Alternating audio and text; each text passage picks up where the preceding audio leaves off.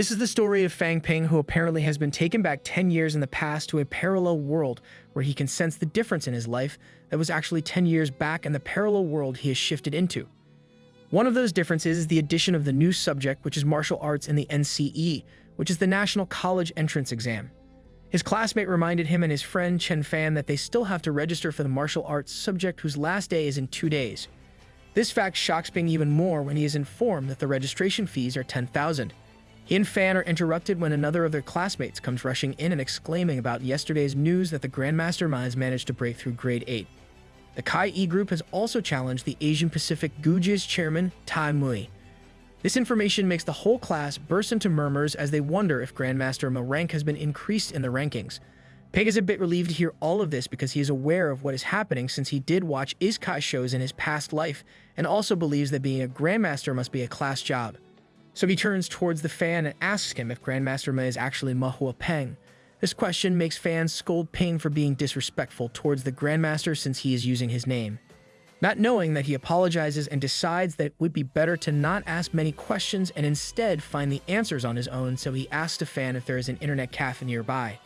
This makes fans make a confused face as he reminds Ping that it is indeed one where Ping used to go all the time.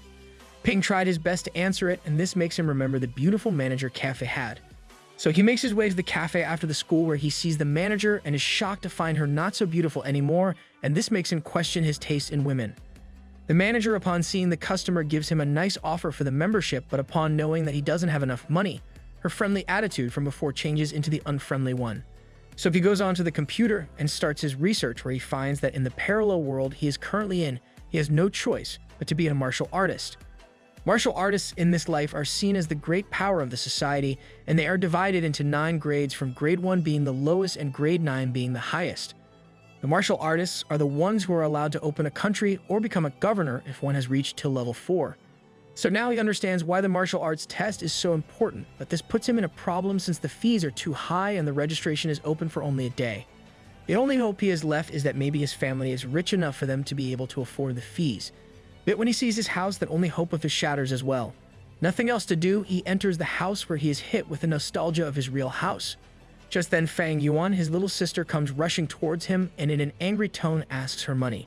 But Ping doesn't care, as he is way too happy to see his young sister again and starts to pinch her cheeks. Yuan again demands her money, but Ping deflects it, so Yuan runs to their mother. This makes Ping remember this time in the past when they were having some money crisis, so his mother had to take a part-time job while his father had been working in the factory for pottery, because of which he has always had respiratory problems. Just when his dad comes home as well. So they all sit to have food when he suggests to his family he wants to take the martial arts exam, but seeing his family's face of shock, he tries to take it back, but before he could, his dad slides his card in front of him. And as he goes to the ATM to withdraw the money, he understands the system, that is, the total amount of money he has at hand is the amount of wealth he would have. Also, if the money is not his, then it would not add to his wealth in the system. And since there is a change in Ping's wealth, he is aware of the fact that there would be a change in his ki and blood as well. So he asks his system to increase his ki and blood stat, but nothing happens, and even after trying multiple ways of calling the system to change his stats, it doesn't change. Frustrated, he screams the system with the threat of beating it, which causes it to finally increase ki and blood by 0.1. And even this smallest of increase makes Ping feel so much better, as if he is breathing fresh air. But this makes him worried about the fact that the increase has cost some of the registration money, so he checks it and finds all of it present. Next day at school, everyone is informed to visit the teacher's office if they want to register for the martial arts test. So Ping heads there. In the office, while he is filling out the form, some of his classmates notice him and comment how Ping was the last person they would expect to see. And one of them asks what his Kai and blood stats is, and this makes Ping embarrassed to tell them. But when Ping hears one of them telling him that his is 108, Ping 9 is shocked to find such a drastic difference between their stats. The level of shock increases when Wu Zhihao suggests to him that he could check his ki and blood at him since he has the measuring machine. This shocks Ping because the machine used to check Kai and blood costs some $100,000. Noticing that Wu must be rich, he goes to his house where they check his stats. As he sits in the chair which measures the stats, Ping readies himself for the humiliation. However, it never comes, since Wu in a surprised tone announces to Ping that he has blood and ki of 113. This makes Ping understand that the system and the current reality are two completely different things which have different statistical methods as well, so according to him the conversion rate is 1 to 100.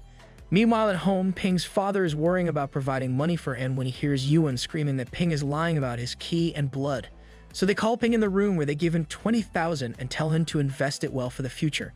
They also assure him that they will be by his side no matter what and will always support him. This makes Ping's heart melt as he realizes how much his parents are sacrificing for him.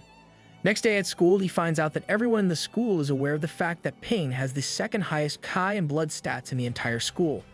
He found his concentration and focus to be much better, but his thoughts came to a slamming end when one of his classmates slammed him down the stairs. Seeing the rush around Ping, one teacher exclaims and hands a large sum of books to Ping. The teacher informs him to read all the martial arts books he has just handed to him, and since he is behind the other students, the teachers would help him in every way. Seeing the student not going to their classes, the teacher decides to give them an errand, that is to pick up Wang Jinyang. So the group of students along with Ping leave to pick him up, and as they reach there, Ping wonders about why such a person is being seen as the holy star. He could easily notice how much everyone likes Yang when they all go crazy upon seeing him. Hearing him say who Yang is, one of the classmates comes back at him in shock and tells him exactly and up to detail everything that Yang likes and dislikes. Yang didn't come from a rich background, but he never gave up and was eventually accepted into the university as that top martial artist. Ping is not impressed by all of this, and eventually they all head into the bus. Inside it, everyone keeps praising Yang, who clearly seems uncomfortable but still thanks them. One of the classmates asks him the secret to get into martial arts university, so he answers that there are 5 BOG tests for that, like political trial, profession, culture, experience, and physicality. He continues that the most difficult among them is experience and physicality, and even though everyone is almost at the same level, it is still dangerous, and he continues on about the controlling of emotions and anger. But one part of his speech raises Ping's eyebrows when he mentions that hurting people is much harder than hurting chicken. This makes Ping suspicious of him, considering he is just a university student, yet he talks about hurting people so easily and fluently. Ping goes back home before he has to drop Yang at the school for his speech, and all the while he is there, he cannot get his mind off of what Yang had said, and the only possible conclusion he could make out of it was that Yang had to have hurted someone before. While thinking about Yang, Ping falls asleep and wakes up with a startle when his whole body starts to hurt. He realizes it must be because he increased the ki and blood again, but wonders why it hurts this time when it never did before. Just then, he remembers that he has to take Yang to his school, so he rushes out the apartment main gate when he stumbles into a man who Ping believes is the new tenant. He finds his behavior weird but dismisses it since he was being late. As he gets in his set in the bus, Yang comes up as well, and before he settles in his seat, Yang decides to advise Ping on the importance of physical activity since he knows that Ping has increased level of ki and blood, so he has to move his body much more frequently. So when after the school day Ping reaches home, the first thing he does is to start exercising. He can feel himself a bit different and stronger than before, and for some reason he finds it worrisome. But not wanting to make a big deal out of it, he decides to let it go and heads inside the home where he finds the news announcing that a level 2 martial artist has been hurted by his partner in a bad robbery. After a snickering comment to his sister, he focuses his attention back to the news where he takes the knife with which the victim was stabbed with, and he couldn't help but feel like he has seen the knife before. Ping went to bed with this thought and had a nightmare where he was being attacked by the same man from the news with the same knife. That is when he comes to the realization that the knife he saw was actually of the man he thought was the new tenant. He slowly also realizes that the man must have taken the apartment above his to hide from the police and wonders if he is going to be the next target. Many scary thoughts start to cross his mind and he tries his best to dismiss them. But he is aware of the fact that if he doesn't do something about the man, then he and his whole family might be in danger. Meanwhile, the man upstairs hears on the radio as his crime and punishment is being discussed. On the radio, it is being said that the police are a bit hesitant to catch him since he is a level 2 martial artist and could easily defend himself against soldiers. Just as he throws the radio in the box, someone knocks on his door. At first suspicious, he has no choice but to open the door, so he does. He opens it with the fake persona of being the new tenant, but stops with it when he notices that there is no one standing on the other side of the door. Confused, he looks around but still finds no one, so he turns around to get back in when he notices Ping sitting inside his apartment casually. This shocks the man and he wonders how Ping was able to enter the apartment so discreetly, but not wanting to set any alarms, he decides to act as a nice person and tells Ping that he might be in the wrong apartment. Ping disagrees and tells him that he wanted to watch the football tournament and since the TV in his house is broken, he decided to watch on the man's TV. Ping also brought snacks with him to watch the tournament and suggested that the man and he watch it together. Now the man has no choice but to sit down and watch the tournament together. Where Ping is loud and cheering for his favorite player, the man is silently brooding since he has no control over the situation. He even doubts Ping for a second as an undercover detective or thinks that he is utterly stupid. The man doesn't know if he should just get rid of Ping or make him leave, so he tries an approach and asks Ping if he has to go to school in the morning. Ping informs him that it is the weekend, so he doesn't need to, and this makes the man ask him if his parents are worried about him being out so late. Ping, who is already aware of what he is doing, accuses the man of trying to make him leave, but as the man tries to disagree, Ping puts on a sad, teary face and exclaims how he just wanted to be friends with the new man. This makes the man a bit guilty, but Ping has some other ideas. He declares that as an apology for disturbing the man, he will now clean his whole house. And he starts with the windows. He draws the curtains back, but before even a ray of sunshine could enter, the man closes them fastly. Ping looks at the man as the man realizes how living in the dark has made him draw the curtains subconsciously. And now the man comes with the excuse for Ode and tells Ping that he is sensitive to the UV rays, so if he cannot have open curtains, so Ping announces that then he will be cleaning the man's bedroom. Man rushes in front of the bedroom door and tells him that he will do so later and tells Ping to return home since it is time for lunch. This reminds Ping of lunch as well, so he says his goodbyes to the man with the promise that he will visit soon. However, as Ping makes his way out, he trips on one box line, which causes the components inside the box to spill out as well. The man freezes in fear as he watches his secret being out, since the components inside the box were his clothes and the knife he used. The man, having an extreme bloodlust, rushes quickly and without even a second thought kicks Ping away and picks up the knife and kneels down to where Ping is coughing from the impact. Seeing the man put the knife close to him, Ping promises to not leak out that he is the hurter. The man threatens to hurt him if he leaks out, and just as he picks up the knife to attack Ping, the bloodlust subsides as he comes to his conscious mind. As the man is taking a minute to himself, Ping uses this chance to throw the knife away from his hands and crawls to pick up a wooden stick, which he hid before, and uses to attack the man, making him unconscious. Ping takes a breath of relief seeing as the danger is away from him, but this doesn't last long as the man in no time starts to stand up. The man punches Ping in the stomach, causing blood to come out of his mouth. Ping, with his strength, pushes him away and with the determination that he has been given a second chance to become better, hits the man in the head with the stick, which finally makes the man unconscious. Ping again breathes the air of relief and is grateful for the fact that he had drugged the drink he gave to the man, since it was the only reason that Ping is alive right now. Sometime later, the man comes back to consciousness as he finds himself bound to a chair with some ropes as Ping is in front of him with his back facing him. The man notices Ping's actions and sees that Ping's blood and ki count is high, and also shames himself for being able to be defeated by a student. So he calls out to Ping and asks who he is, and Ping replies that he is a detective. But the man knows better and calls him out for lying, so Ping asks him why a wanted criminal only has some money and a few bottles of pills with him. The man doesn't clarify, since he wanted to use those pills to upgrade to the 3rd level, and instead gives Ping a deal that is if Ping lets him go, then he can have the money and the pills. The man informs Ping that there are 2 bottles of ki and blood pill, in which there are normal ones and grade level 1 ones as well. Not only this, there are bone strengthening pills and grade 2 nursing pills, which if all are estimated to be very expensive. This surprises Ping while the man tries his best to convince Ping to take the deal, while informing him that the martial artists are just like normal people, except for the fact that they break through the limits of a normal human, and if a martial artist doesn't have strong bones and ki and blood stats keep on increasing, then one can easily die. The man keeps on talking while trying to free himself as Ping tries to race his mind on what he should do. Ping is aware that if he hurts the man, then the officials will find out, and if he lets the man go, then he might come for revenge. Ping wants the police to handle all this, but he cannot let the millions worth of medicines go. He finds himself in a frenzy where he doesn't know what he should do, so he picks up the wooden stick again, which makes the man question him. Ping says out his thoughts of whether the man would let him go if he accepts the deal, and the man tells him that he is man of his words, just as he is able to loosen his ropes around the wrist. The man comes rushing towards Ping in order to punch him, but before he could, Ping bashes the stick on his head. Meanwhile, Yang is in some sort of forest looking for a rat when he gets a call from Ping asking for help. Ping informs him that he has accidentally hurt a wanted criminal and needs his help ASAP. And even though Yang does make his way to where Ping told him, he reminds himself to be aware of his surroundings and people.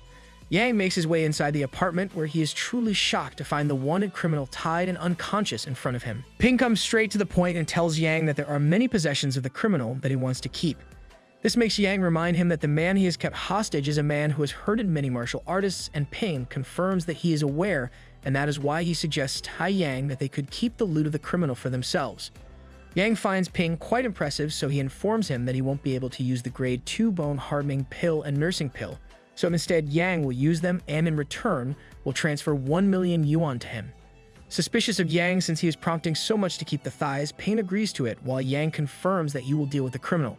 Ping takes all the other items Yang didn't want and checks its estimated value, where he finds that the system doesn't keep the market price of the things, but instead keeps the price of items by their actual value. A few days later, Peng gets the notification that 1,000,000 yuan has been transferred to his account, which immediately makes his system go for an update that makes him notice that the value and units are not the same anymore. In the previous update, ki and blood stats were increased by denominations like that of 0.1, but with the new update, the stats have become much more clearer and simpler. He decides to increase his ki and blood with the money he has, and he easily does so. Delighted by how simple it is now, he gets a text from Yang telling him that he has sent the money, and also something else. Wondering, Ping notices another text in which Yang confesses that he admires Ping a lot. Just then, his sister rushes in and informs him of the package Yang has sent. Ping becomes irritated by his sister as she gushes over Yang once she recognizes his name. So he leaves as his sister still goes on and on about him. Ping makes his way outside, where he is still holding the package, wondering what Yang would have sent since he didn't reply when Ping asked him. He opens the package and is taken back when he sees that it is the techniques of martial art. Ping is aware of the two most important things required in order to become a martial artist. One is to have ki and blood stat of above 150, and second is to have strong bones. And with the help of technique books Yang has sent, Ping will be able to better himself and also attain stronger bones, which is not just possible by eating good food. He knows that he is required to do physical activity as well, however, seeing how small the yard of his house is, it is not possible for him to train here effortlessly. Just then, a salesman comes up to him showing a pamphlet of an amortized area. So Ping agrees to go look at the place.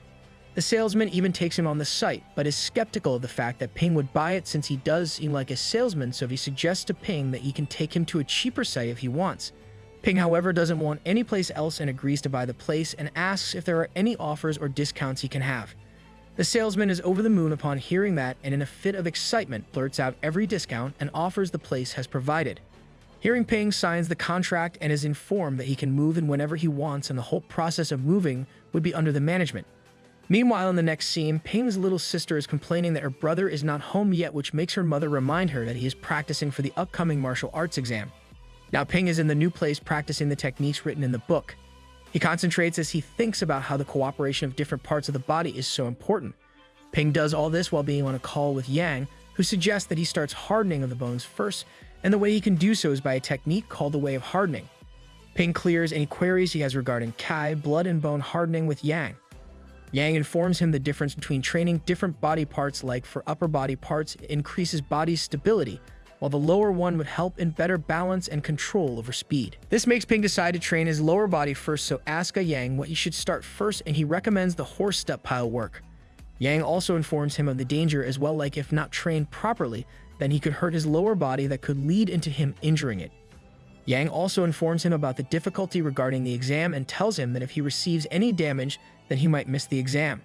So Ping starts his way into cultivation, and after trying for some time, he is able to do so. He lies on the ground panting and proud of himself as he watches how much his Kai and blood stats have increased. Seeing even his limit being increased, he is pleased with his work and hopes one day he will be able to surpass Yang and become more powerful than him.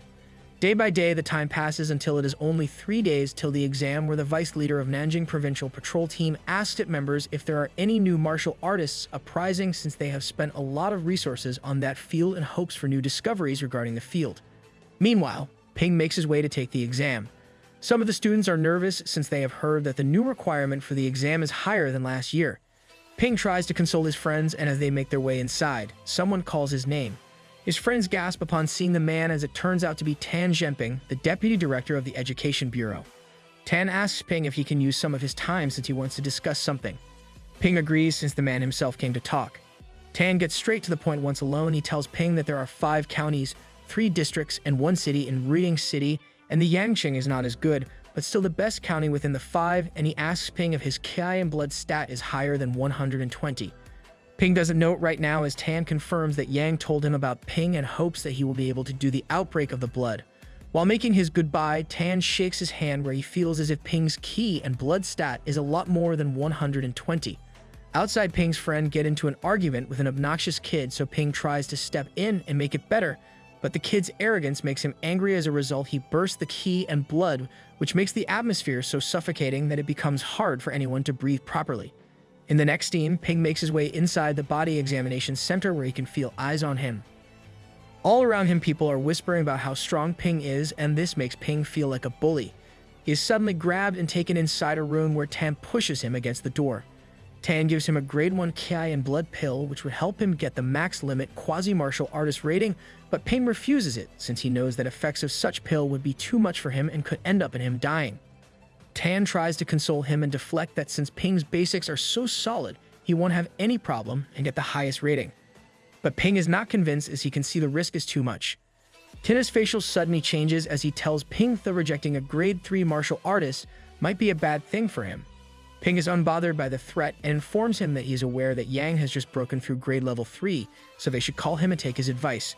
This makes Tan take a step back and calmly tell Ping that he is just being impatient since the time is less, so he wants Ping to help him, and in return, he will give anything that Ping wants. This makes Ping smirk as he demands 2 grade 1 Ki and blood pills along with 2 million in cash. Tan has no other choice than to agree to Ping's request. Satisfied, Ping starts to leave as he advises Tan to bring 3 pills and Tina himself can keep 1. Meanwhile, everyone is taking their physical text, and as the supervisor notices everyone Ki and blood, he wonders if anyone has Ki and blood stats over 120. Just then, he finds a profile of Ping who has not been examined yet and orders his men to move the camera, which is inside the cubicle for the test. Each student is in one like a Ping who notices the camera and immediately is aware that he needs to put on a show. Since Ping already has high Qi and blood stat, he doesn't need the pill Tan given. He only needs to fake it with a real Qi and blood pill. So he takes one and instantly he feels something is different, though as a normal pill, the power of it is different, more defined. Ping is now ready for it, and he starts where the meter passes the required level slowly. The supervisor watches this and confides that even after taking help, Ping is not able to reach the rating, then he will never forgive him. In the next scene, everyone is gathered in the examination center meeting room where the required limit for Qi and blood test is announced, which is 115 units. The speaker consoled everyone and told them that there are other ways in which they can pass the exam. He then one by one announces the students who have been able to pass the exam where Ping and his friend are seated. His friend asks Ping if he is nervous, which makes Ping question why he would be since he doesn't find 115 a high level, but the friend does, so he asks Ping what his stats are and Ping replies truthfully 149. The friends think it is a joke and laugh about it, while the speaker announces that Ping has topped the examination in the whole city. This makes everyone shocked as they look at Ping while Ping's friend is still not able to believe it. Ping, even though happy with his success, looks around as he sees some of his friends crying because they didn't pass the exam. He feels bad since he knows how hard it is on some people. He finds himself lucky to be able to upgrade himself since if he wanted then, just like any ordinary person, he wouldn't have the money to do so and neither would have the access to the system. So he gets up to console his friend Zhang Nan and tells her that she will be able to get it next time. He also promises to treat her with French fries since she likes them, and slowly everyone comes around Zhang to tell her it's fine. Zhang, seeing such efforts of her friends, decides to change her mood as well and screams for food. So as they make their way towards the place to eat, they are stopped in their tracks by a man who exclaims that the martial arts exam is extremely unfair. He continues that the people who weren't able to pass the exam have no other choice but to live as a low-class person.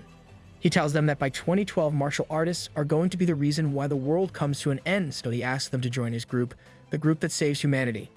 Ping finds the man quite weird and wonders who the man is. Not only him, but others find him weird as well, so they all decide to take some different path to avoid it. However, as Zhang turns to leave as well, he stops her by grabbing her arm. Zhang tells him to let her go, but the man is keen on proving that he is one of the good ones, which makes Ping step in and show his Qi and blood aura power. Ping believes that he is in some sort of cult and finds him too bold to stop people in daylight. But Ping doesn't want to get into it too much. Now soon the physical examination of everyone occurs, and so does the written test, and after it everyone starts to leave the school. The man from before along with a woman turns towards the school in a van. The man points out to Ping and exclaims that he is the man who has a very high Qi and blood stat. The man and woman discuss how the people of martial arts should die since they believe that those people are just sinners. She orders for the men in the back who are holding steel rods to take care of the sinners, so the men get out and start to beat the kids who are exiting the school. Ping looks around in surprise as the woman comes up to him and attacks him. Even though he's able to block the attack, he can feel she's a martial artist, as well as hardened her upper body. When he notices closely, he sees the same mark on her face as that was on the man they met before who seemed like from a cult. The woman continues to attack him with powerful strikes, making Ping understand that he won't stand a chance against her if he doesn't do anything. So he uses his chance and kicks the woman in her legs, which makes her stumble as Ping comes to the realization that she wants to hurt him. Ping knows he has no chance since he was beaten by a barely conscious criminal before, so being beaten up by a wide-awake martial artist would be the end. As the woman gets ready to punch him, someone punches her first. Ping looks at the other person, a guy who seems to have a disgusted look on his face. He then asks Ping if he is alright. Ping looks at the woman who is now lying in the pool of her own blood, and that sight makes Ping nauseous. Ping gathers his strength and asks the man who he is. The man answers that he is from the detective bureau. Ping again questions him and asks who these people are. The man replies that these are some lunatics, and this makes Ping angry and exclaims how it can be justified by a scene caused by some lunatics. The detective tries to calm him down and tells him that the army is on the way when Tan comes running towards him and asks in a panicky voice if he needs to go to the hospital. Tan demands to know more as the detective guy tells him that this isn't the first time these people have attacked the martial arts students, as he confirms that those people hate martial artists. Continuing, he addresses the fact that the martial artists are the most privileged people, so those lunatics try to hurt the students as a way of destroying the hierarchy, but such an incident was never expected. The detective informs Tan of the martial artist who attacked Ping, and Tan thanks the detective for helping him. Ping, however, is not happy about it at all and wonders if he has met another one before as well. He feels as if he wasn't even able to protect himself in the start, then how is he going to become the Grandmaster? Just then, other detectives come and inform the detective, whose name is Jean, that the other lunatics have been captured, out of which 3 are dead, 20 students are injured, and 9 among them have fractures. And because of the fractures, they might not be able to get into martial arts school anymore. Tan comes in and assures Jean that he will take care of calming students down and teenagers his attention back to Ping. Ping takes the tissue that Tan offered and asks if he can teach combat tactics. Confused, Tan advises him to join a university, since cultivating battling techniques doesn't have much use now. Ping questions it since he knows that the great Grandmaster Tamu and the people from the cult know about the cultivation battling tactics. Zhang chimes in and confirms that not many martial artists do battling tactics anymore. They just focus on forging their bones and cultivating their vitality. Hearing the sides, Tan tells Ping to follow him so that he can clean himself up and tells him that he will take him home as well. Inside the car, Ping tries to call home, but no one seems to be answering it, causing him to be worried. Just then, Tan transfers the 2 million money that was promised to Ping. Tan praises him on being good on the assessment, and they continue their way back. As they step inside, they are shocked when Ping's whole family shouts in excitement for Ping to come in first in the whole county. Seeing Tan, they ask who he is, and Ping confirms who Tan is, which makes his parents rush in and try to give him a good service. They all sit down and have a discussion where Tan suggests that he wants to hire Ping's father as a security guard at the Department of Education. He also tells the salary and other benefits along with it, which makes him shocked, while everyone seems genuinely happy. Happy with the outcome, Tan uses it to take his leave, as Ping uses his chance to tell them that the Department of Education have given them a house so they can move in it. So they make their way into their new house after viewing, which they cannot stop gushing over. They cannot believe that they were able to get such a huge house in reward, and once again asks Ping if it really is a present. Ping thinks to lie about it, but before he could, they already moved on to continue gushing over the new things in the palace. Just then, there is an announcement in the news that states that a huge earthquake had occurred, which makes Ping remember that in the past life there also occurred an earthquake, which had caused death of a lot of people. Here, however, there was a warning issued by the Grandmasters, which was able to save the people. Ping is in awe of how helpful Grandmaster has been, and now that he is in the martial art world, he wants to make sure he does something good in it as well. He then gets a call from Yang, where Yang tells him that he's under a mission, so he hasn't been able to call him much, and he wants to congratulate on getting a high chi and blood stat. Ping thanks him instead for the guidance he had provided him. Ping then comes to the point that a few days ago he completed the elementary stage of bone forging, and his ki and blood status has increased by 1 as well. This makes Yang ask if he is now going to break through as a martial artist. Ping replies that he is not ready yet since his bone cultivation process has slowed down. However, the main thing he wanted to ask was regarding the battling tactics, since he has no one to guide him. Yang confirms that battling tactics are very important, but he considers that this is not the right time for him to study that. Explaining himself, Yang says that the stats Ping has is the minimum one needs to break through, so the higher he takes his stats, the more helpful it would be for him. And even though Ping has forged his bones for the first time, it wouldn't be helpful, so he needs to first forge his bones for the second time as well. However, since Ping's bone forging has slowed down, Yang suggests he buy some body-strengthening liquid and take a bath in it. Ping has never heard of this liquid before, which is unusual since only a few people have used it, as they don't meet the requirement to use it. Yang gives him an offer that he will provide the liquid for him, and he has to transfer the money, which is 500,000. Tai makes Ping shocked, and he tries to talk to Yang, but before he could, Yang hangs up. This makes Ping sure that he has to put in much more effort than before. When he does that, he starts practicing and cultivating even more. And soon a month passes by where he has been able to increase his stats to 170 with the help of the liquid. He's already aware of how the system can estimate the real value of the items, and because of that, he was able to save 100,000 on the liquid. In the next scene, the whole family is gathered in front of the computer where they are waiting for the result of the martial art examination. They check the results and find that Ping's score is so good that he can enter any university that he wants without any difficulty. All of them are proud of Ping and praise him for doing so well. They all start picking up calls from others just as Ping gets a message from Yang telling him that he is in the city. So Ping heads out to meet Yang in the Sun City Sports Stadium. Ping notices that Yang has brought his younger sister with him, but Yang clarifies that it is the daughter of his teacher Nini. Finding her adorable, he bends down to greet her, but she hides behind Yang, something that Ping finds quite rude. Yang consoles her and tells her that he needs to talk to Ping for some time. This makes Nini move away as they start to have a conversation. Yang cuts Ping short and tells him that there is something important he needs to know, but before he says what it is, Yang throws a punch towards Ping, which he very easily dodges. This makes Yang happy that Ping has completed his second bone forge, so he suggests that they should spar. But Ping hesitates since Yang might be a 3-level martial artist, but he himself is not even a martial artist yet, so if he goes into a fight with him, he will just lose. Seeing the distracted Ping, Yang throws him a punch which ends up in him falling straight into the ground. Yang starts to criticize how Ping has practiced things. One of them is the steady stance in which he should have been able to keep his posture straight and tight, but it wasn't. Ping complains that Yang hits him too hard, which makes Yang come towards him with another punch which hits Ping. Yang is however impressed by the fast reactions provided by Ping, and Ping thanks him for that. Yang reminds him that all of this is his own efforts, and he remembers when he first saw Ping and found him utterly ordinary. And that it was after the criminal scene which made Yang realize that Ping might have some potential. So they both continue on having a fight while Yang tells him all the things he found good about Ping while Ping thanks him for the guidance. Yang then announces that he wants Ping to get into the Nanjing University. This puzzles Ping and he asks why, so Yang clarifies that since he is the head of the martial arts society in the university, so he would be able to help Ping with whatever he wants and can provide him with resources as well. Yang gave this option to Ping's hand since he knows that he can get into both major martial arts universities. Ping finds it fascinating and asks if they are any good. Yang confirms that they are the best since they are better than normal martial arts universities.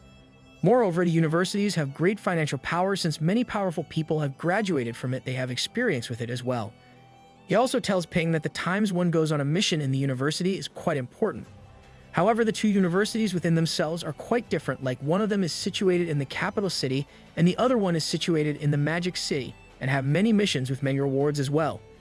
And another thing that makes these two universities so preferred is the powerful teaching resources, as the teachers must be at least rank 3 and rank 4 to become teaching advisors. While the ones at rank 5 and above can become school leaders, however, these are just the physical capabilities. Yang believes that one will shine wherever they go if they know that they're capable. Yang gives him time to think about it and hopes that he truly will choose the university he said. At first, in stress of what he should choose, Ping ends up choosing the Magic University instead. He says goodbye to his family as he gets ready to leave. His sister cannot stop her tears watching her brother leave. Ping realizes how much he will miss her as well. But since he was given a second chance to be better, he has to do what is needed. And hence he boards the train and soon reaches the Magic City, where he finds that everyone has their own personal life. He gets out of the train where he is greeted by a security officer. The officer asks for his identity card, which he shows. Upon checking, the officer finds that the stats of Ping's are high, but it doesn't show if he is a martial artist. And when he confirms that he is not a martial artist, that shakes the officer. Ping confesses that he is a freshman at the Magic City University. Seeing such a young man with such high stats makes the officer impressed, so he decides to help him with it as well. He helps him in applying for the temporary martial arts pass. This makes him realize how differently martial artists and common people are treated, and eventually he makes his way into the university, as well where he stands outside the gate, mesmerized by how beautiful it looked. Just then he hears someone commenting that he must be a fresher for him to be in awe like that. Ping looks at the man and asks why he is, and he replies that he is Qin Fengking, a third-year student in the university. Observing him, Ping notices the sword in his hand, which he uses to fox attack Ping, but Ping uses his fast reflexes to protect himself. Qin is impressed since Ping has forged the bones twice and asks about him. So Ping replies, and while walking away, Qin assures him that he made the right choice by choosing the Magic University. Ping is also impressed by Qin as well. While Qin, making his way inside, couldn't help but notice that the accent of Ping's was similar, but he lets it go.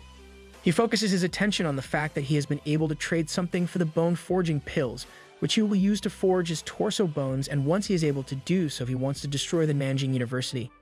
Now Ping makes his way inside the university, where he goes towards the reception area for the freshers, which is in a very bad state.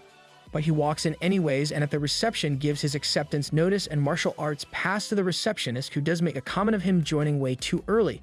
She informs him that the students usually join 5 days before the school starts, but Ping has arrived a month earlier. Ping confesses that he was way too excited to be a part of the university, so he came to look around. The receptionist, who has a very bad attitude, tells him that he has made her workload double by coming early, and as she notices Ping's sheet, she is shocked and abruptly stands up.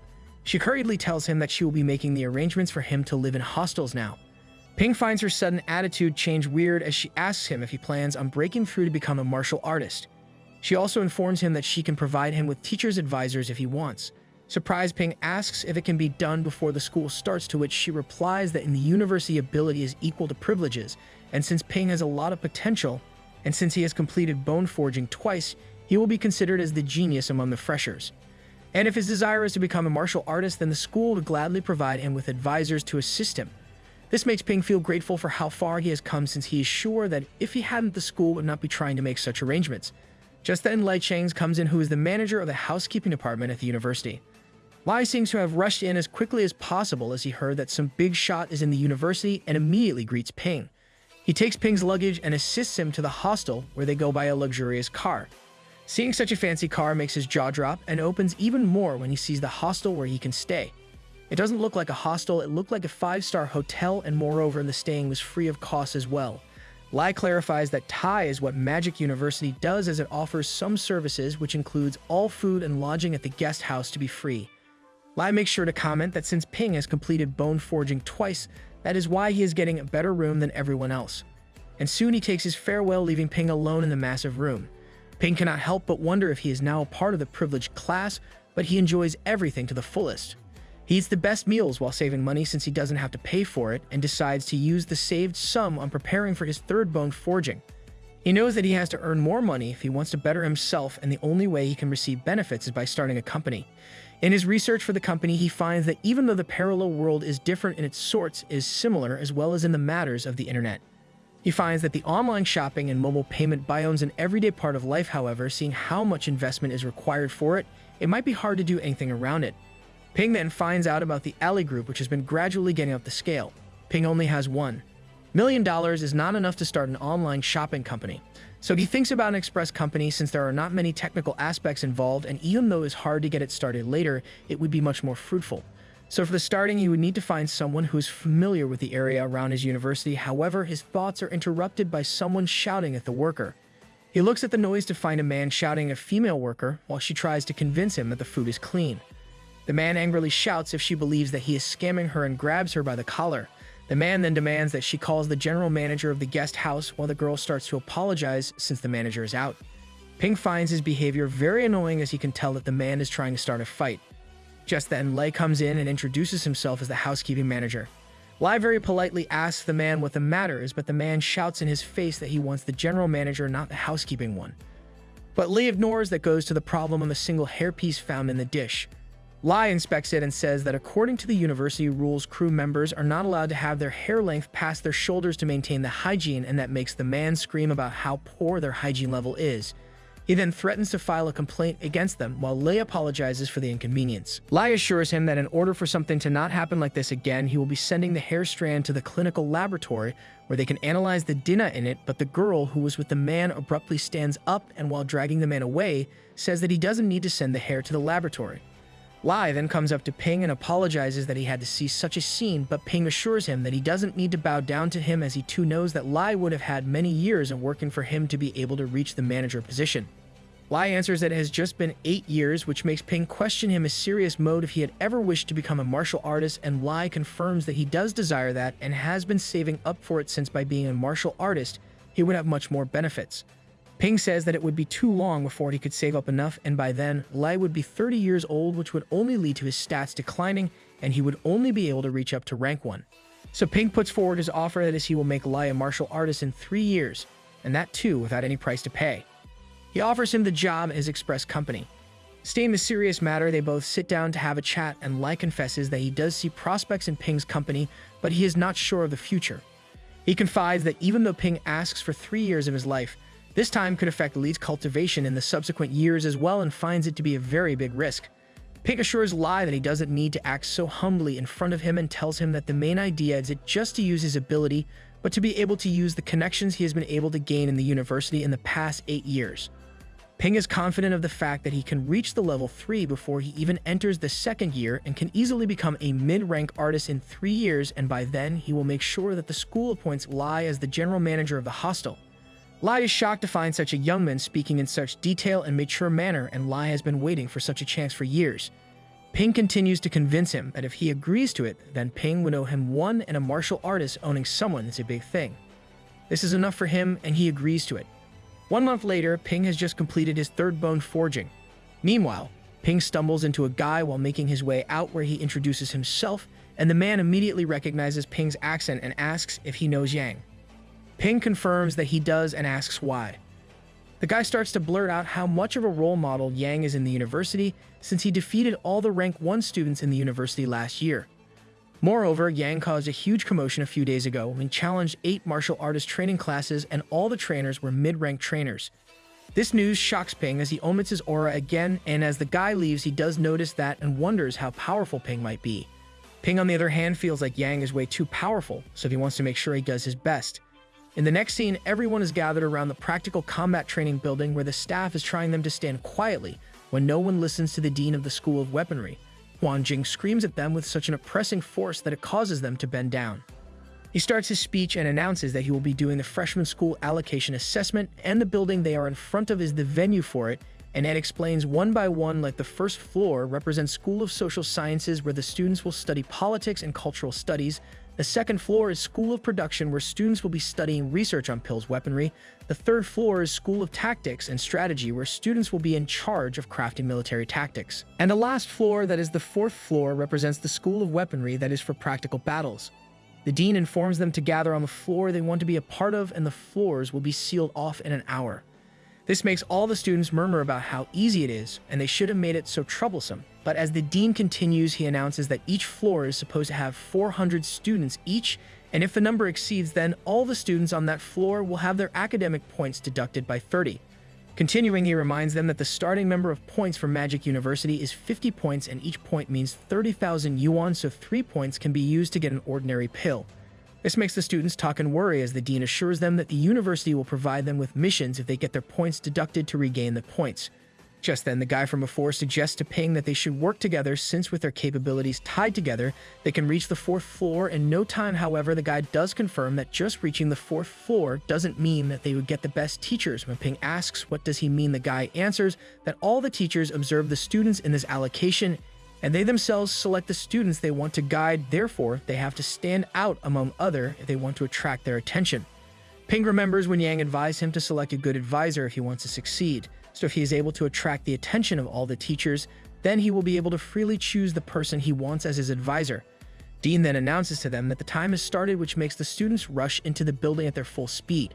Students fight among themselves to reach where they want to, while all the staff notices them, and one mentions that the students have good physique, which makes the dean look down at the students and say that they have nothing but chi and blood stats.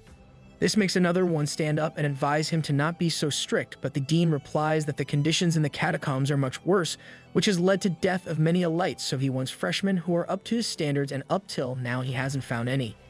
Meanwhile, a big buff student is stopping anyone from going up the 4th floor, and to make sure of it, he even hits and attacks students. When one questions him, he tells them that students without 140 stats should not be able to enter the 4th floor. Just then, Ping comes swooshing in and kicks the big student in his face, who ends up fainting. This makes Ping to look down at the guy and joke about how he thought people on the 4th floor are supposed to be strong, while everyone around him stands in shock. The guy Ping is working with, named Fu Changjing, comes and praises him for being able to grab everyone's attention, but Ping is not at all happy. Ping, when decided to come to the university, thought that he would be surrounded by geniuses, and because of that, he gave up 10 million yuan as a reward for managing university, but he hasn't found a single student he can even consider strong. Ping then comments that the Magic University doesn't deserve to be called famous, and this is enough to get all the staff's attention. An announcement echoed in the building which said that if students are able to defeat Ping, then the students will be awarded with 50 academic points. Ping stares in shock as he realizes how much trouble he is in. Fu turns towards Ping and tells him that he has gone overboard, and Chai makes Ping question him whether he will accompany him or fight against him. This puts Fu in deep thought, since he knows that if he fights against Ping, then his abilities would not be able to shine. But if he fights with him, then it wouldn't be considered embarrassing even if they lose. Seeing the Fu make up his mind, Ping turns to the speaker and asks the dean what would be the reward if he defeats all the students and wins, so the dean replies that he will be given 1 academic point for defeating a non-martial artist and 5 for defeating a martial artist. Ping, even though finds it stingy, is still ready for it. Just then, the student asks Fu if he is with Ping, which makes Fu comment about how he never expected the student to see in a top university considering his abilities. Fu then announces that he will be fighting with Ping, which makes the dean question their backgrounds. He is then informed that Fu is a well-known master with the rank of level 1 who has forged his bones twice, while Ping comes from an ordinary family, a non-martial artist who has forged his bones twice and is the top scorer in his county. Hearing this, one teacher comments that Ping must have forged his bones more than once considering his current position. He believes Ping has forged his bones at least thrice. The teacher who speaks this is Tang Feng, the teaching advisor at the School of Weaponry and his peak of level 6. This makes another teacher, Zhao Shipping, ask if he is from the top high school, and staff confirms that he is from the top school. This sounds familiar to a lot of them, as Bai Ruoxi, another advisor, connects it with Yang being from the same school. This makes the dean question if it is the work of Yang, since he came into the Magic University last year just to cause trouble. And this gets established that Ping and Yang do not have an ordinary relation. Meanwhile, Ping and Fu are busy fighting students off, and after fighting 100 of them, Ping starts to feel himself getting weaker. Seeing him in a daze, Zhao Lei, who is number 1 among the freshers, punches Ping. Being distracted, Ping gets hit when another student sneaks up to him to hit him. Ping watches her as he realizes that he doesn't have enough stamina to defend the hit, so instead he tries to concentrate and replenish his stats. Ping ends up using 100,000 wealth to restore his stats completely and dodges the attack from the student by inches. He then kicks the student, who falls onto others. She orders others to hit Ping, and they come rushing towards him, and he hits each and every one of them. Zhao watches this in awe and is amazed by how strong and powerful Ping is. Meanwhile, Ping is grateful for his special powers, because of which he has been able to survive till now, or otherwise he would have been hurted by the students a long time ago. Ping then advises Fu to not waste his energy on the martial artist, and that he should go after the non-martial artist, but Fu seems to be surrounded by a lot of people as they come to attack in groups, because of which he hasn't been able to replenish his stats as well. Ping then becomes aware of another martial artist that has done bone forging twice, so he turns around to push them away, but he accidentally touches the student inappropriately. The girl whom he touched shrieks, and as she tries to kick him, Ping brings another student in front of him, which ends up getting kicked in the face. Just then, Zhao comes again to attack him, but Ping dodges it, which makes Zhao order some other students to take turns to attack Ping, while others would do so with Fu. Fu stumbles back as he has just taken the pill and hasn't been able to replenish yet, so he asks Ping to cover him till he replenishes his stats, but Ping is busy himself that he isn't able to. Fu gets beaten up while Ping beats all of them up. When he is done, he notices some other students who on the first glance tell him that they are in front of the first floor, which doesn't stop Ping as he considers that they will add to set points. The fight ends, and so does the allocation, and as everyone makes their way outside, Ping carries a very much injured Fu, who believes that he can still keep his head high.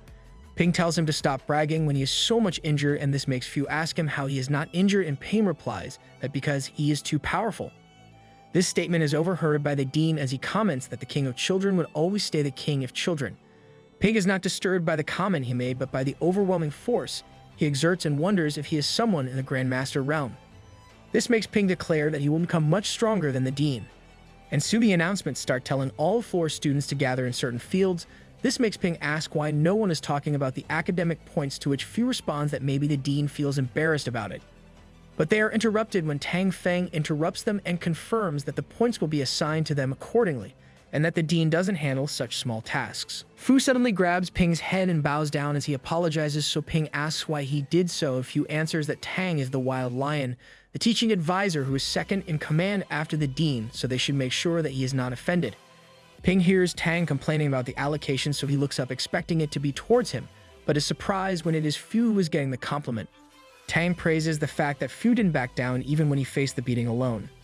Tang looks at Ping and in a disappointed face tells him that he should have admitted defeat when he knew that he couldn't win, and also that he heard students who are very sly.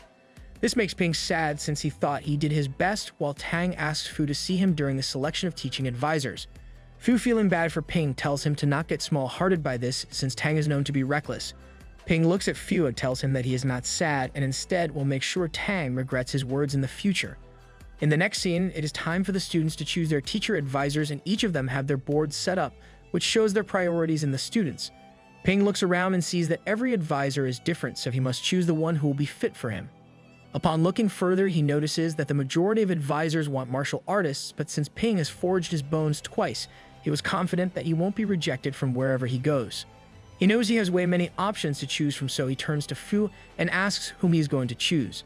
Fu seems to be having a panic attack as his choice is Lu, but he gives priority to the ones who have forged their upper limb bones and worries that he will be ejected. However, Tang has shown interest in him, but he wanted to learn gun techniques, and Tang teaches wrestling techniques to Fu is in despair regarding this since he doesn't know who he should choose. Ping is weirded out by it, so he decides to take a look by himself, and all around there are just people filled when he notices Wu Wudi, meaning invincible martial arts. A woman is seated there with no regard to how many people are surrounding her in curiosity since they have never heard of her before. People notice how specific her requirements are, that is, she has simply written the names of the students who have fought most intensely in the fight, which includes that of Ping as well. Ping takes notice of this and starts to walk away when Wu calls him over to her and assures him that he will be guaranteed safe and sound on the school premises. Ping doesn't understand in what context she is saying that, so she clarifies that she knows Ping has a nice relation with Yang, who last year came in the Magic University and injured a lot of students, and considered how bad Yang's reputation is, it is no doubt that people will try to make Ping's life hell as well. She suggests that he shouldn't face the seniors who are the university who hate Yang with all their might, and this makes Tang come up to her and tell her that Magic University students aren't that petty, to which Wu continues that it wouldn't have matters if they both came from the same hometown. However, Ping considers Yang as his teacher already and asks Tang if he can guarantee that the students don't hold grudges against Yang. This makes Tang speechless as murmurs all around start to float as Wu continues that losing a battle with someone on the same grade creates problems, and possibly the students won't rest until Yang is defeated. She then looks at Ping and tells him to let her know if someone bullies him, since she has backups from grandmasters, no one would dare to hurt him. This piece of information shocks Ping as Tang steps in and tells her to know to threaten the future of students, but Wu goes up to Ping and consoles him by saying that she understands his situation, coming from a normal family and not having any martial artist in the family can be tiresome, and considering that Yang is already his teacher, so Ping must be aware of how difficult it is for people like him to make achievements in the martial arts.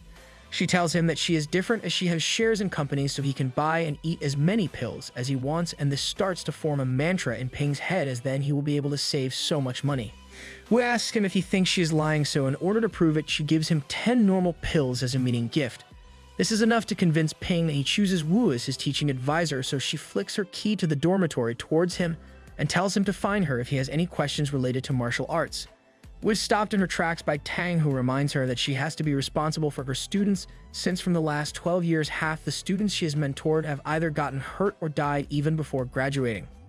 This information again shocks Ping, but Wu doesn't care as she tells Tang that she knows what she is doing, while Ping goes in a frenzy over the piece of information. This makes another student named Zhao Xuemei to come up to Wu and ask her if she can join her as well, to which Wu agrees, and even though Xuemei's friends try to warn her, she doesn't listen and tells her friends that she thinks that Wu seems to be much more suitable for her. Ping is amazed by her bravery, while Fu comes up to him and tells him that Wu's full name is Lu Fengru, and also that even though the range of injuries is very high under her supervision, she is still a very capable advisor, and this makes Ping question why Fu doesn't choose her, to which he tells him that he wants to learn gun techniques. But Ping questions him more and asks if it isn't because Tang would have a problem with him, it chooses Wu. Fu tries to defend himself by saying that the top 2 students have chosen Tang, so he won't be worried about someone like Fu. Ping lets it go and asks if he wants to collect the academic points or go to the hospital, since Fu's face is quite swollen, and Fu angrily replies that academic points are much more important. So they head into the school logistic department, where they find it to be too crowded and question why everyone seems to be staring at Fu, and Ping again points out it is because of his swollen face. They anyways head up to the counter and ask to check their credits, where the woman on the counter asks for their student number and dormitory number, and after providing it, Fu gets to know that he has only gotten 45 points. Shocked, he asks the woman to check again, when the woman tells him that he should go ask Tang since he has made the arrangements. Next, Ping comes up to her and asks for his, which turns out to be 152 points, which shocks the woman herself as well. Fu whines about why he got so much credit, and Ping jokes because he is stronger than him. Ping then asks the woman if there is any use of credits apart from redemption, to which she replies that it can be used in many ways, like for meals or for training venues or some equipment, so any problem can be solved by credits and can be changed into cash if required, as 1 credit is 10,000 yuan and for 1 point it is 30,000 yuan. They then head to the next place, where they are informed that no full menu is shown to the freshmen, and a way to break through is by eating a key blood pill, the quenching bone pill, and a pill to defend your organs. The safest way to take these pills is with breakfast. Ping checks the menu as well, where he notices that the pill to defend organs costs up to 2 million in the market, but in the school is only for 600,000. This formulates a plan in his head where if he is able to sell the pills for a high price, that he will be able to gain profit and his wealth value will end up going up. In the next scene, Ping is lying in his bed, grateful to have the system because of which he wouldn't have been able to survive. He knows that if he wants to get into the martial arts, then he has to start practicing from one limb bone and then gradually improve other things. And even though Ping has forged the bones 3 times, it is still not enough, as if he has to come into a physical fight, his bone would shatter in no time. Now inside the teacher's dormitory, Wu wakes up grudgingly as Ping has visited her. However, seeing Wu in her night suit makes Ping very uncomfortable, and noticing that Wu threatens him, she then lets him go and goes inside and asks why he is there so early. Ping confides that he wants to become a warrior, to which Wu says that he should wait till his 4th bone forging, but Ping refuses, since he is a non-martial artist and becoming stronger won't mean that he is not a non-martial artist. He continues that he used to think someone like him who has forged his bones 3 times would be very strong, but after he had to fight the students, he has come to the realization that there is a gap between martial arts students and non-martial arts students. Wu is happy that he is choosing breakthrough and believes that it would be the right decision for him, as if he continues to be a non-martial artist and increasing its power, it wouldn't be as fruitful as being a rank 1 martial artist, and then he will be able to practice on any part of the body, and once he breaks through, the benefits of the 3-time bone forging will definitely show. She then tells him about the hardening method, which is for non-martial artists, only occurs in 14 veins, and breaking through it helps in deepening the blood and kai. She then asks him if he keeps his pills with him. Ping takes it out and shows them to her, which makes her fall into a fit of laughter. Curious, he asks why she is laughing, to which she replies that she has never seen a student so fearful of death as he is, to which Ping says that it is better to be safe than sorry. Wu is impressed by his fighting and asks if he has practiced his under limb. She reminds him that he has to remember the descending sequence, that is first to open the aorta of the underlimb and then going deeper. She warns him that if he does it wrong, there might be consequences. She orders him to focus on his blood and keep pouring into the veins. She notices that Ping is not in need of key pills from what results he is showing, and also she finds it worrisome that he is so scared of death. She finds him to be a genius, but knows better than to pour her love and efforts into a student after her past ones were dead. Just then, Ping breakthroughs and reach level 1 as a martial artist. Happy, he exclaims to Wu that he has been able to break through, to which Wu tells him that it was expected since he had already worked so much on himself. She then advises him to take his vitality pill to replenish it, and after that they will measure how high his stats have gone. He takes the pill immediately and finds that he has lost too much of vitality, that a single pill is not enough to replenish it, so he has no choice but to later use the wealth value to recover it. Wu then notices that Ping's replenishment is happening way faster than usual, as well as the absorption rate of the medicine is also quite high, and this makes her wonder if it is like that for everyone who has forged their bones thrice. Wu then suggests that he should go to the student's gym on Saturday so that he is able to familiarize himself with the abilities, and then she will teach him some self-defense techniques. This makes Ping very happy and satisfied, as he didn't expect to start learning self-defense so soon. In the next scene, Fu is gushing over Ping as he hears that Ping has broken through and asks if he had hacked something to be able to break through so easily, to which Ping replies that he had forged his bones thrice, which is what made it so easy. Ping obviously didn't tell him about the fact that he has a system or code cheat which helps him in bettering himself. Fu then suggests that Ping should give him a treat, and they head over to the cafeteria. Ping laughs at that since he expected Fu to demand some delicacies, but his laughter soon subsides when he sees the price of the dishes even in the cafeteria, and at this Fu clarifies that the second cafeteria specializes in martialists cooking, that is, there is special pills in each dish as an ingredient, and that is why it is so expensive. Ping has no choice but to buy what Fu wants, and as they are sitting and eating their lunch when 3 guys approach them. One of them asks Ping if he knows Yang. Frustrated by it, he stands up and looks the man in the eyes and tells him that he does know Yang, and if they desire to seek revenge, then they must find him themselves, as Ping alone cannot take care of all his enemies. He continues and tells them that his teacher is Wu, so they should carefully consider their next move, and moreover, the guys are a rank higher than him, so if they do anything to him, the school won't allow it, and also, there's a strict no fighting rule. It is as if the guys don't understand what Ping had just said and clarifies if Ping wants to take a part of Yang's debt. Ping refuses to, but he also knows that this will cause them to find some other reason to fight him over with. One of the guys says that they are not picking fights, but rather doing a tradition where they teach newbies where they belong, and screams at Ping for letting fame get to his head. This makes the first guy give an offer that they will come to challenge Ping after a month since he has just broken through. Ping asks if it is a death battle, and the guys refuse, however, not before warning him that he will not get out of the fight completely uninjured. Ping, even though doesn't exactly say he agrees, that man takes it as his confirmation and tells him that he will see him next month. After the guys leave, Fu gets in Ping's face and asks why he agreed to that, and if Ping had just ignored them, they wouldn't have challenged him, and this makes Ping answer that he needs to experience a true martial artist and wants to focus more as one. He wants to learn everything there is, even the bad ones. In the next scene, Ping makes his way into the freshman training center where he sees Suimei already present. He realizes that she must have been waiting for Wu as well, so he goes up to her and introduces himself.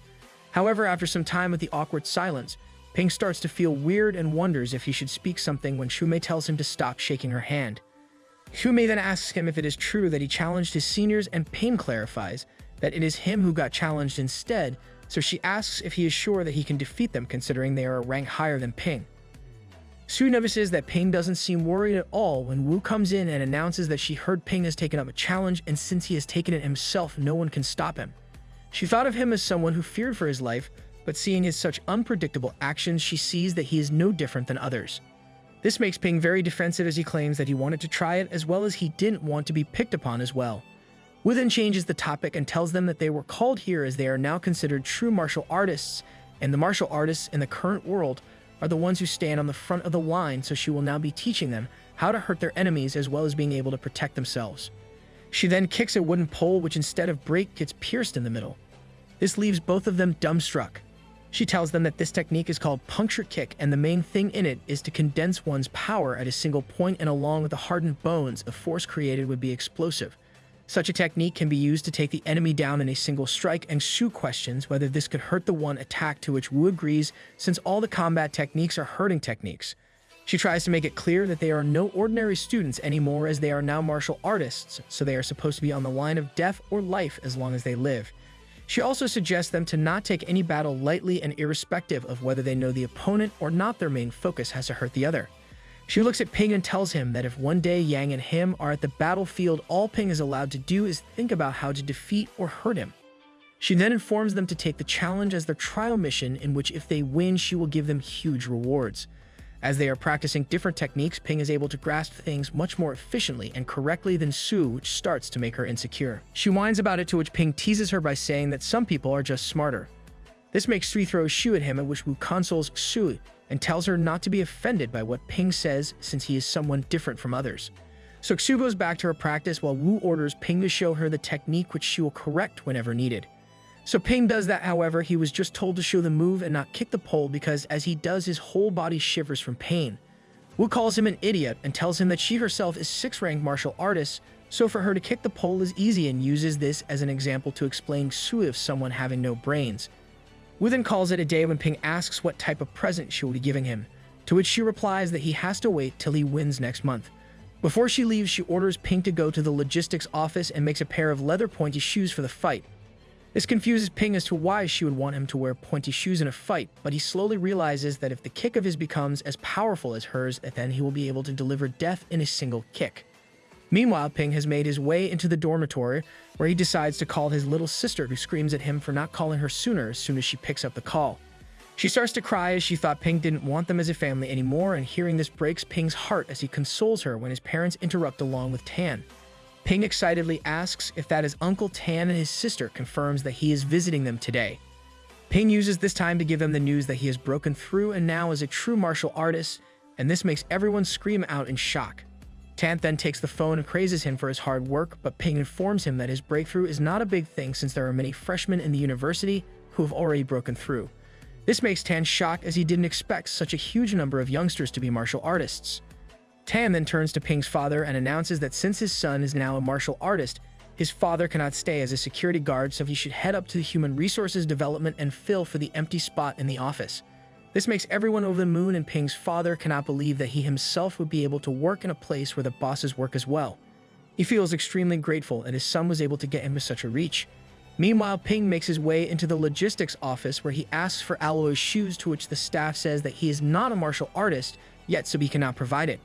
Ping whines that he had broken through just a few days ago, to which the staff says that he cannot just believe what he says, so he must go to the examination area and get it checked. After that, he has to change his temporary martial artist card to the official one, and only then he will get the service.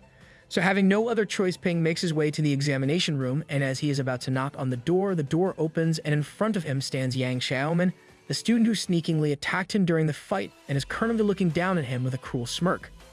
That is it for today. If you want to know how the conversation between Xiao and Ping went, or if Ping wins the challenge he took, then make sure to subscribe to the channel. She commented about how Ping seems to have pissed a lot of seniors off and asked if he had only challenged them because they were females. And this made Ping warn Xiao to choose her words carefully, since her words insinuated that girls cannot be martial artists. Xiao exclaimed that he is destroying her words and complained that the only reason he was able to win against them was because the freshmen were unskilled. However, this time he will be having a tough fight, since he will be facing experienced martial artists who have been in battles. But Ping is not so much worried, since in the Shanghai University, where the environment is full of resources, if someone stops at rank 1, then there could be only two reasons. Either he seems to be neglecting his training, or he doesn't have the potential to become a higher-ranked artist. So Ping doesn't consider being scared of such a person. Xiao advises him that he shouldn't be belittling his opponents like that, and Ping tells her that he would never do anything, but that also means that he won't ever undermine his abilities. Frustrated by his arrogance, Xiao huffs and leaves. Ping then enters the room where a teacher had been waiting for him and tells him to leave a mark on the steel board of the rank appraisal machine, after which he would become a martial artist rank 1. The mark can be left in any way by biting, scratching, and this would ensure the fact that Ping possesses power for him to become a rank 1 martial artist. Ping is glad by how straightforward the test is, so he decides the best way to leave the mark is to kick it. After he is done, the teacher gives him his new pass and tells him that he won't be needing his older one. Moreover, the school would be rewarding the students who have been able to break through with some academic points, and if he had broken through rank 2, then he would again need to come in and take the test. With this, Ping leaves, and the teacher finally is able to look at the machine and think about how much power Ping seemed to be harboring, and is quite glad of the fact that the academy will be teaching talented students. In the next scene, some people have come into the room and are checking the rank appraisal machine, where they comment on how Ping's strength doesn't seem concentrated, and that could only be possible if he had forged one of his limbs. One of them laughingly comments that there is no way Ping would be able to win against the senior since he had just broken through, and no one would ever be able to reach the peak in just a month. And also announces that the seniors who are fighting against Ping will be informed of this, and that they should be assured, since there is no way Ping would be able to win. The teacher in the examination room is hearing all of this and cannot help but think of them as idiots, since he also knows that no one uses their full strength for a simple test, and finds the whole challenge to be quite interesting. And seeing how the vitality of Ping would be more than 240 calories, he wonders who would be winning. Ping goes back to the utilities room to again ask for the custom-made shoes he had wanted, and they had refused since he was not a martial artist then. They inform him that they will be making it in 1 week, and that since he is rank 1, he should be using grade E alloy, and all of this would cost him 40 points. This shocks him, and by simple calculations, he knows that these 40 points would convert into 1.2 million yuan. He laughs at the fact that his house costed less than these pair of shoes, but has no other option than to buy them, since he hasn't been able to learn how to use weapons, and he only knows how to fight with his legs, so the pair of shoes would be the best investment for him. With that and shaky hands, he gives his card and also desires to buy grade B brass knuckles. After he had gotten the knuckles, he cries about how costly being a martial artist is, and now he would need to ask Li more about the company and earn as much more money. In the next scene, Ping has made his way towards Lai, who greets him quite formally, which makes Ping comment to not greet him so formally. Lai then gives him a box and tells him that inside the box are 10 ordinary vitality pills, but Ping doesn't need them, so he tells Lai to sell the pills and use that money as operating funds for the company. This makes Li advise him that between the fields of business and martial arts, Ping should always put more of his attention on the martial artist field, as if his business field disrupts his martial arts field, then there would be whole chaos. Ping assures him that he definitely doesn't need them since he had just broken through, and this makes Li fascinated by him and thinks how extraordinary Ping must be if he has been able to break through in just a week in school. However, this also makes him glad since Ping being a martial artist would also help them in extending their business. Ping then hands Lai an ordinary vitality pill, and when Lai questions about it, Ping reminds him of the promise he made to Lai that as long as Lai manages everything, Ping would help him in becoming a martial artist. This makes Lai grateful to have Ping in his life and promises to help Ping in any way he could. Soon the month had almost passed, and on September 30th, after their everyday practice, Sumi asks Ping if his challenge has been cancelled, and Ping answers that it is happening tomorrow, which makes Sumi ask him different questions since she wants to be present at the challenge along with her other friends to support him. He informs her that the Martial Arts Society is in charge of the challenge, so they would be doing a challenge in the Martial Arts Society, and also asks Sumi why she would be bringing so many people. Sumi reminds him that he still is her classmate, and considering how they have the same teacher, she considers their relations to be close. When she sees that Ping doesn't seem excited about it, she laughs it off by saying that he would definitely be excited by the close relation if it had been a pretty girl. Ping assures her that his excitement had nothing to do with the looks since he also doesn't find Sumi to be ugly. Sumi is over the moon after hearing a compliment, but soon her bubble bursts when Ping comments that she resembles more like a man. And before she could even hit him for stating that she is not feminine, Wu enters the room and tells Sumi to leave first as she wanted to have a talk with Ping. After Sumi leaves, Wu addresses that she has heard about his kick to the appraisal machine and also cautions him about tomorrow. She states that whether he lives or dies after he is in the arena is all up to fate, and if at any point he feels like he is no match for the seniors, then he should be ashamed to admit defeat. Ping is surprised to hear her say this since he had never expected such words from Wu, and also states that the seniors won't be harming him so much as he believes that there is no bad blood between them. Wu ignores that and informs him that she had gathered some information against the seniors and the leader of the third-year student, Liu Yangwen, whose rank is 3. This would mean that Liu is a year ahead of Yang, so that would mean that Liu was not connected with Yang when Yang created a ruckus in the Magic University, but this also puts Ping in the thought of why Liu would be against him. Wu gives the answer that as Liu has a younger brother who was once considered a genius in the university, but when Yang had beaten him last year, the bones in the chest of his were crushed, which led for the younger brother to be lying in the hospital till now. She also states that once a player misses the prime period for cultivation, their martial artist journey comes to an end. Hearing all of this puts Ping in a dilemma, that is, if Yang is such a well-mannered and gentle man, and why would he be so reckless in his fights, and Ping makes a mental note to remind Yang of all the times he now owes him. She then gives him a rank 2 vitality pill, and tells him to exert his force whenever he needs it, and creeped out by her statement, Ping realizes that she doesn't know how to sympathize with her students. And soon the next day, October 1st comes, where inside the Martial Arts Society, Zhu Yan, the Minister of Foreign Affairs, is informed that a teacher advisor is here. Yan is confused by what a teacher advisor would be doing to attend a match between 2 students. When she sees the advisor, she understands it and advises him, Zhang, who is the advisor of Liu, that he shouldn't be interfering, and that he must abide by the rules. When Zhang comments that he finds the Society of Martial Arts to be getting arrogant, Yan tells him that her statement wasn't a reminder but a warning, and that if he truly does interfere in the match, then the Society would be suppressing such behavior. Zhang's ego seems to have taken a hit by this comment, and Yan continues that the Martial Arts Society has been given the authority by the college, so if Zhang feels that something is wrong, then he can file a complaint to the school. Yan then ignores the angry Zhang and gives her assistant orders of notifying the presidents and vice presidents to rush to the match. Her eyes then fall upon Wu, who is making her way into the audience seats, and thinks about how she never had expected someone of rank 6 like Wu, and in her peak of being a martial artist, would also come to watch a small match. Wu seems to be aware of the fact that Yan plans to call Dean to the match as well, and questions why they would be invited since the match is just between some 1-rank students, so it won't be getting serious. She might also feels concerned about this, and Wu assures her that as long as she is present, if she finds anyone trying to interfere in the match, she won't hesitate to pummel them to death. Ping seems to be late for his match as he is running all around finding where the Martial Arts Society is. He knows that the society is to the north of the Magic University, but doesn't know where the northern side is. His late coming has caused a chaos in the room for the match, and as he makes his way inside, Yan questions him if he had willingly chosen to fight the match. This makes him curious, and he asks what would happen if he answered the question with no. This makes one of the seniors stand up in fury and point out how Ping had accepted the challenge himself. Yan interrupts them and announces that she had asked the question to Ping and points out how in the Magic Yumi, there is no rule against sparring or life and death matches. However, the only thing that matters for the university is that both parties are in agreement of the fight. And since the Martial Arts Society has been granted authority, they have to make sure that everything is cleared before they start the match. She also announces that forcing someone to have a match against their will result in punishments for the party. So she again asks Ping if he is willing to take part in the match. This time he agrees that he is in for the match willingly. Hearing him, Yan announces for the audience that Ping is being challenged by 4 seniors, and because of this, Ping has been given an advantage that he can state his conditions as long as they come under the rules. When Ping realizes that he has been given leverage, he uses it to his full extent and starts with the seniors cannot use weapons since he feels like seniors might misuse this opportunity by injuring him or themselves by accident. His second request is that each of the seniors will have to compensate him with a rank 2 vitality pill, seeing how he is going against 4 people.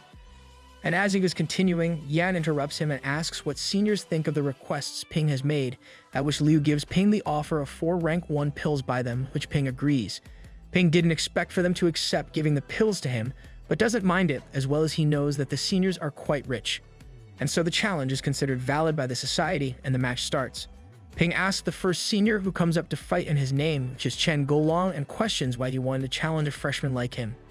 Ping continues whether it is because Yang from Nanjing University had also beaten him up and states that even though he understands the seniors should also realize that he and Yang are 2 different people, so he should be made into Yang's substitute. Will gets frustrated by Ping's stalling and shouts for him to either fight or announce his defeat, which makes the audience agree as well. Hearing this, Ping announces that he will be admitting defeat. Gulong watches him in confusion and asks why he is surrendering, so Ping tells him that Gulong is a rank 1 warrior at his peak, while Ping is someone who has just broken through, so it wouldn't be fair. Moreover, the seniors had already agreed to give him the pills, so he doesn't care much about the fight. Yan chirps him that though his surrendering won't be a problem, it also won't be helping his reputation as well, at which Ping clarifies that he is fighting against rank 1 warriors, so he has no guarantee of his safety and feels like surrendering would be the best choice. When Liu questions what that is supposed to mean, Ping simply asks them if they are planning on killing him. Liu answers calmly that all matches can have some incidents and no one willingly would want to kill someone, but if these things happen, then they are out of anyone's control. This seems to have eradicated Ping's worries, and he goes on about his rant about how he used to be scared of killing chickens as kids, and when he decided to become a martial artist, he knew his path was going to be filled with obstacles, but all he desired is to cultivate and gather resources. He continues stating how Wu had told him to fight bravely in the match and not to be like a chicken, but he himself believes that he is a chicken since he is not used to it. The whole place bursts in whispers of how much nonsense is filled in Ping, and Ping announces to his seniors that whatever happened with Yang and them is not his fault, and he believes they are letting go of their hate. But his announcement was again interrupted by Gulong, who asks him if he is going to keep ranting or is he going to fight. Ping knows that if he declines to fight, the seniors won't stop pestering him, so he decides to fight, and Yan chooses this time to announce the fight.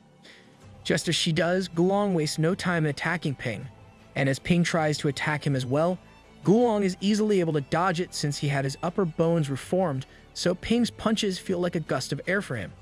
But Ping knows his strength as well, and using the shoes he had custom-made for himself, he strikes it against Gulong's forearm, which causes his arm to get injured by the spiky front of the shoes. Ping then uses the knuckles and goes on to attack Gulong, and Gulong tries his best to catch him. But Ping leans down and tries to kick Gulong in his groin, but Gulong pushes his leg back before they are able to make the impact.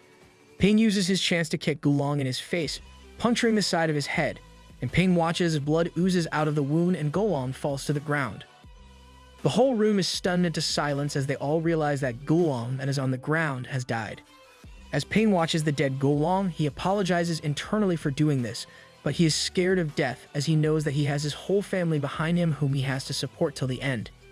He then commented, looking at Liu, that he couldn't control his power, stating to the statement Liu had given earlier. Liu doesn't comment much except that this sort of thing is expected in a sparring match, at which Ping announces that they should continue. When he is told that he should rest a bit, he refuses, since he has a bus to catch in the afternoon. So the next senior, 3rd year Zhang Guwei, makes his way towards Ping and states that at the start of the year, Yang had broken half of his ribs, because of which he wasn't able to train for a whole year, so he has lost half a year in his road of martial arts. Wei doesn't have a powerful background, so he had hoped to be able to reach rank 3 at his graduation, but now he has no choice but to stay rank 1 all his life. And since Yang is already rank 4, Wei knows that he has no chance for revenge against him. So he had decided to take revenge against Ping, as he is aware that Yang has given him the techniques he uses. Ping assures him that he is not like Ping but resonates with Wei instead, and soon the fight starts. Wei comes upon Ping headfirst and keeps on laughing punches, which Ping tries his best to dodge. Siamei watches this in the audience with Xiao and asks, this time too someone is going to die? and Xiao confirms that they will. Wei is quite confident in his techniques, one of the reasons being that Ping had just broken through the rank 1, so if his blood and vitality are limited compared to his, so if Wei keeps on maintaining the attack, he believes Ping will be tired out soon by this. And as he had expected, Ping was already starting to get tired, making Wei more confident as he continues with the attacks. John watches this and is happy by how Wei is easily able to surpass Ping, but Xaimei and Wu aren't too happy about this. Xaimei wishes for Ping to eat the blood pill, but Wu notices that with the rate Wei is surpassing Ping, he doesn't seem to have enough time to eat the pill. Wei makes sure to leave no room for Ping to take a breath, and he is fully determined to take revenge against Yang through Ping. And with that determination, he decides to pull a last punch on Ping, enough to make sure that he dies. But before he could punch Ping, Ping kicks him in the face, making him stunned of the fact of how Ping was able to recover his blood and vitality so quickly. And with this last thought, Wei2 falls on the ground, dead. This again shocks the whole audience as no one could understand how Ping's blood and vitality were able to recover so fast. Liu then starts to make his way towards Ping before one senior stops him and offers that she will go first, but Liu is not planning on fighting. He has decided for them to surrender as he is aware of how inferior they are than him, so he calls Ping and tells him that he had a younger brother who was also considered a genius, so everyone naturally had high hopes for him. But after Yang had attacked him, his little brother hasn't been able to recover, and now he will forever be a rank 1 warrior. But this doesn't faze him as he calls for the next one, but they all seem quite scared of him now. One of the seniors announces that he had decided to surrender, and as Liu watches his friend leave, he realizes that there has never been anything right or wrong when it comes to martial arts, and the only thing that has ever mattered is strength. That is why he desires to cripple Ping just as Yang has crippled his brother. However, Liu's rank is higher than Ping, so there is nothing he can do to Ping, but he also makes sure to warn Ping that once he is able to break through rank 3, Liu will make sure to make Ping suffer through all the pain his brother had felt. Just as Liu had announced this, a voice calls out that Liu doesn't have to wait for him to reach rank 3, and this voice seems to have belonged to Yang, who has walked through the enemy territory nonchalantly. Yang, looking straight into Liu's eyes, states that he challenges him for a match. The whole place is shocked to see Yang himself standing in front of them as the teacher of Mo calls Yang out, stating that this is the magic university, so he cannot make trouble in this university. Yang assures her that he is truly abiding by the rule and has simply challenged Liu instead of beating him into his death. He then asks the teacher if she is in the 4th grade and announces that he himself is going to be promoted to the 4th grade, and if she wishes, she can challenge him as well. When Yang sees people question this, he also announces that if someone is not convinced by his announcement, then they can fight him to find out. This makes Wu understand why Yang had disappeared for the time being, and now that he has almost broken through to the 4th grade, he has now become a pinnacle of the 3rd product. She also knows that if the teacher fights him or anyone, they would just end up losing their reputation. Yang then transfers his attention back to Liu and comments on how Liu seemed to like bullying freshmen. Liu tries to clarify himself by saying that Pain had agreed to the challenge himself, so it must be considered as a fair fight. But Yang cannot call it fair since in the end, they all are trying to climb up on a first-year student who has just broken through. He again asks if anyone wants to challenge him. It seems like the teacher has taken Yang's comments to her ego, and in the anger that Yang considers her as nothing, she challenges him. This makes even Yang mad as he again announces for anyone to challenge him. Their whole commotion is stopped by Wu, who advises Mo not to piss him off as they don't know just how many people will end up dead because of it. She is pretty sure that Mo won't be taking the responsibility for that. Yang then shouts for Ping that his thing shouldn't be something Ping has to take care of and tells him that he shouldn't feel hesitant to speak up if he feels like the challenge is dangerous. Yang also announces that he will kill the students of Mu once he is in the 4th grade, and like that, when he becomes the 5th grade, he wishes on killing the 5th graders as well. Wu again steps in, making sure that Yang is hearing and tells him that since Ping is her student, he shouldn't interfere. She also clarifies that the challenge he had to accept has been started by some of the people Yang had left crippled. She tells him to stop being and to think about Ping as well, since she is sure that he won't always be there to protect him, and things like this would only make Ping go into deeper troubles. Yang, for the first time, doesn't speak against Wu and turns to Liu, and tells him that he won't hesitate to beat him, and also that Liu should have a problem with Yang himself since he was the one to make Liu's brother crippled. He also threatens Liu's dad if he gives Ping any more hard time.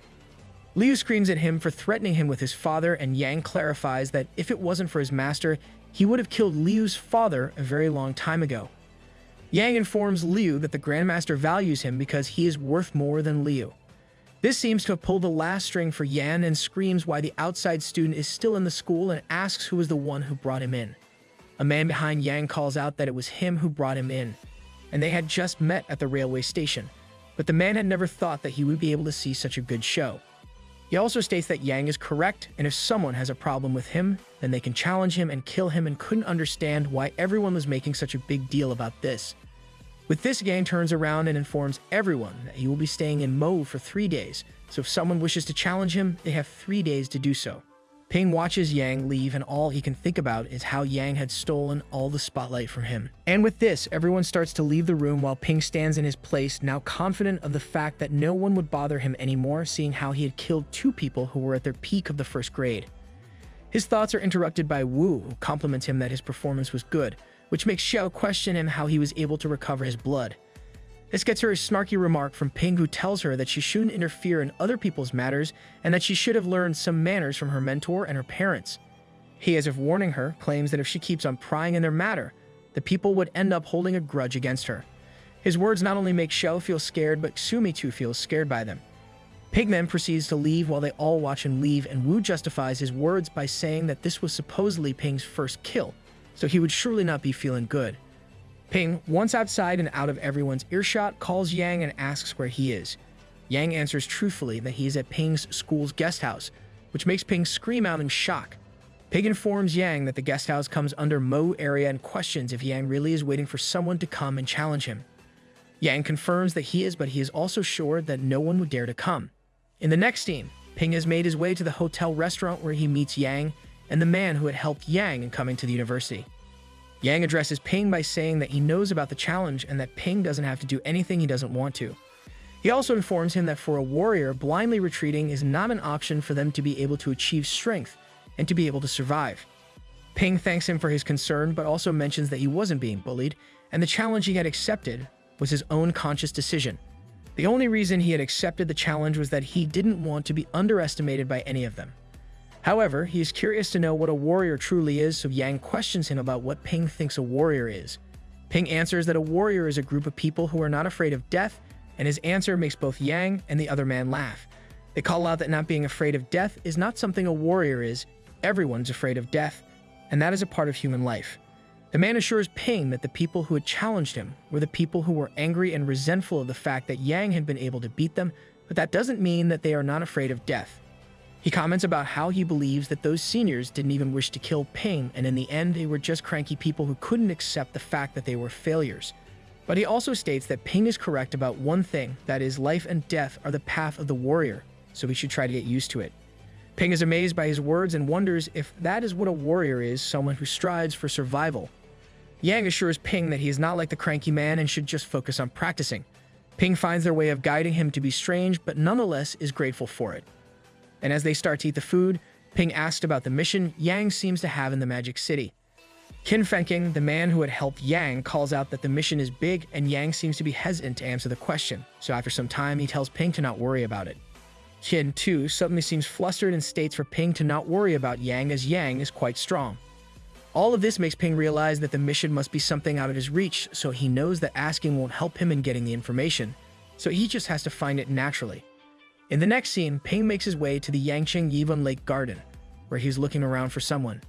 Someone calls out his name, and it turns out to be his sister, who is staring at him with teary eyes. Ping feels happy to believe that his little sister has come to pick him up, and as he rushes towards her to hug her, she squats down.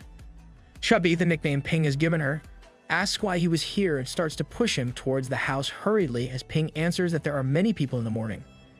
As she was trying to push Ping back into the house, someone calls Chubby elder sister, which makes her freeze. This voice belonged to one of the 3 girls who plan to teach some middle schoolers who seem to have taken Yanopai Turf a lesson, and it is evident that Chubby is their leader. Hearing those girls call out their whole plan, Chubby tries her best to shut them up, but is too late because Ping has already heard all of it. Ping questions her that in the only 2 months he was away, she has been able to become the leader of children, and instead of waiting for Ping, she had been waiting for the girls to take over the territory. Chubby tries to put it as a misunderstanding, but Ping pushes on, making this thing a subject at home. Once they reach home, Ping's mother asks why he didn't tell them about his arrival, but before he answers, he orders for Chubby to tell their mom the truth. But he doesn't wait for her to answer and instead tells everything in an accusing way. His mother says nothing except for the fact that they need to teach Chubby a lesson, and also mentions that despite her being a child, she always insists on doing business with her friends at the stall, so the mother has no other option but to grab a booth. This makes Ping even more angry as he realizes that Chubby had sold some of his items as she considered them to just be taking up space. He asks her what she has sold, but the mother answers that except for 2 pairs of clothes, everything else of his is gone. This puts Ping in a frenzy as he asks his sister how she dared to sell his stuff, and she justifies it, saying that since he is a warrior, everyone wants his stuff, so she wanted to use this opportunity to earn money. In the next scene, they all are seated down to eat dinner where Ping, after asking why Chubby's face is all red, the mother tells him to not worry because she brought it all on herself. All of this makes Ping realize how happy he is with the fact that he is still alive and is able to see his family. Over the next few days, Ping makes it his mission to spend each and every moment with his family, whether it be lunch at his dad's office, going grocery shopping, or irritating his sister. He does all of it until it is time for him to go back to the university. They all go to the railway station to bid their goodbyes, and it seems like Chubby is the most sad about Ping leaving. She is worried that Ping might be getting bullied in the university, but he assures her that he is the one who bullies people and not the other way around. Just then, the announcement of the train leaving comes, and Ping tells Chubby to take care of their parents and to be sensible. With a hearty goodbye, Ping feels lucky to have his sister like Chubby, but as soon as the train leaves, Chubby pulls out her phone and informs the other girls to gather at her house immediately since Ping has left a lot of things behind and they can start to make money again. Ping in the next scene makes his way inside the exchange office where he has decided to exchange money for the pills and sell them since he has already spent a lot of money. As he makes his way up to the staff greets him in a friendly way and tells him that the last booth only took 40 credits and informs him that he will get his money for the 4 1-rank pills. This comes as a shock to him as he didn't realize that the exchange staff would also be aware of the tournament. But despite that, he tells the staff, Mr. Lee, that he intends to exchange for some ordinary pills. Understanding, Mr. Lee asks how many he wants and Ping tells him to give 67, which makes Mr. Lee accuse Ping of trying to sell the pills for a profit. Though the university has no particular rules regarding selling the pills, he considers the selling of pills to be a specialized business, and if Ping gets caught trying to sell them on a large scale, he could easily go broke. Ping just passes his card and counters that this means selling them on a small scale measure won't be a problem. Mr. Lee doesn't take the card and instead informs him that for the 67 pills, about 201 credits would be deducted, but he also knows that Ping has only 1 point left. Moreover, being in the 1st grade, he won't be able to take the blood pill to sustain the training. But Ping tells him not to worry about it and asks for him to pack it all up. Once back in his room, Ping calls Lai and asks if he can sell 70 key and blood pills, which at first shocks him. Lai tells him that it is not easy to sell so many pills, and if they are caught by the inspectors, they will get in trouble. Ping understands that, so he tells Lai that he is just asking if it is okay for him to ask. The last time he did, and Lai informs him that the last time the pills were in fewer quantities, so the big companies weren't able to sneak up on them. But now that they have so many, they could easily get spotted. So Ping tells him to let it go and that he will think of some other way. The other way, according to Ping, is to tell Fu about the pills. Fu, at first, is shocked to see so many pills and asks if this is because Ping needs money for his home. Though Ping does need the money for that, he needs it for his own spending as well. This puts Fu in deep thought, and Fu is aware of how important pills are since they maintain the consumption of ki and blood, and the cost of these pills, if bought from a private party, is a lot cheaper, about 60 to 70% cheaper than the original price. This doesn't make Ping happy, and he tells Fu that he also has 11 first-rank pills whose worth is also much higher, and the whole price should be above 7 million. Seeing no other option, Fu decides to call his father to ask if he would like a blood potion, and after the phone call with his father, Fu tells him that his father is offering 9 million. Ping, hearing that, doesn't miss a single chance and accepts the deal. Everyone seems to have gathered in the training building, confused as to why all of them have been asked to assemble there since they were supposed to have classes. Xiao complains about getting dark circles since she hadn't had a good rest, and her friend tells her that the teacher might have asked them to gather around because they want to tell the students something. Ping complains to Xiao to stop taking pictures since it is hurting her eyes and comments that her dark circles won't ever be coming off. This makes Xiao mad, but he ignores her. Soon, all the teachers enter the place where they all ask the students to gather in straight rows and columns and announce that the announcement is for the school's special education program. The course is mainly being run by Wu, Lu Chuan, Jianzhou Xu, Zhou Shaiping, and Tang. Moreover, Tang informs them that the dean of the school would also be coming on a regular basis to give them lectures, and this makes the students somewhat excited to be taught by a guru. But one student questions why the school has suddenly started the special training class. The reason behind this is that at the end of the year, all the martial arts major students of the country will be having a tournament, and the tournament would either break or make the school's honor, so they must win no matter what. This makes the students scared of the fact that they would have to go against all the colleges that are considered the top ones. Seeing the students like this makes Tang very mad as he shouts at them for being wimps despite being elite fighters chosen by the school itself. He announces that this will be the future of the college, and for the students who join the special training, the school will award them 10 credit points each. The reserve and the regular team members would be selected later on, and he also promises them of great rewards the students can look up to. Ping understands that the special training is just training, and they all would only get 10 credit points for it. And though there's not much, Ping can still exchange it for a pill. Tang continues with his announcement that a class president would be chosen who would help the students in being the informant of assemblies and helping with other matters as well. Ping complains that the 10 credits are way too less for being a handyman, at which Wu tells him that he shouldn't be too troublesome, and that once someone becomes the squad leader, they have to be strong enough. She suggests that he should let others do the miscellaneous work for him. This makes Tang mad that, as a teacher, Wu is telling the students to be lazy and unproductive, but Wu tells him that she is just telling the truth for them to get motivated, and that as their strength improves, the students will also change. She informs everyone that the squad leader would be changing every half a month and they will be credited with 10 points. This makes Ping realize that Wu is trying to help him get the benefit, as for the 3 till the exchange, the leader would be changed 6 times, so that would be 60 credits, and that would mean for Ping a lot of money. Tang interrupts Wu that she cannot decide the whole thing like this, but Wu just answers that she is just trying to stimulate their self-motivation and asks for Tang to question the students if they want to do it as well. When Tang looks at the students, he does find them to be motivated, and with this, he asks the students who want to be the squad leader.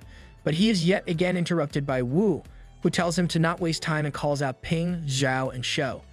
It is known to everyone that Shou and Zhao, who are under teacher Tang, are exceptional in their skills, and Ping has also shown exceptional performance, so Wu asks the students if anyone has a problem with the choice. The student body bursts into murmurs, where some complain that they won't be able to stand next to them, while some say that Shou is not strong enough to win against them. Seeing her plan come to life, Wu moves next to Tang and offers him that if he is able to win, then he will become the class monitor, but if he loses, he will have to work for free. The students are able to feel the tension between them as they realize that the teachers are trying to pick a fight, and Ping is aware of the hatred Tang holds against him, so he has to make sure that he takes the credit. Zhao announces that he and Ping will go first, as he recalls the time when Ping had beaten him up, and even till now, he hasn't been able to recover from the humiliation of being beaten by Ping. Ping uses this chance to offer Zhao that he cannot hold grudges if he loses, and that if Zhao loses, then he has to work for free for Ping from the assemblies and announcements to do everything. So Zhao counters that Ping has to do the same if he loses. With this, Ping comes head-on with the attack and Zhao tries to dodge it. Zhao recalls how he had practiced every single day since the academy had ended, and a total of 9 bones in his body has hardened in just a month. Moreover, the speed of his has increased as well, which makes him confident that Ping won't be able to defeat him. But just as Zhao tries to attack him, Ping dodges it, which makes Zhao realize that Ping never intended to attack him with his fist, but was waiting to attack him with his kick, and because of this, he is able to dodge the attack.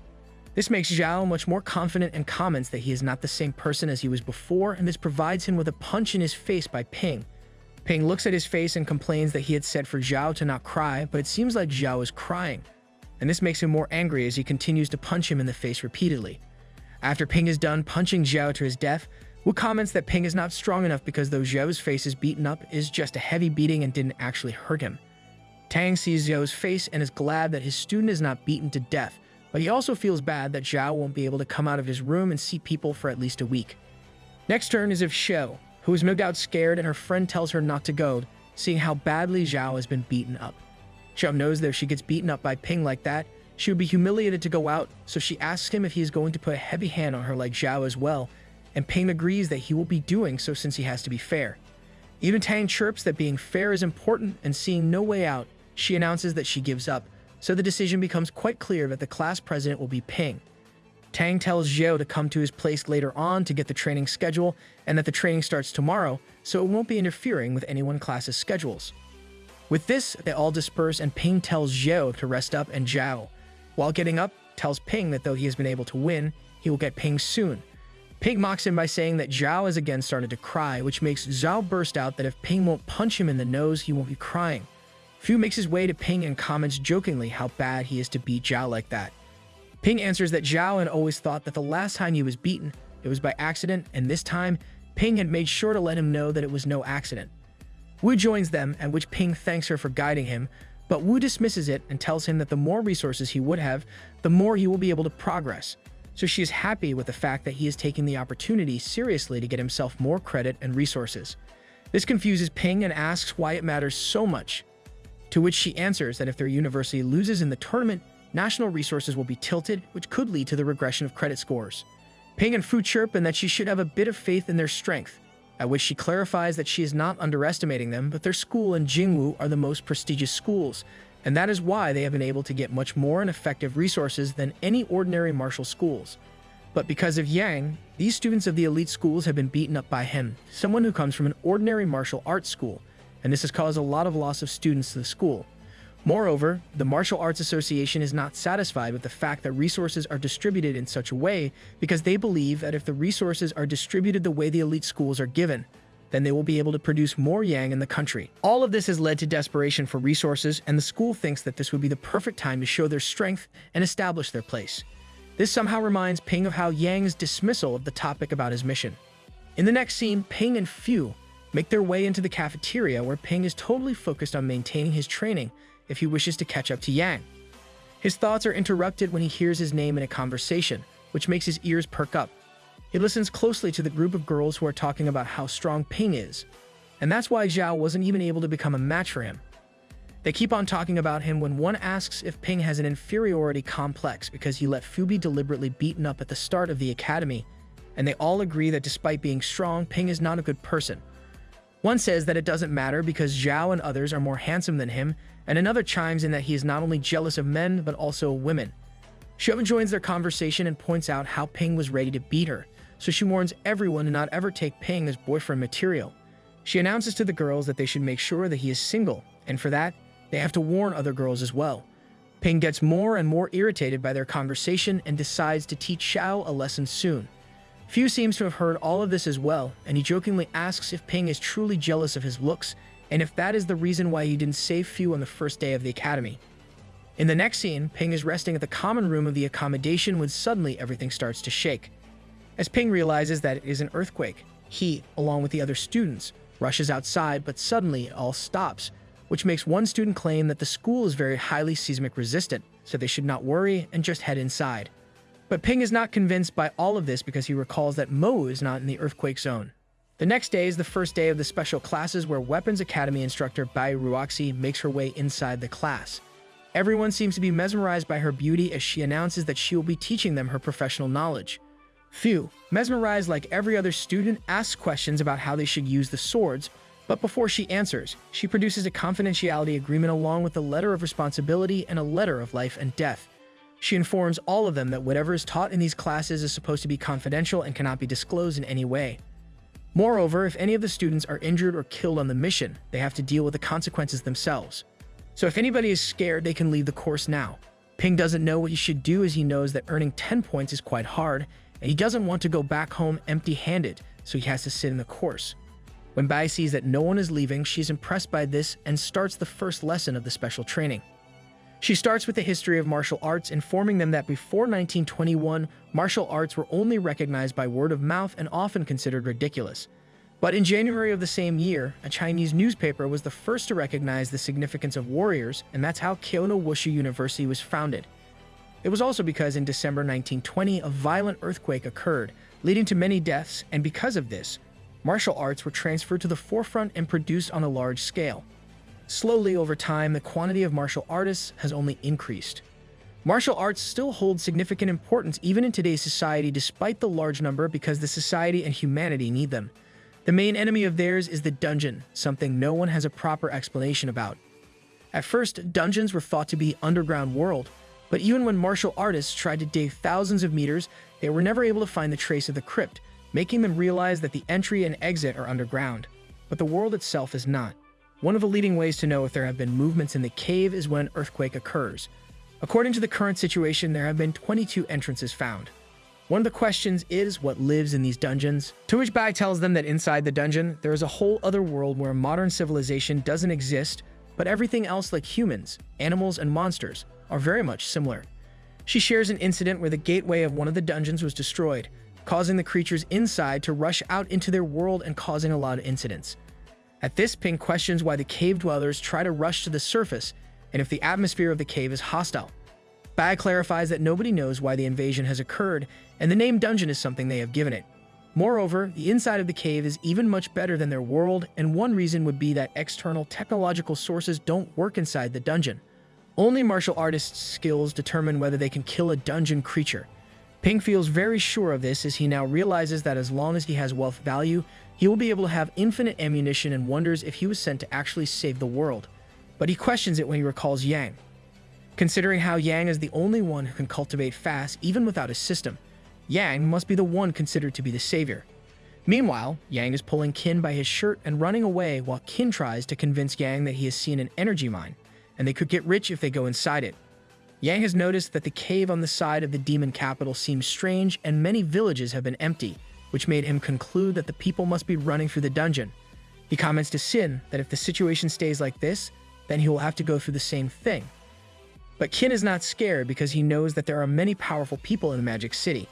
But Yang shuts him up and tells Qin that if the situation is just like Tainan, then the Grandmaster would have blocked the gate a long time ago.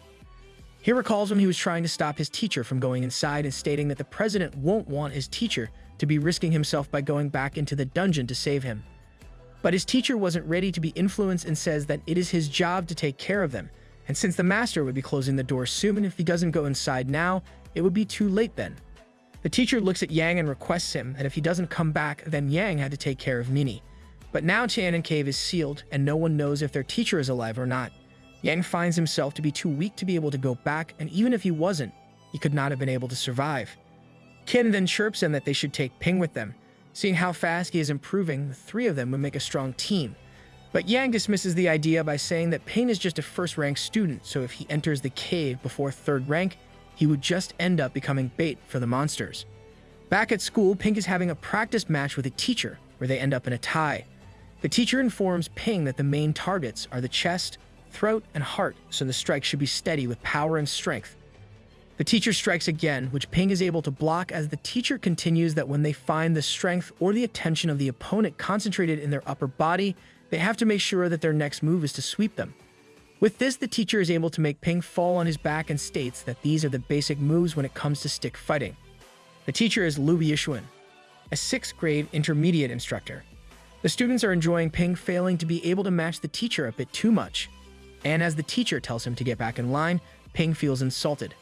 Fu, as Ping approaches, points out that his face is swollen and assures him that it is not easy to be a class monitor, but if the other teachers decide to use him as a dummy as well, then it would be the end of Ping. But Ping is way too full of adrenaline and anger to understand anything and warns Fu that if he says another thing, Ping will beat him to death. And one by one, in classes of Tang Feng's footwork and Zhao Shiping's palm techniques, Ping gets beaten by them, which makes the students enjoy the lesson a bit too much.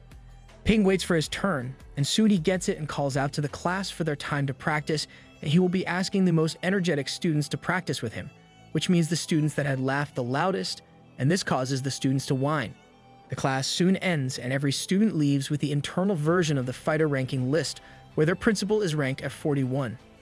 Shime informs that it is quite normal since the online lists only record the fighters who are quite well known. Moreover, the list includes sex, ministries of war, detectives, town guards, and many more, so the principal's ranking seems quite impressive. Ping is on the list as well, and he is even ahead of the principal at number 27.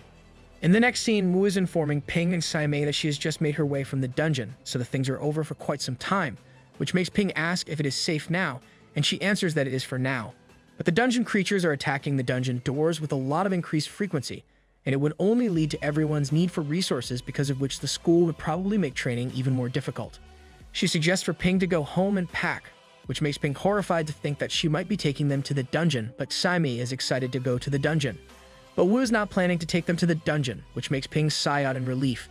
She then turns to Ping and reminds him that she had promised him that he will get an amazing gift if he was able to win the challenge. So she pulls up to them in the next scene in an amazing car, which makes Ping believe that the amazing car must be his gift. But Wu tells him to stop dreaming and orders for them to get into the car. They make their way outside the Magic City, and Wu stops her car in front of a gate that has 2 security men standing in front of it, and she approaches one of them, informs her that the ticket per person is 10,000. For this, she gives him an ordinary blood pill, and with this, they make their entry inside. Ping is confused why they were charged for entry when the place is a simple country house and wonders what his gift is going to be. His answer soon comes when Wu goes inside a room where two men are fighting each other in the ring while an audience around them is cheering on. Femei starts to feel nauseous when she sees the blood flying around, at which Wu tells her to leave if she cannot take it.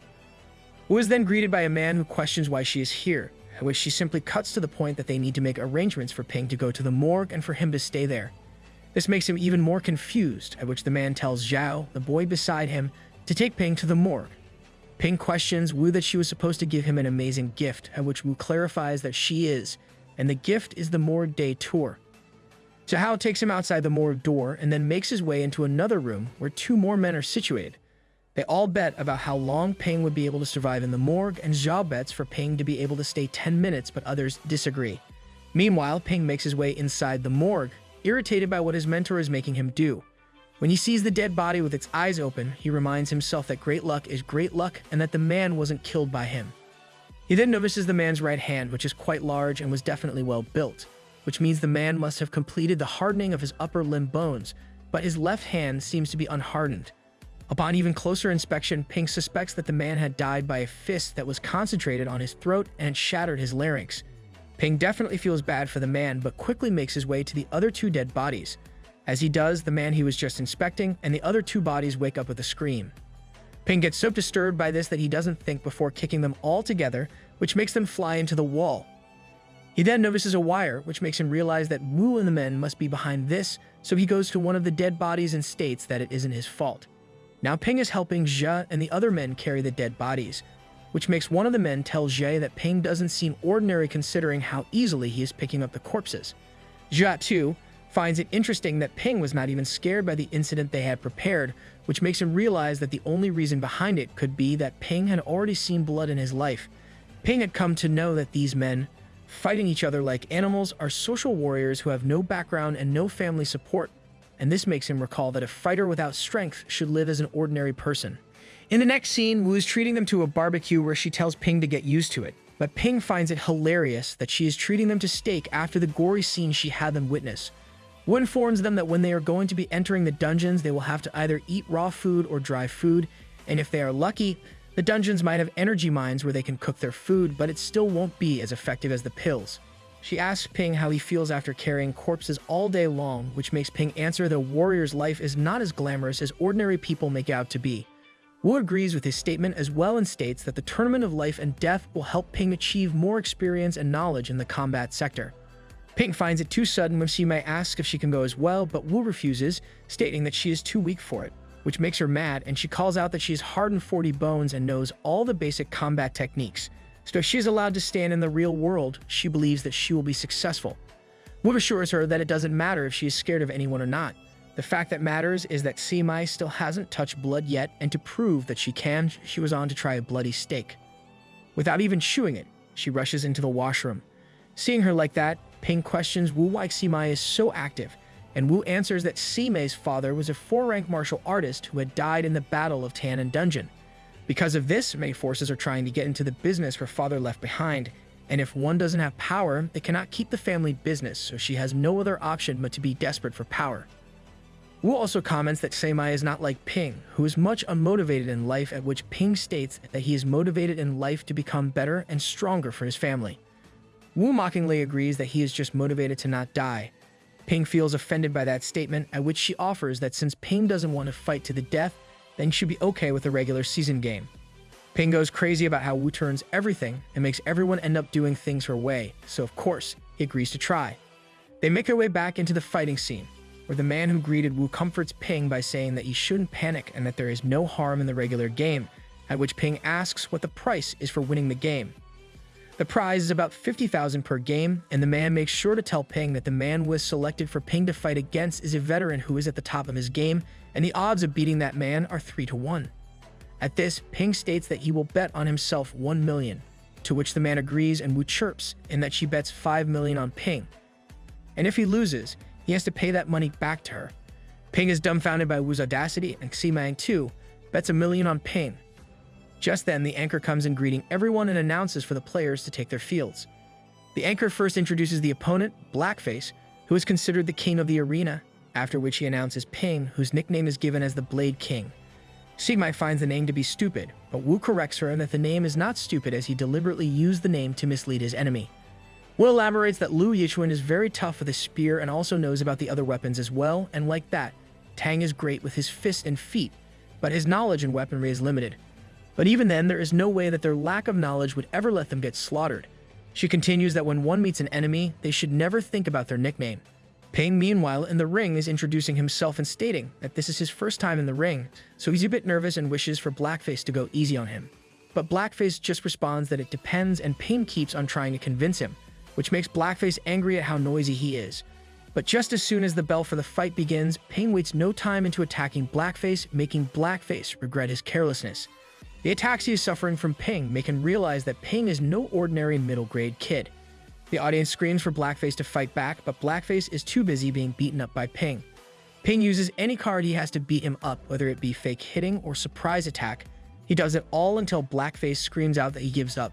The whole arena goes into shock to hear Blackface say that he gives up, where some of the audience praises Ping and his skills, while some curse out Blackface. Wu was impressed by this since the combat didn't even last a whole minute. Since Ping has won the match, the amount of the bet placed along with her money prize, the total that Ping would be getting is 3.05 million. This money increases his system wealth by 2.05 million, and this causes the system to level up since it has surpassed the 10 million mark. After leveling up, Ping gets a new ability that is Reforge Bones, and Ping finds it interesting that he can just now use the system to forge his bones, something he used to hate doing since it was so troublesome. But still, he wanted to try it and asked for the system to reforge his bones once, and just like he had anticipated, his bones forge in mere seconds. After the forging, Ping feels extremely nice, and now he becomes more confident in the fact that he will be able to become the pinnacle at rank 3. However, this did cost him 100,000 of his wealth in the system, and this would make his journey to become the pinnacle more difficult because he cannot spend this much amount of money. This makes him sulk, and even on his way back, he cannot help but sulk about how unfair it is. Wu keeps looking at him from the rearview mirror and warns him to not even think about keeping the money that she had bet. Ping tries to dismiss the accusation, but Wu could see it clearly on his face. So Ping turns to Xaimi and claims that her being a student in the university, she must have a bad habit of spending money recklessly. So in order to prevent it, she should leave the money from the bet with him, and he will keep it safe. But instead of being convinced, Xaimi finds him creepy and refuses to give him the money. Seeing them bicker like that, Wu suggests Ping to ask Xaimi out, and then Ping can keep the money as well, and this makes Ping completely back off, since it is not even the last thing on his mind. But soon he comes around and says that he has started to like the suggestion of Wu, which makes Xaimi scream in horror. In the next scene, the special class students are gathered in the logistics department, where Tang informs them that they can now receive missions, and for the month, the students can receive the mission in the logistic department and complete them. This news makes the students giddy, as they will be able to have their first mission, and Ping too is happy that he can also complete missions, as this way he can also increase his wealth. Just then, the dean of the weaponry school, Huan Jing, makes his way inside the room, screaming at everyone for being so noisy and insulting them by calling them lazy.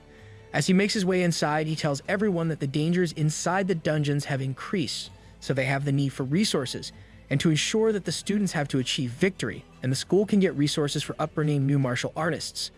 He then again shouting at the students, calling them dipshits, and pushes them to become serious. Every student stands in a straight position as they listen to his words, and Jing informs them that they will be split into 5 teams, which would be led by one of the instructors each, and the team to complete the mission first will be rewarded with 100 extra credits. Moreover, the top 10 students will be representing the Magic University in the national sparring competition. Ping is stunned by how much they are not caring about the cost and money they are spending, but he does understand it since sparring is something that is glorious to the school. The dean then calls out Ping, Zhao, Changding, Xiao, and Chen Yangxi, stating that they are better than the average, so they are going to be the team leaders. The teachers have already separated the teams, so they ask the students to look at the list and to get familiar with their teammates. The members under Ping are Zhao Qing, Wu Keping, Zhu Yuhong, Lai Sai, Sammy, Tang Songting, Zhang Hao, Zhang Ping, and Liu Dashing. And Ping looks at his members as he horribly realizes what a cruel joke the school is playing on him, since no one except Zhang, Sima, and Ting is good enough. Fu comes up to him and asks jokingly if Ping is unhappy with his teammates and tells him that this is because the school wanted the teams to be balanced out. He keeps on talking about how he would have chosen beauties if he could, and that Tang is just conspiring against him. Tang hears Fu rant about the members, so he decides to change the order where he puts beautiful, but but not so talented girls under him. Fu fumbles and begs Tang to take the order back as he was just joking. Meanwhile, Zhao Shiping, a special course instructor of rank 6, announces to the students of Ping's team that he will be the one helping the students in completing their mission. He states that though he doesn't have many students under him, he is sure that the students must be able to recognize him. Skipping the introduction, he asks for the captains to choose a mission, and then he will be responsible for making sure that the students come back alive. He also makes sure to tell them he won't be interfering in anything else, so they shouldn't ask for his opinions on anything. Ping finds it to be fair that the captain's instructor cannot be in charge of them, so he notices she and already is aware that he is not someone who talks much. And since palm techniques are not something taught in the Magic University, he doesn't have many students under him. Ping is aware of the fact that the type of mission he will choose is very important and finds that 1 month is quite a short time. The other teams seem to be looking for cost-effective high missions, but Ping knows that the real thing is to find a balance between time, difficulty, and reward. So with this, he decides to start with an easy mission, but before he can accept it. Ting complains about choosing a rank 1 mission since he thinks that their strength isn't that weak, so they shouldn't be afraid of going into a high-rank mission. He also points out that their performance would be affecting their grades for the sparring competition, and if the reward of this mission will be split between them, it would be so little that it won't even matter. So he suggests that they should go for a rank 2 mission. This makes Ping question Ting if he has ever fought a second rank warrior, which Ting denies. Ping laughs at his false confidence and makes sure that Ting understands that these criminals they are going to fight will fight with all their might, and if someone is left behind, then they will truly die. So even if Ting doesn't care about death, if someone dies, things would end up getting more complicated. Ting tries to say that the instructor is with them as well, but Ping announces that he is the team leader, so he is the one who will make decisions, at least for a month. Having no other choice, Ting also agrees, and Ping chooses the mission target Lin King, and according to the clues that they have been given, King was seen last in the north side of the city, and he also likes to bet a lot. So Ping states that they should look around in the underground casinos. Hasingmai points out that the north part has many casinos like that, and they had only been given 3 days' time, so Ping simply answers that if they are not able to find him, then they should just give up and accept the 10% deduction from the rewards. With that, he announces that they all will be heading out in an hour. As Ping leaves to make his arrangements, Ting turns towards the other members and comments on how the reward is so small for the mission they are doing that it cannot be considered worth it. He also insists that Ping seems to be scared, but the others say that they cannot do anything since Ping is the team leader, and that makes Sime realize that Ping is not like his normal self. In the next scene, they all have made their way inside one of the casinos in the north part of the city, where they are seated as if real gamblers. Ping didn't expect for the casino to be this big, so he tells his team to split into small teams, and if they somehow find him, he orders them to not engage with him in any way, and that they should first alert the team and gather up against him. He calls for Team A, who are situated in the lobby and have not seen the target yet. Team B is at the back door, where they mention that the security seems to be keeping an eye on them since they are just students, so they have no experience in this. And even if they are able to pass the security, they will be very much noticeable in the crowd. Ping assures them that the security won't be doing anything else except asking them, so they should keep on the search. Ping realizes just how nervous everyone seems to be, as this is their first experience. He turns his eyes towards Shad, who is standing against a wall and will be staying like a spectator. This makes Ping wonder if he would truly help them if something would happen, and Ping truly believes that he won't, as he thinks the Magic University is waiting for a student's death. But despite how the instructors tell the students about martial arts, in the end, those are just words spoken, blurry warnings, and it is completely different when one sees someone die and understands why the death of a few deaths is worth awakening the new generation. But he wonders why it had to be a first-year students and not the powerful third-year ones. As he was deep in his thoughts, he hears through his earpiece that Team D has spotted the target, so Ping makes his way towards the location and orders for the other teams to gather around the target and tells Team D to wait for others before making any move. But Team D member announces that Ting has already made his way towards the target. By the time they all have made their way towards the target, Ping had already knocked the man down, where Ting complains about how much time they have wasted for a reward that was only 120,000 cash, and again states that with their strength they can do something much harder. Ping points out how he had ordered everyone to stay put until each and every one of them comes to the spot. Ting comments that the target is weak, so he didn't find the need to wait for them, and questions Ping what would happen if the target would have run away, and tells Ping that just because he is the team leader doesn't mean that he can waste their time. This makes Simai call Ting out and states that it is because of Ping that they have been able to catch the guy. But the other members also seem to be in favor of Ting, stating that they have wasted a lot of time. This makes Simai even more mad. and she informs everyone that Ping had only thought about their safety so that they won't die because of their carelessness. Ting, frustrated by all of this, asks why he is a martial artist if he is so scared of death and tries to threaten Ping with authoritativeness. But Ping doesn't care and tells Ting that he can leave if he has any problem, and he can make sure that Ting is shifted into another group. He also turns to the other members and says the same to them, that they can follow him if they want. This makes Ting hesitate a bit because Ting is aware of how Ping had been able to kill 2 rank 1 pinnacle warriors, so it's not like he could beat Ping up. In the next scene, they all make their way into the mission receiving center where Shai informs them that for the mission they have completed, Ting will receive 25% of the rewards. The 2 people who have found the target would also get 25%, and the left 50% would be split among the 7 remaining members. This makes the members complain again that the mission was a complete waste of time, but Ting stops them and tells him that the next mission will be a pinnacle 1 difficulty, so then there would be enough rewards for all of them. He then mockingly asks Ping if that is alright, and without even waiting for his answer, they all make their way to choose the mission of Shai Feng, where they all gush over how this mission seems to be good. Ping notices that within the tip for the mission, it is stated that the players should have 3 ranks or 1 pinnacle or above, and this makes him feel like the mission isn't right. But despite his bad feeling, they end up in the mission where Ping is reading the information they have been given by the military that Feng seems to be hiding in the nearby villages near the sea. Ping thinks that Feng would most likely take the ocean road to escape.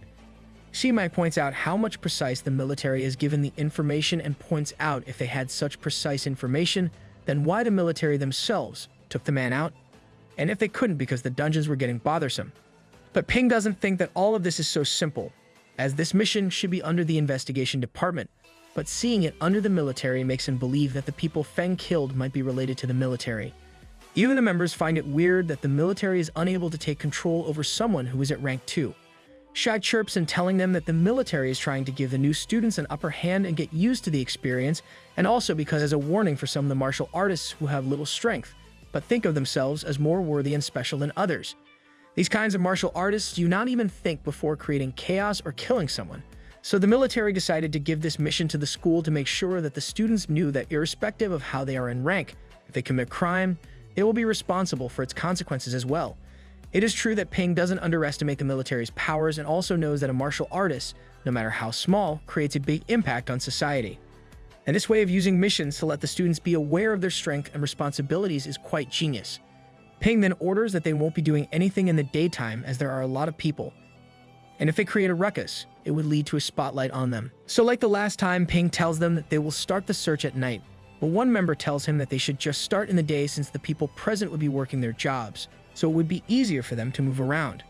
Moreover, it is possible that the target would make a move in the night, so he could be present at the address that the military has given them.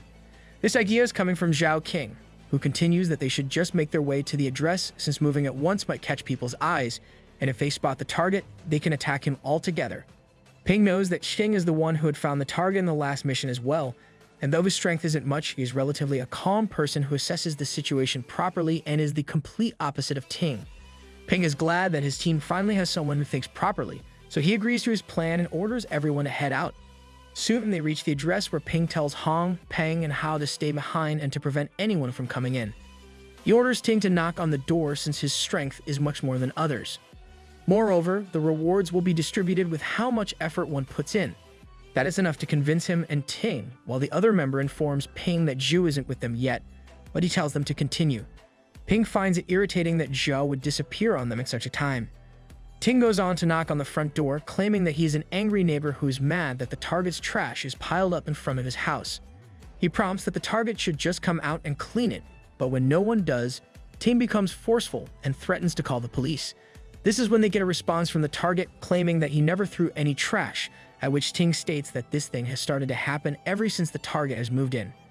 He keeps on pounding on the door when Ping pushes him aside, and just as he does, the door comes bashing open, and with it, the target tries to escape.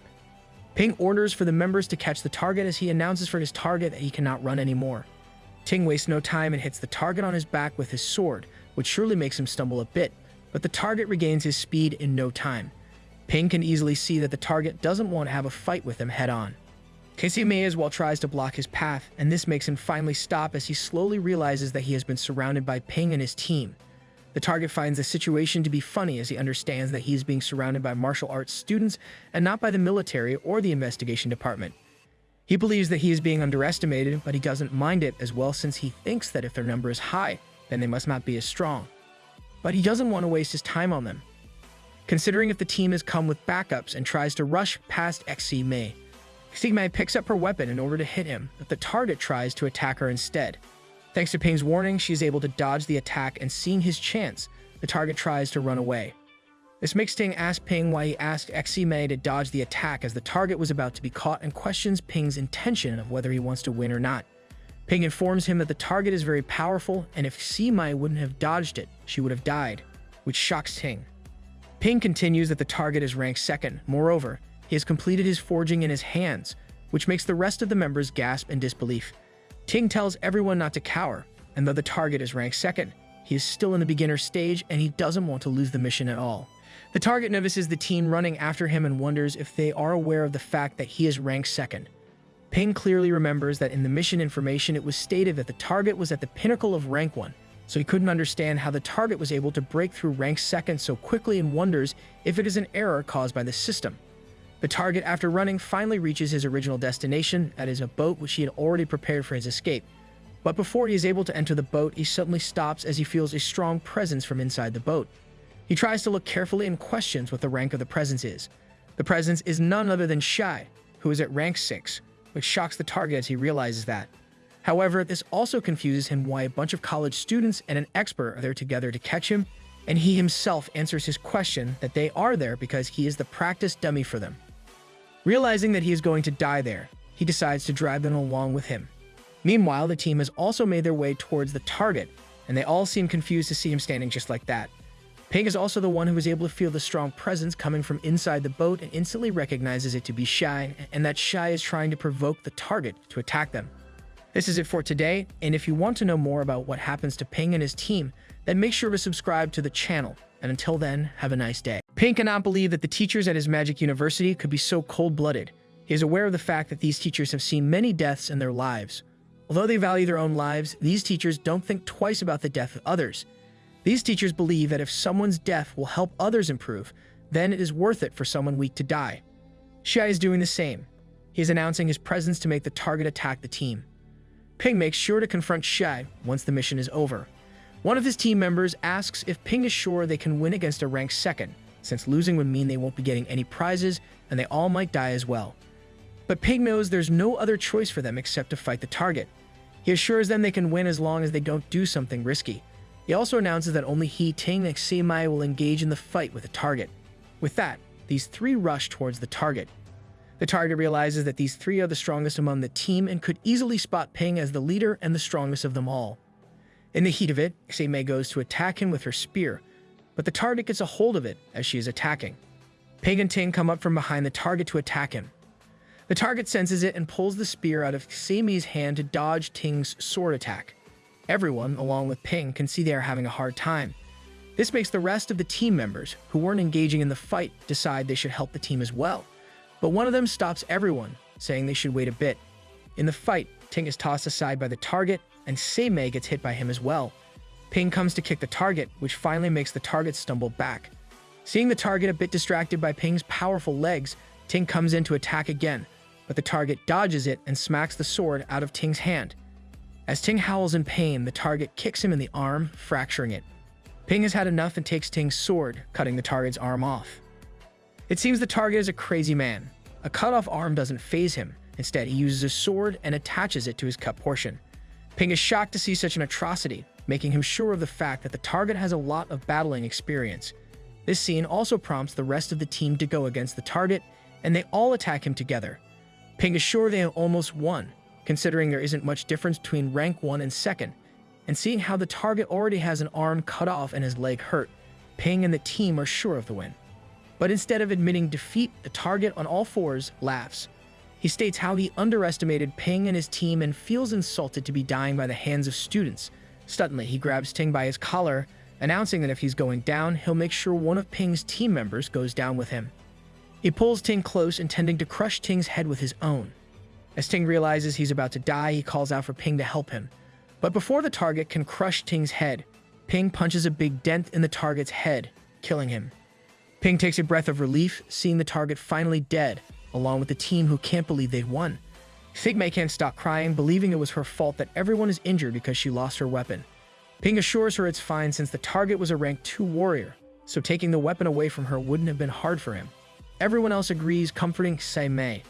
They all also thank Ping because of whom they've been able to win, and they are glad that all these injuries would at least be worth around 10 credits for them. Ping then looks at Shiv and asks him the question he had withheld for so long: why a pinnacle of rank 1 was able to break through rank 2nd. She approaches them, and instead of praising them, he comments about how the team did worse than expected since they all had 3 weapons with them, yet they all had casualties. He also comments on how the target wasn't even that strong and that Ping, Figmei, and Ting would have easily won against him. This makes Ping laugh, and he asks Shi why the target was at rank 2nd when the system in the university stated that the target was the pinnacle of rank 1. Everyone agrees and questions why they were given false information. Shai tells them it's normal, considering the information might have been incorrect or that the target might have broken through without someone's knowledge.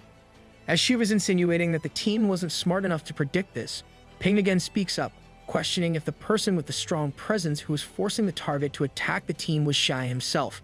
This leaves Shi speechless, as he didn't realize that Ping would have easily detected his intentions, but he still confesses it was him. Ping then questions him as to why, instead of being a guide to help them, Shi was going out of his way to cause more problems for them. Ping also reminds him not to lie to them since he knows that the target wasn't a rank 2nd at the beginning of the mission. Shai doesn't have much of an answer to this and instead asks Ping what he wants, to which Ping replies that he wants the reward to be doubled, along with the school rewards, which in total would be 60 credits. This shocks Ting, as he asks Ping what he's thinking about since the mission's total credit is supposed to be 15, so the school won't agree to so much more. She also tells Ping that rank 3 missions aren't worth that much credit. Ping had already expected all of this, so he answers that he's aware he can't do anything to Shai. But he thought the Magic University was supposed to be fair, and considering how Shai, their instructor, stood in the shadows watching as his students were fighting for their lives, Ping believes this seems like breaking the rules. Ping continues that if she doesn't do anything, they would have no choice but to go to the dean. His words silence Shai. He's impressed by Ping on many levels and understands that Ping not only talks in numbers but also values credits. Being a team leader and standing up for his team are commendable, so she has no other choice but to agree to 60 credits, with a reminder that this is the only time such a thing is happening. This makes everyone on the team exclaim in joy, but Shai warns Ping that he shouldn't think too much when he starts to fight, because the one who worries about who died or is injured is always the one who dies first. Although Ping doesn't acknowledge this, he knows Shai is right.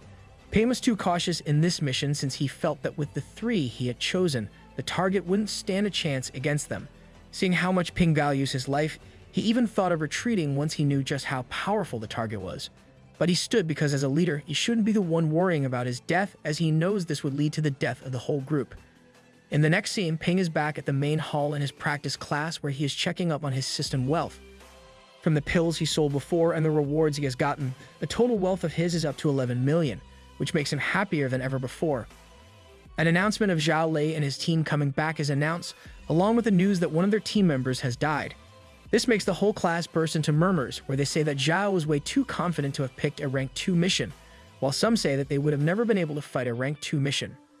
As Zhao and his team make their way inside, one of them, in a state of shock, accuses the instructors of not helping them in the missions and how they just move when students are about to die.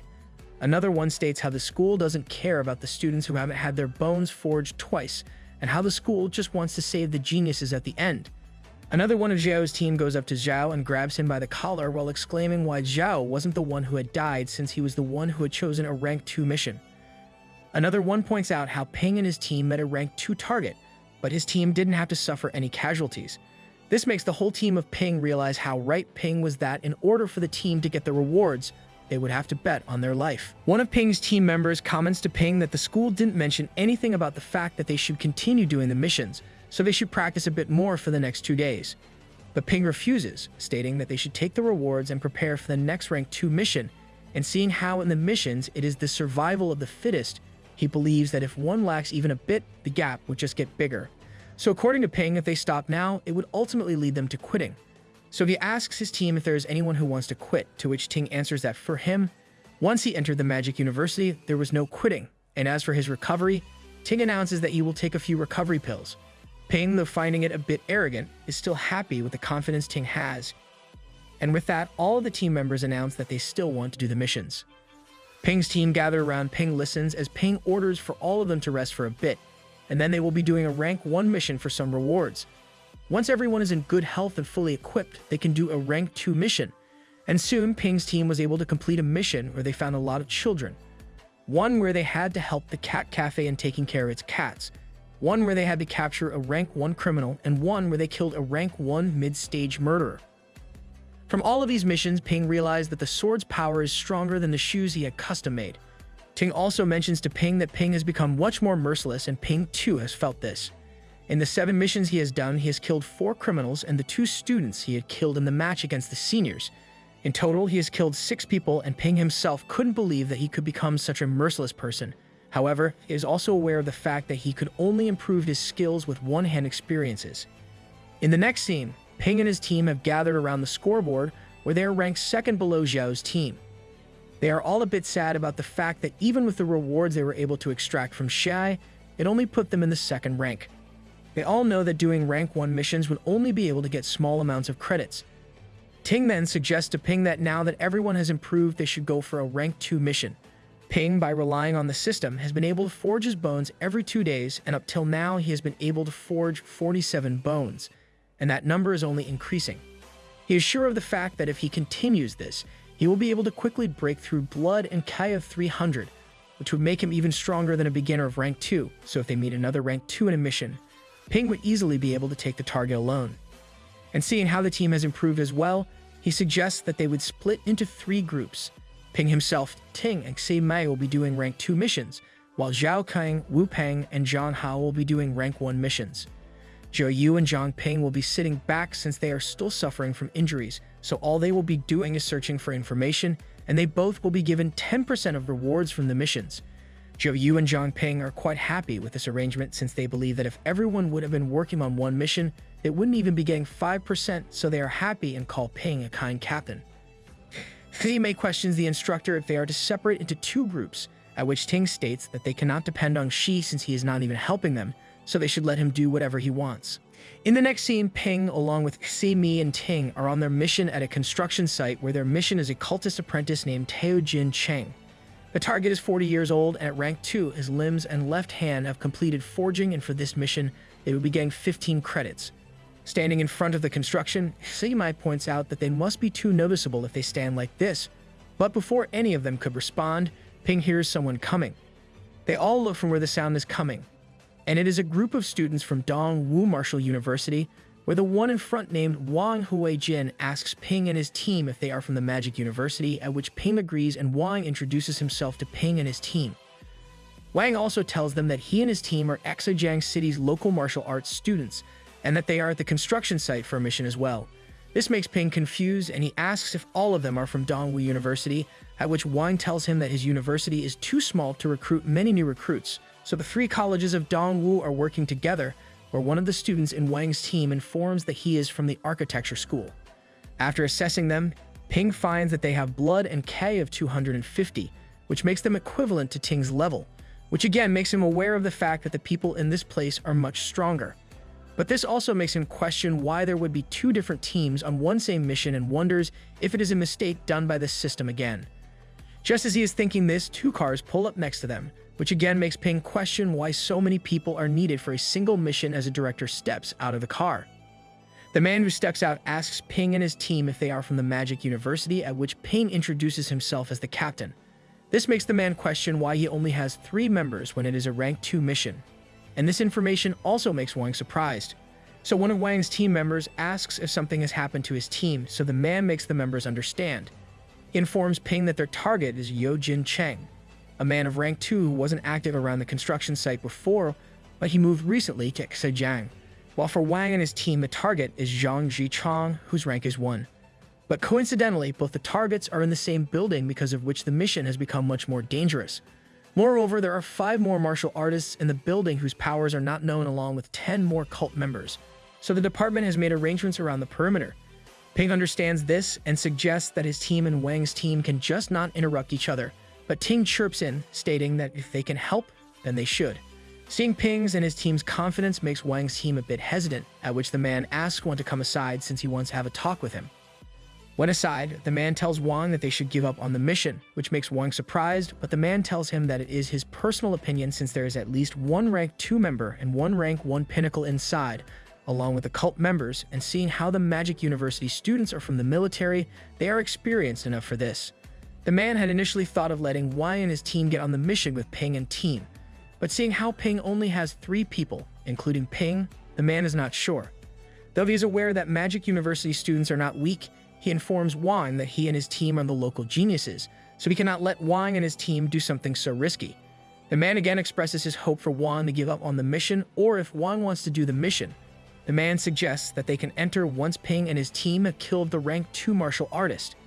Wang questions the man if the university students are really that strong, at which the man informs him that though they are rank 1, Ping has reforged his bones at least 3 times.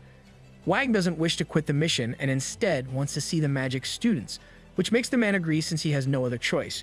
He also informs Wang that the cult members won't be able to do anything if they come out since there are members surrounding all around, so if something happens to Wang or his team, they should hurry back outside. The man also makes sure to remind Wang that he has to come outside alive with his teammates. One of Wang's team members asks Wang if they are really going to go since they might become a nuisance for the Magic University students, but Wang assures him that if those students can dare to enter with 3 people, then there should be nothing to lose. Wang then looks for Ping and his team but finds them gone, which makes him surprised that they have already gone inside. Wang's team also notices Simai standing outside the door as a guard and wonders if she is standing guard to prevent Wang and his team from entering. But their thoughts get cancelled when Simai enters the building as well, and as they watch in confusion, they notice someone coming outside as well. The man coming outside is Zhang Zikang, who is Wang and his team's target. As soon as their target makes his way outside, he goes crazy and starts attacking Wang and his team like a crazy man. They all try to stop his attacks as Wang comes up from behind the guy. Wang is able to control their target and make him unconscious, and once everything settles down, his team members suggest that they should leave now as they fear what would happen if the rank 2 target comes out. But Wang instead wants to see, so he and his team members, who are holding the unconscious target, open the door to the building where they find all of the cult members on the fall. They all are shocked by this and cannot believe that Ping and his team were able to defeat so many people in the little time Wang and his team members were talking. In the next scene, Ping and Ting, along with Sei Mei, are in a car making their way back, where Ping suggests that they should summarize the mission. This makes Ting comment that he should do it on his own, but Ping doesn't mind the comment and instead wonders if it is the time for them to go to a heavier weapon, something like an axe or hammer. Ping finds a sword way too light because the more heavy a weapon is, the more strongly it can split the firewood. This makes Ting explain how he can find his sword light while Ximai has a worry in her head. Considering how Tiny was busy in defeating the rank 1 people and other cult members, he didn't focus on Ping like Ximai did since she was responsible for making sure that Wang and his team come in. She noticed how Ping in just a few seconds slashed his sword 50 times and each slash of his contained Kai and blood. Moreover, the target was ranked 2nd, which means that his Kai and blood weren't low either, but still, Ping was able to make sure that the target used up all of his blood and Kai. Even after that, Ping's Kai and blood didn't seem to end. So she finally questions Ping if his Kai and blood are infinite, seeing how Ping is the one who was able to forge his bones 3 times, so the gap between them and Ping is too big. But Ping assures that this is his limit as well, and he was able to focus on the fight because Ting and Ximai took care of others. Ping is able to strictly lie and is worried that Simai might have seen him use his Kai and blood, but he is grateful that he had an excuse. However, it also made him wonder that considering how he has many wealth points, then he doesn't have a limit to Kai and blood, as he knows he can replenish his Kai and blood anytime in a battle. This makes him sure of the fact that if it is a contest between who is going to last long with blood and Kai, then he is going to win. Ting then chirps in that the cult members were way too weak and that he wanted to test his skills out with them. Moreover, he found that Wang's team's strength compared to their first target was a little too much. Plus, seeing their strongest member die made the cult members fall into despair. Ping had suggested for everyone inside to drop their pills and valuables with the promise that he will let them go, at which Ting says that it was best for them to kill the targets on the spot since they were able to get all the valuables. Ximai also jokes about how Ping cares so much about Wang and his teammates. Meanwhile, inside the abandoned building, Wang's teammates are happy with Ping and his team since they not only left the target for them, but also made him cripple for them. They all go on to praise Ping, but Wang is not too happy about this because he believes that Ping didn't kill their target because Ping found him to be not even worthy of defeating. But in reality, Ping just wanted to help Wang and his team out, and Seimai mentioned how cool Wang was when he made the move to make their target unconscious.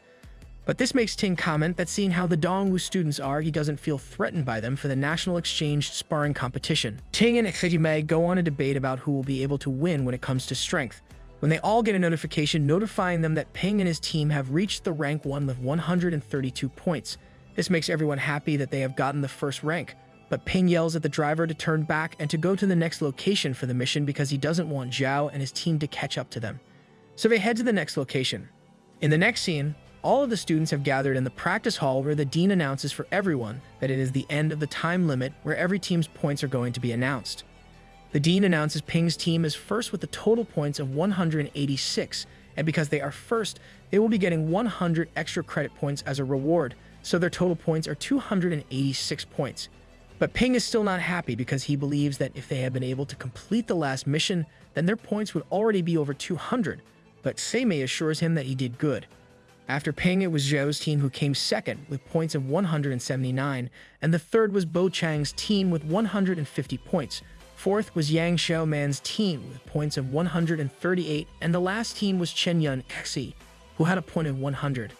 All of the members in Xi's team are blaming each other for the failure in the missions, but when nobody is ready to accept their mistake, they all blame Xi for the grade they have gotten. The dean then continues that everyone's performance has been noticed by the instructors, where the dean announces to Zhao that because of his carelessness, a member of his team died, so they would be taking 30% from the rewards to compensate the family for their loss. The dean then praises Bo Chang and Xiao for completing the mission safely, while for Ping, he is impressed by the tactic Ping used to separate the team in two and simultaneously complete the missions. Tang then, for Xi and her team, announces that they should reflect on their actions as they can all see how the members are complaining within the team, and as for everyone else, he states that he hopes everyone has learned something from this experience, and being martial artists, they have no choice but to get stronger by each real-life battle. Moreover, the instructors of each team have been keeping an eye on the people who would be best suited to join the team for the sparring competition. Tang again reminds everyone that the sparring competition is for the school's name and glory. And with that, he announces the team members for the sparring competition who are Ping, Zhao, Xiao, Bo Ting, Seimei, Hexu Shikai, Qi Zhao Xu, and Jun Lei. This raises murmurs in the student crowd that it is just 9 people when 10 people should have been chosen, but instead, Tang goes up to Xi, where he tells her that it would be better for her to transfer into a literature university, as he believes that martial arts doesn't suit her. Tang is aware of how Xi's blood, Kai, and bone forging are higher than most of her classmates, and even after having decent skills, she is not ready for martial arts. He exclaims for her that a martial artist should join fights and not avoid it, and her performance has just made Tang disappointed. Everyone whispers about how Xi wasn't even able to kill any enemies, which only led to her team members being injured.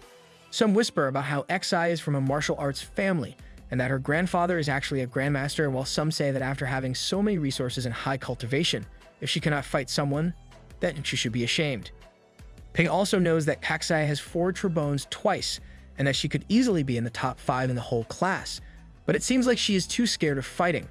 Xi then speaks up that she will work harder, and that she wants to enter the sparring competition, at which Tang announces that she will be the last member for the sparring competition. This makes Ping come to the conclusion that though Tang looks strict, his best interest is towards the students. In the next scene, Ping is checking his system wealth, where he has been able to earn 161 credits along with some pills and rewards, so his total wealth comes up to 12.08 million, which makes him happier than ever. So he goes to Teacher Live, where Teacher Lei asks him what he wants and also if the sword he was given was okay. Ping answers that it was okay, but since his Kai and blood have increased, he needs a much heavier and violent but easy to carry weapon. Teacher Lai finds the requirements to be a lot, but still tells Ping to follow him into the armory. Inside the armory, Teacher Li points out that the Magic University has all the weapons one could require and suggests Ping a Phoenix beat glaive. Teacher Lai informs Ping that D-grade metals are used to make this glaive, which has a weight of 32 kilograms with a length of 6 feet. Moreover, it can be separated for better use and to be stored inside a bag. Ping does find the glaive to be impressive as it does match all of his requirements, but his world comes crashing down when Teacher Lai tells him that the glaive would be sold for 320 credits, which totals to 10 million in wealth. But Ping counters that 150 credits should be enough, which makes Teacher Lai think of Ping as someone crazy who would be bargaining with people in such a poor way. Ping tries to convince Teacher Lai by stating that he doesn't have any more credits on his card, which makes Teacher Lai take the price down to 300 credits, but Ping keeps on the 150 bargain, while Teacher Lai takes it to 250. And when Ping doesn't even budge even after 10 minutes, Teacher Lai has no choice but to agree to it when Ping offers to pay the 90 credits with a broken knife, knuckles, and other worn-out weapons along with cash of 4.5 million. Though it barely covers the cost for the glaive, Teacher Lai still gives it to him because even he is aware of how unstable resources are for martial arts students, and everyone wants to save as many credits as they can. And Teacher Lai guessed that since Ping gave cash, he really must not have enough credit, but when Ping goes to another counter to buy 50 normal Kai and blood pills, Teacher Lai cannot believe that Ping wanted to use his leftover credits to buy pills. In the next scene, Ping has made his way into the practice hall with his new weapon, where Bo notices him and comments that after not seeing Ping for a few days, he already has a new weapon and questions about the glaive. Ping answers that since it was the day of new captains, he didn't want to make it look like he underestimated others. This makes Xiao tell him that he is not the only one who is improving, which is then joined by Zhao, who screams that he has also become stronger, and that this time it would be him who would become the class president. But before Zhao could even complete the sentence, Ping kicks him in the face and comments how he didn't even use his new weapon, and then turns his attention to Xiao and asks if she's going to fight this time or not. Xiao becomes defensive and exclaims how she didn't even want to become a class president. In the next scene, Wu is having a discussion with Ping and XCMI where she reminds them that the sparring competition is in less than a month, and she still considers the both of them to be pretty weak. She tells Seijime to consume a rank 2nd K and blood pill, which will help her in reforging her bones faster, and she would hopefully be at peak 1 before the competition if she takes the pill every 2 days. Ping starts to make calculations in his mind where one rank 2nd pill costs around 20 credits, and eating one every 2 days would bring the cost to be more than his salary. But Seimai doesn't mention the price. Instead, she agrees that she will be forging her limbs before the competition to reach the peak of rank 1. At this, Wu tells Seimai to leave and eat, and to come to the teacher's room to cultivate every night. After she leaves, Ping comments about how rich Seimai is and then asks Wu about himself. Wu asks if he wants to learn a higher grade technique, at which Ping reminds her that he is already at the peak of rank 1, with all of his lower limbs being reforged and his blood and Kai stats are in good level, which makes Wu interrupt him and simply tells him to look at the techniques.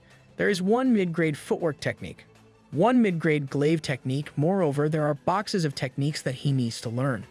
Wu informs him that the piercing technique he learned is a low-grade technique, so he didn't need to look at the steps. But the mid-grade techniques are always detailed, and the complexity of the steps is much more, so she wants him to look at these techniques. Ping picks one book up, and even the title makes him shocked, which is Violent Blood-Raging Blade, and asks who wrote this. Wu answers that it was written by Nanjiang City's boss Zhang when he was in rank 6, and Wu has already had a talk with him, and he too confirmed that Ping can learn it.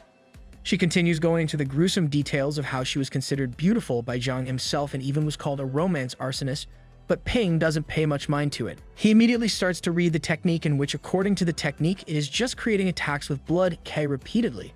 There are blade techniques, which are supposedly 7 in number, in which when the strongest can cause damage equivalent to 7 powerful combo slashes, and every slash is stronger than the previous one. And in the end, by the last slash, all the blood and Kai would be absorbed, and on the 7th slash, the opponent would end up dead. Ping cannot help but feel giddy with how cool the technique looked, and he is sure of the fact that as long as he is able to control his blood and Kai, he will be able to do the technique. Moreover, he has an infinite supply of blood and Kai, which he can replenish at any time that he wants, so that would mean that if he wants, he can slash for eternity.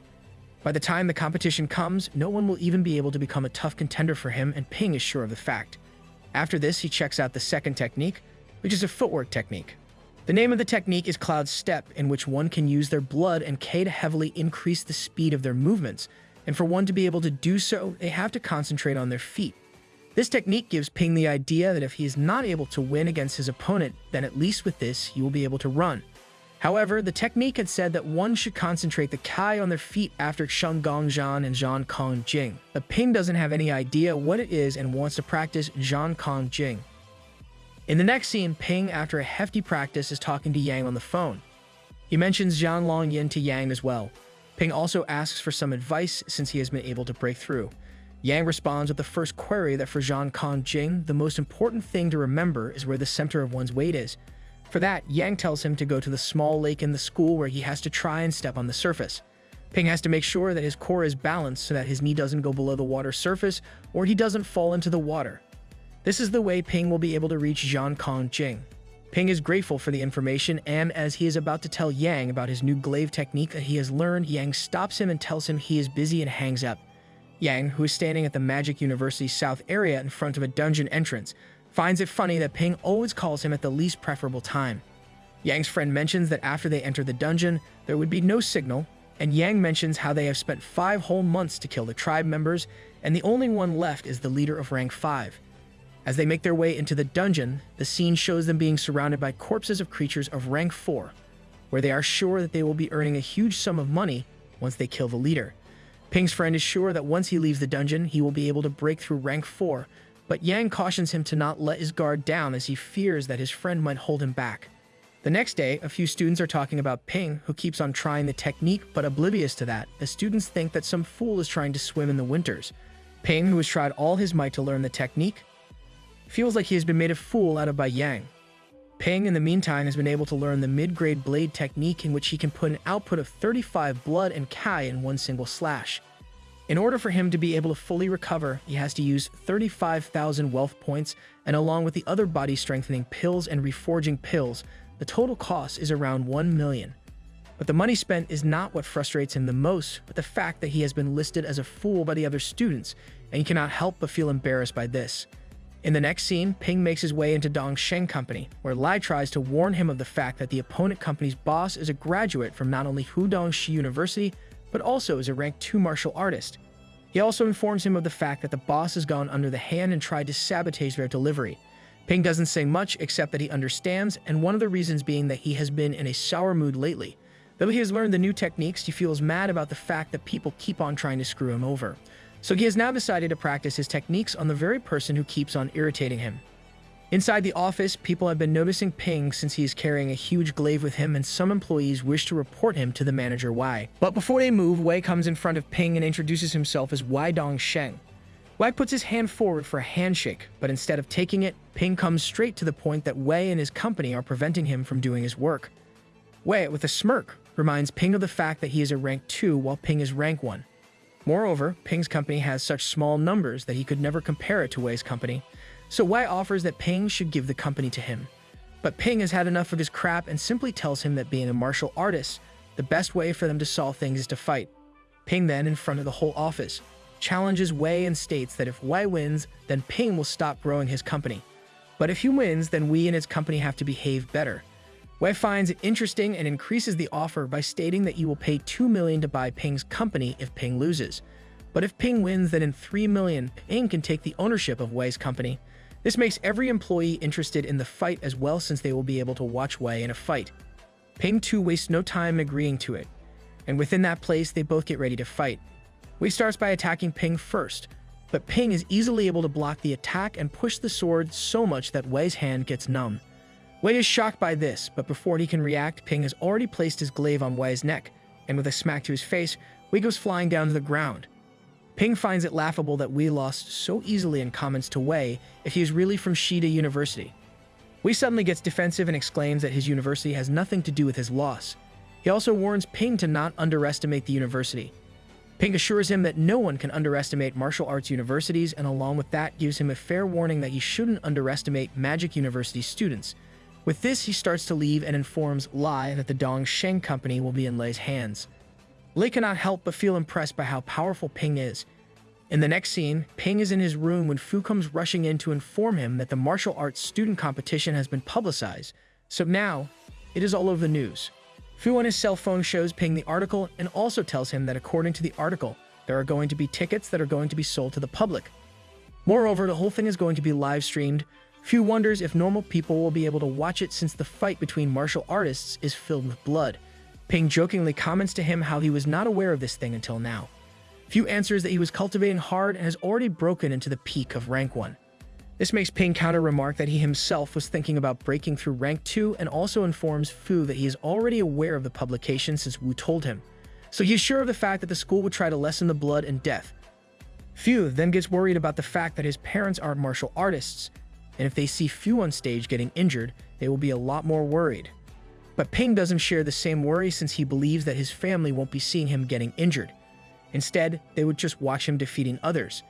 As Ping is studying the other techniques, he gets a call from his sister who informs him that she will be going to the Magic University to watch the sparring competition and asks him for the tickets. This shocks Ping that even a child like his sister is aware of such a competition. His sister informs him that the news had clearly stated that it will be occurring in the Magic University and questions whether the ticket costs are too high. She is sure that the price must have reached thousands by now and asks if he can buy the tickets for themselves and then sell them.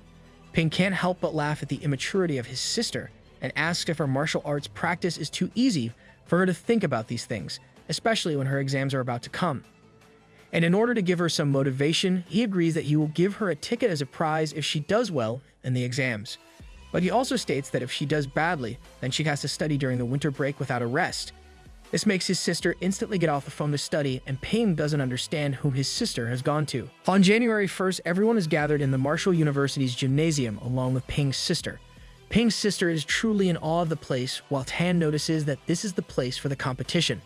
She questions Tan when the opening event is going to start since her brother is not out yet, and Yan informs her that Ping had told him that he has some work, so he might be a little late. They both have a discussion when suddenly, someone on the stage shouts for everyone to be quiet. This person is the Discipline Department Vice President Zheng Baihao, a Grandmaster of Rank 7 and the competition's referee. He informs everyone that a martial arts competition is not a concert, so everyone should hurry up to take their seats and asks everyone to be serious since this is the first ever competition to have been publicized. After he sees that everyone has settled down, he announces that the National New Martial Artist Student Sparring Competition has started. Ping's sister, up until now, believes that Ping will be joining them in the audience and has no idea that Ping, in fact, is the captain of his university's team.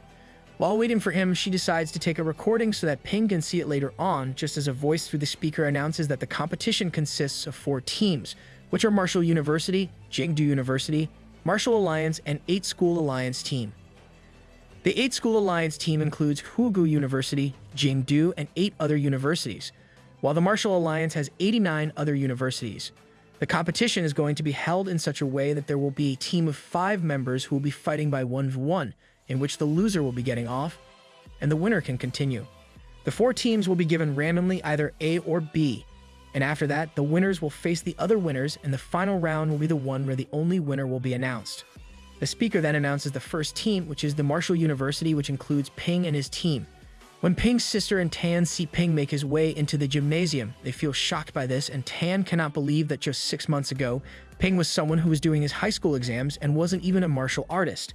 Seeing him reach rank 1 martial artist is something that makes Tan's chest fill with pride.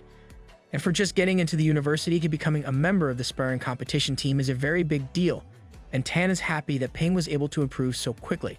But Ping's sister is feeling anything but pride. She is mad at the fact that Ping hid the fact that he was in the team for the competition. But when she hears that Ping is the captain of the team, she goes crazy, while Tan cannot believe that Ping is at the same rank as him. And slowly other teams are introduced as well, like the Jingdu University team, whose captain is Han Shu at his peak of rank 1, and has reforged his bones 3 times. The members in his team are Lai Ran, who is at rank 1, Fang Wenxiang, who is at the peak of rank 1. The next team is the 8 School Alliance, whose team captain is Wei Bai, who is at the peak of rank 1. As the members are announced, Xiao whispers to Bo that she feels like the peak of rank 1 is nothing special now since almost everyone is at that stage. Bo answers her that there is a difference in strength and gives the example of how Xiao cannot beat him even though she is also at the peak of rank 1, which makes her mad. Ping also hears this and agrees internally that Bo is right that though martial artists are at the same level, they can have much difference in strength. Ping cannot wait to beat these nation's geniuses and waits for the time his name will be famous. However, within the Martial Alliance team, the captain is Sun Ming, who is a beginner in rank 2 and 1 member. Chen Jiasheng is at rank 2 as well, and this knowledge puts every contender in a bit of worry. After the introduction is completed, Bai Hao starts the drawing to determine the first round, and for that, he calls out the team leaders. Ping is the first one to go while Ping's sister is worried and asks Tan if rank 2 is bigger than rank 1, at which Tan confirms. He also mentions that among the 4 teams, the Martial Alliance team is at the strongest point, and this means that Ping might lose. Hearing this, Ping's sister wishes to the heavens that Ping doesn't have to fight with the Martial Alliance. But Ping, on the other hand, begs the heavens to let him fight the Martial Alliance as he was waiting to fight someone at the peak of rank 1. But now that there is someone of rank 2nd, he wants to fight them so that he can become even more famous. With every last hope, he picks out a blue ball. It turns out that Jing University is the one fighting the Martial Alliance, and Han Shu is happy over the fact that they are the ones fighting the Martial Alliance because that is what he wanted. But since all of the students are new and they were able to break through rank 2, the students didn't have much time to learn proper techniques and complete missions, so for Han Shu, they will be easy to defeat. Ping is impressed by Han's knowledge and confidence, and he had expected that Jing University students' strength would be top-notch. He recalled when Tang told them that Jing University has always been on top, so he warned them that Jing would be and should be their biggest competition. Tang expressed that if they are able to beat Jing and become champions, then Jing University has no choice but to give Martial University 10% of the resources the government gives them. This would also help the students since they would get 300 credits for it. Ping goes up to Han and congratulates him by stating that the Rank 1 fighting Rank 1 title is Han's now. But instead of being thankful, he comments to Ping that Ping shouldn't even think about going into the championship with them since Han's team is all at the peak of Rank 1. Ping replies to Han that he shouldn't get too proudy about it since Jing University and the Martial University are going to fight. Ping is absolutely sure that for 300 credits, he is not letting Jing University go by so easily. The first fight starts between Jing University and the Martial Alliance in the Martial University fighting arena, where both the captains are going to be fighting each other. Ping and his team are watching the fight from the sidelines, where Bo points out that Han is the one who has had the highest points in the national final exams and has had his bones forged 3 times. Ping simply states that they'll see how strong Han actually is by the time the first round ends. And soon the first round begins and Sun Mingyu goes first to attack. But Han, using Ghost Step mid-grade footwork, gets out of the way. Bo has to compliment the fact that Han's footwork is really good. Han, on the other hand, in a single move is able to injure Mingyu, where it becomes clear that the strength gap between them is huge. Han then stabs Mingyu with his weapon, which shocks the audience. Frustrated, Mingyu gets a hold onto Han's spear and swings his hind, which holds the weapon towards him.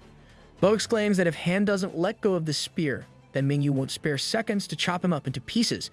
But within a span of seconds, Han jumps away from his position, dodging the attack. While doing this, Han is able to cut the hand off of Mingyu. Mingyu stares at his chopped arm while noise starts to fill in the audience from the gruesome scene. And this is how the Martial Alliance admits defeat, and thus Jing University wins the first round. Ping finds Jing University's strength to be incredible, as he finds Han hiding another weapon in his spear to be a very calculative move. Han, before he could get sliced by Mingyu, took a sword out of the rear end of the spear and chopped Mingyu's left hand to take his spear and move out of the way. Ping finds Han's movement and sword technique to be scarily fast. But even with such skills, Han still got hit by Mingyu's axe, and it is quite obvious that the injury isn't small. And this makes Ping afraid for the first time as he comes to the realization that the sparring competition is not going to be easy. The fights after the first one were even more harsh than the first one. Han had to get off stage because he was not only injured but also because he had lost all of his blood in K. Moreover, no matter who went up the stage, almost everyone had the same amount of injury. The next fight happened between Jingwu University student Lai Ran and Martial Alliance student Yang Bai, where Lai Ran won. So the next match happened between him and Liang Weiyao. Liang Weiyao won that match, so he fought with Jingwu's Zhang Chenguang. Though the Martial Alliance is considered weak, everyone is impressed by the amount of willpower they showed and how they made sure to fight with their last breath. Jingwu University won the round, but it wasn't so easy since 2 students were heavily injured while 2 were lightly injured. The gruesome and harsh fighting of the students had driven the majority of the crowd out, but this is the reality of martial artists, that they must fight no matter what. On January 10th in the afternoon, Martial University Gymnasium, Tang is giving a pep talk to the team and reminds them to be on their guard since they are going to be next, where they have to fight 8 Alliance teams. He also warns them that the students from the 8 Alliance team are just as strong-willed as the Martial Alliance ones, so they shouldn't be underestimating them. Soon the announcement of the first round for the fight between Martial University and 8 Alliance University was announced. The first match is between Ping and Guan Lin, who, when he hears the start, rushes towards Ping but finds it weird that the Martial University is not making the first move. Ping just stands there, waiting for Lin to come, while his sister starts to get worried and exclaims for him to do something.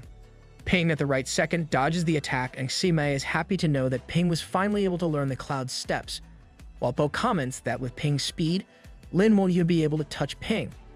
Lin keeps on attacking Ping while Ping keeps on dodging the attack, and whenever he gets the chance, Ping runs away slightly further, which makes Lin even more agitated.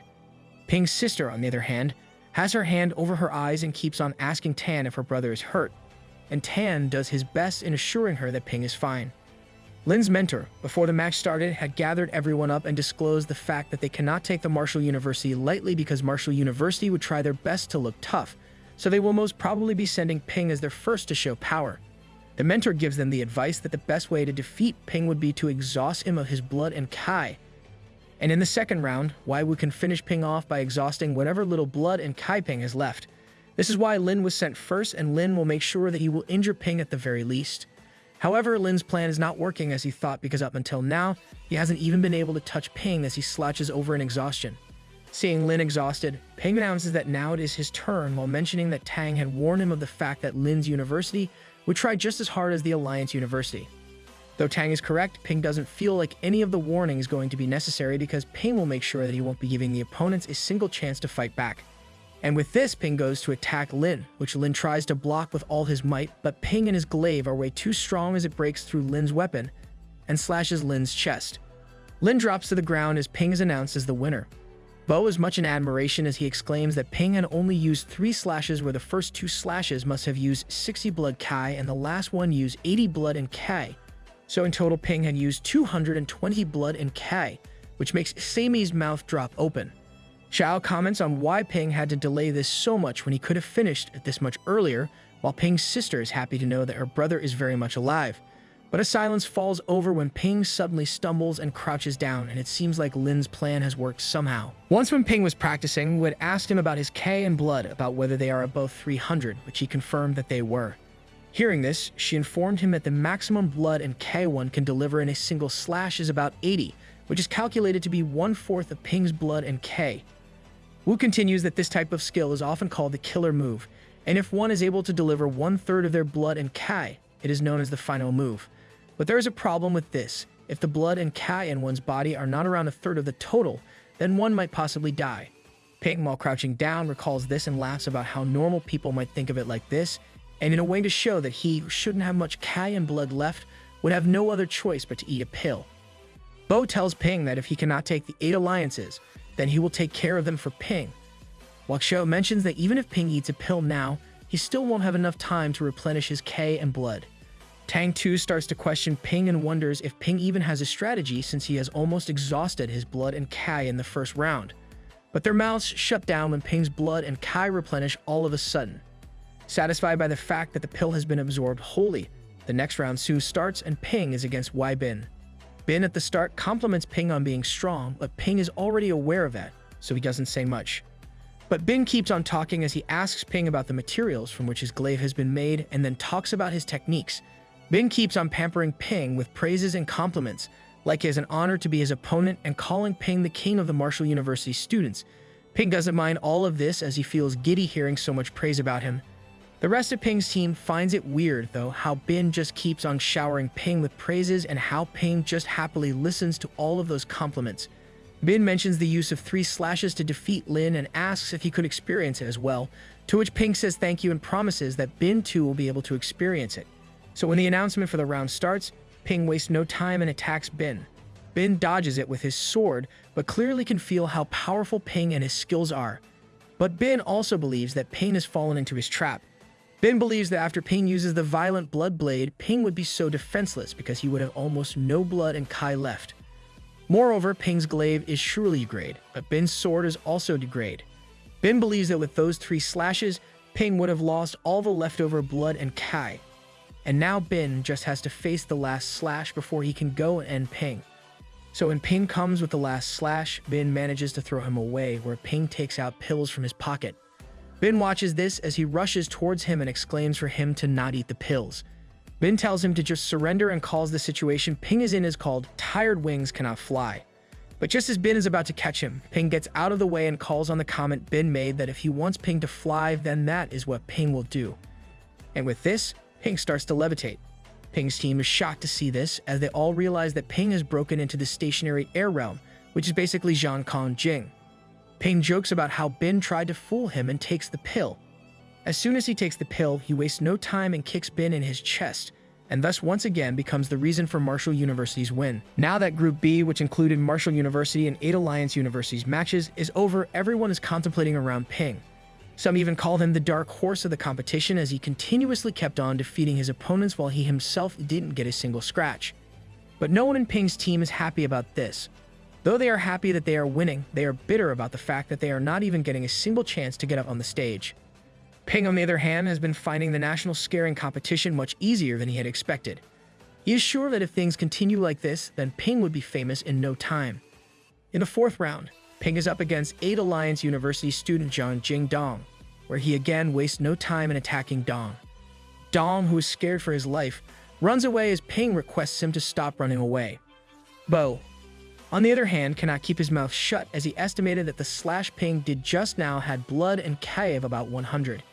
The technique Ping used is the stationary air realm death move, where the blade's strength is used all on the ground. Tang is also not happy because he believes that Ping is doing nothing but wasting blood and Ki. Meanwhile, Ping has already won against Dong when the referee asks him if he still wants to fight, at which Ping confesses that he has used up all the pills he had in hand, so he has to stop.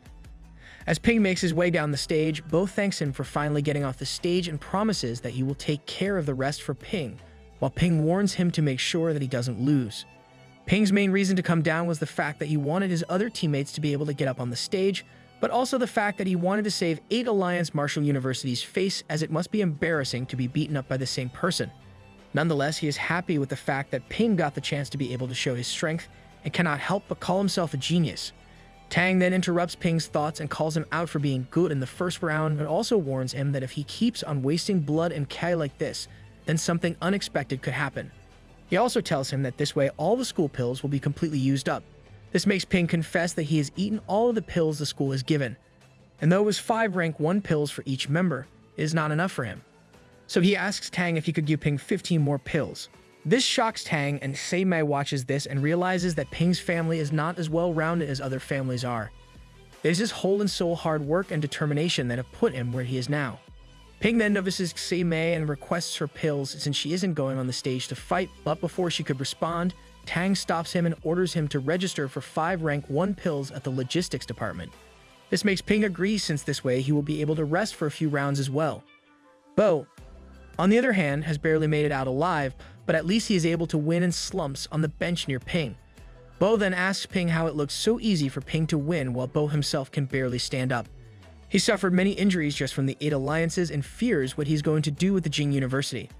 Ping consoles him and tells him that if they fight Jing, then it is a free win for them. On January 11th in the afternoon at the Martial University gym, the announcement for the 4th stage of the competition is being made, where Martial University will go against Jingdu University.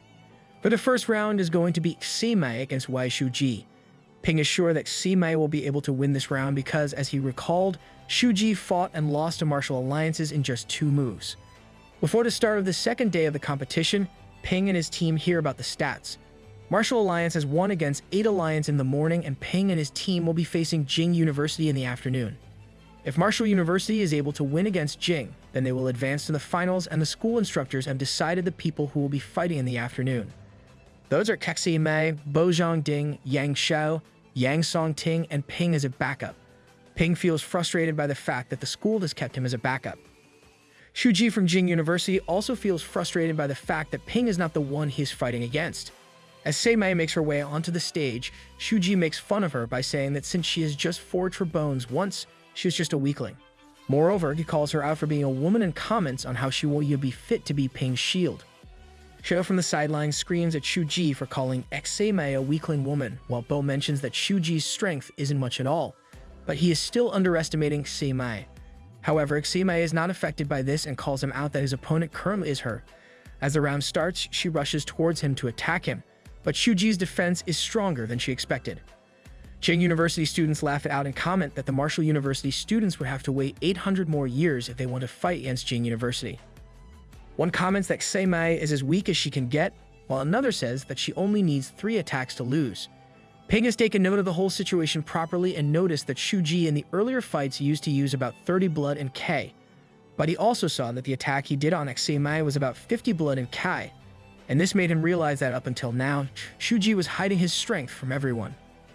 Shuji mocks Sei-mei, and this leads to him striking her 2 more times. As she tries to block the attacks, her thumb breaks, and she loses her grip on the weapon. Shuji mocks her again and pulls his arms back to hit her, causing her to go flying back on the stage. As she tries to get a hold of herself, he again goes on to say how, in the whole consideration of Martial University, She does not have any strategy. He then picks up her arm and comments that with the attack he has made, both her hands have been broken and internal organs are injured as well. While smacking her, he asks where her arrogance has gone. Xiao is unable to control her anger seeing Seimei like this, and she tries to get on the stage, but Bo keeps her held back. Xiao keeps on cursing Shuji, while another teammate tries to convince the instructor to let Seimei surrender. Han, in the meantime, is happy with the decision of letting Shuji go first, since he is always known to fight cruelly and make sure to bring the opponent's morale down. The others agree with the fact that the Martial University students have way too much arrogance.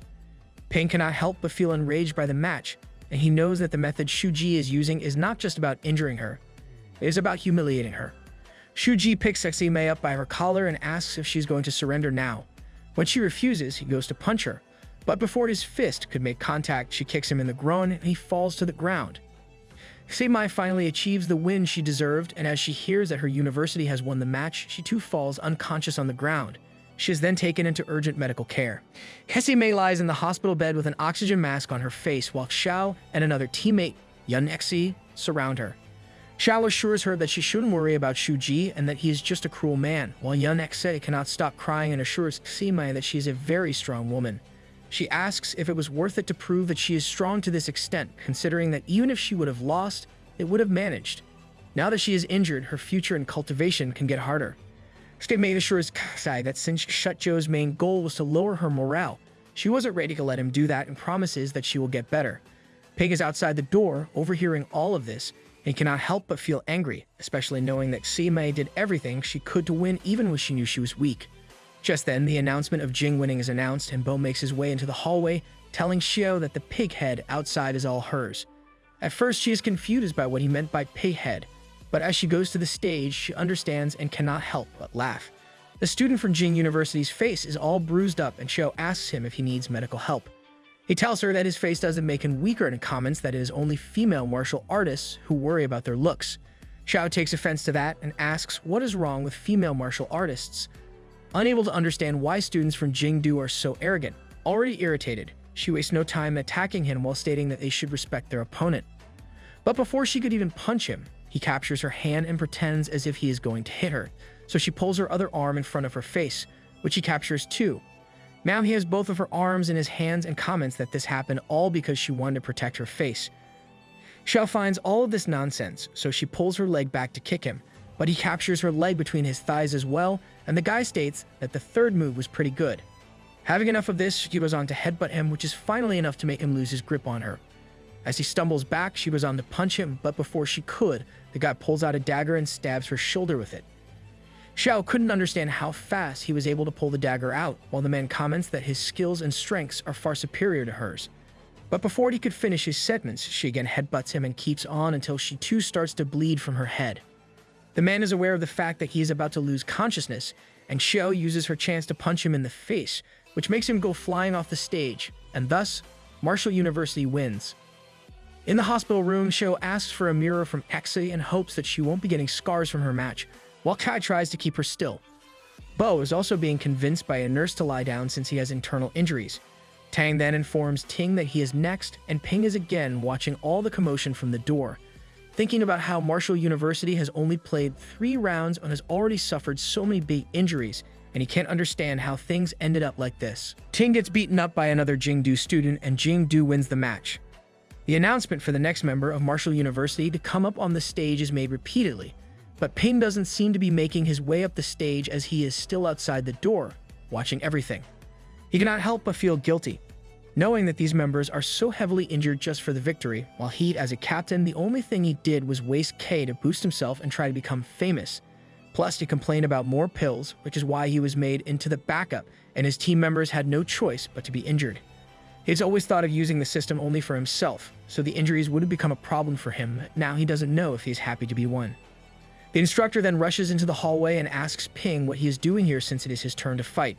She informs him that the last member is quite strong, so if he is not able to beat him, all he has to do is save his energy and wait for the finals. But he stops her and asks her that for people close to one, sometimes one has to do anything they can to protect them. The member of Jingdu waiting on the stage is Fang Wenxiang, who is patiently waiting for Ping to come to the stage and cannot believe it is the same Ping who had won against the 8 Alliance team by 4 continuous wins. As Ping makes his way up the stage, Wen informs him that ever since that fight, everyone in the Jingdu team wanted to fight him to become famous, and Wen cannot believe that his luck is so good to have him as the opponent. But Ping is in no mood for nonsense and tells him to start, which is what Wen does. Wen rushes towards Ping with a sky-regretting fist and punches. However, Ping is able to move aside from the punch, which surprises Wen. Even the instructor feels that Ping's hard work is finally paying off, as the attack that Wen just did contains about 80 Kai, and the fact that Ping was easily able to deflect it is praiseworthy. Ping mentions that though the sky-regretting move is a decent killer move, there is nothing Wen can do because Ping is still stronger than him. With this, Ping comes flying towards him with the ultimate move of Violent Blood Second Combo, in which one blade contains around 100 Kai. Wen falls to the ground as the instructor states that these ultimate moves are known as the ultimate moves because they are the strongest moves and can exhaust a martial artist of everything they have. However, Ping seems different as he is able to keep on using his ultimate move, which makes Tang question if it can really be called the ultimate move if one keeps doing it. Exi, who has made her way outside the room, is also surprised and quite scared watching Ping use all of his strength, and she identifies that he is venting out his anger for Exi, Mei, and others. Ping mocks Wen if he still thinks he is lucky and states that Jingdu students think that just because they think they are stronger, they can bully just anyone. But seeing his team members injured like this, he cannot swallow his anger and again uses the Violent Blood Raging Blade. Wen thuds down on the ground and Ping states that he is eating his last pill, so Wen can either surrender or wait for his death. Knowing better, Wen surrenders, which marks the end of the second round of the competition.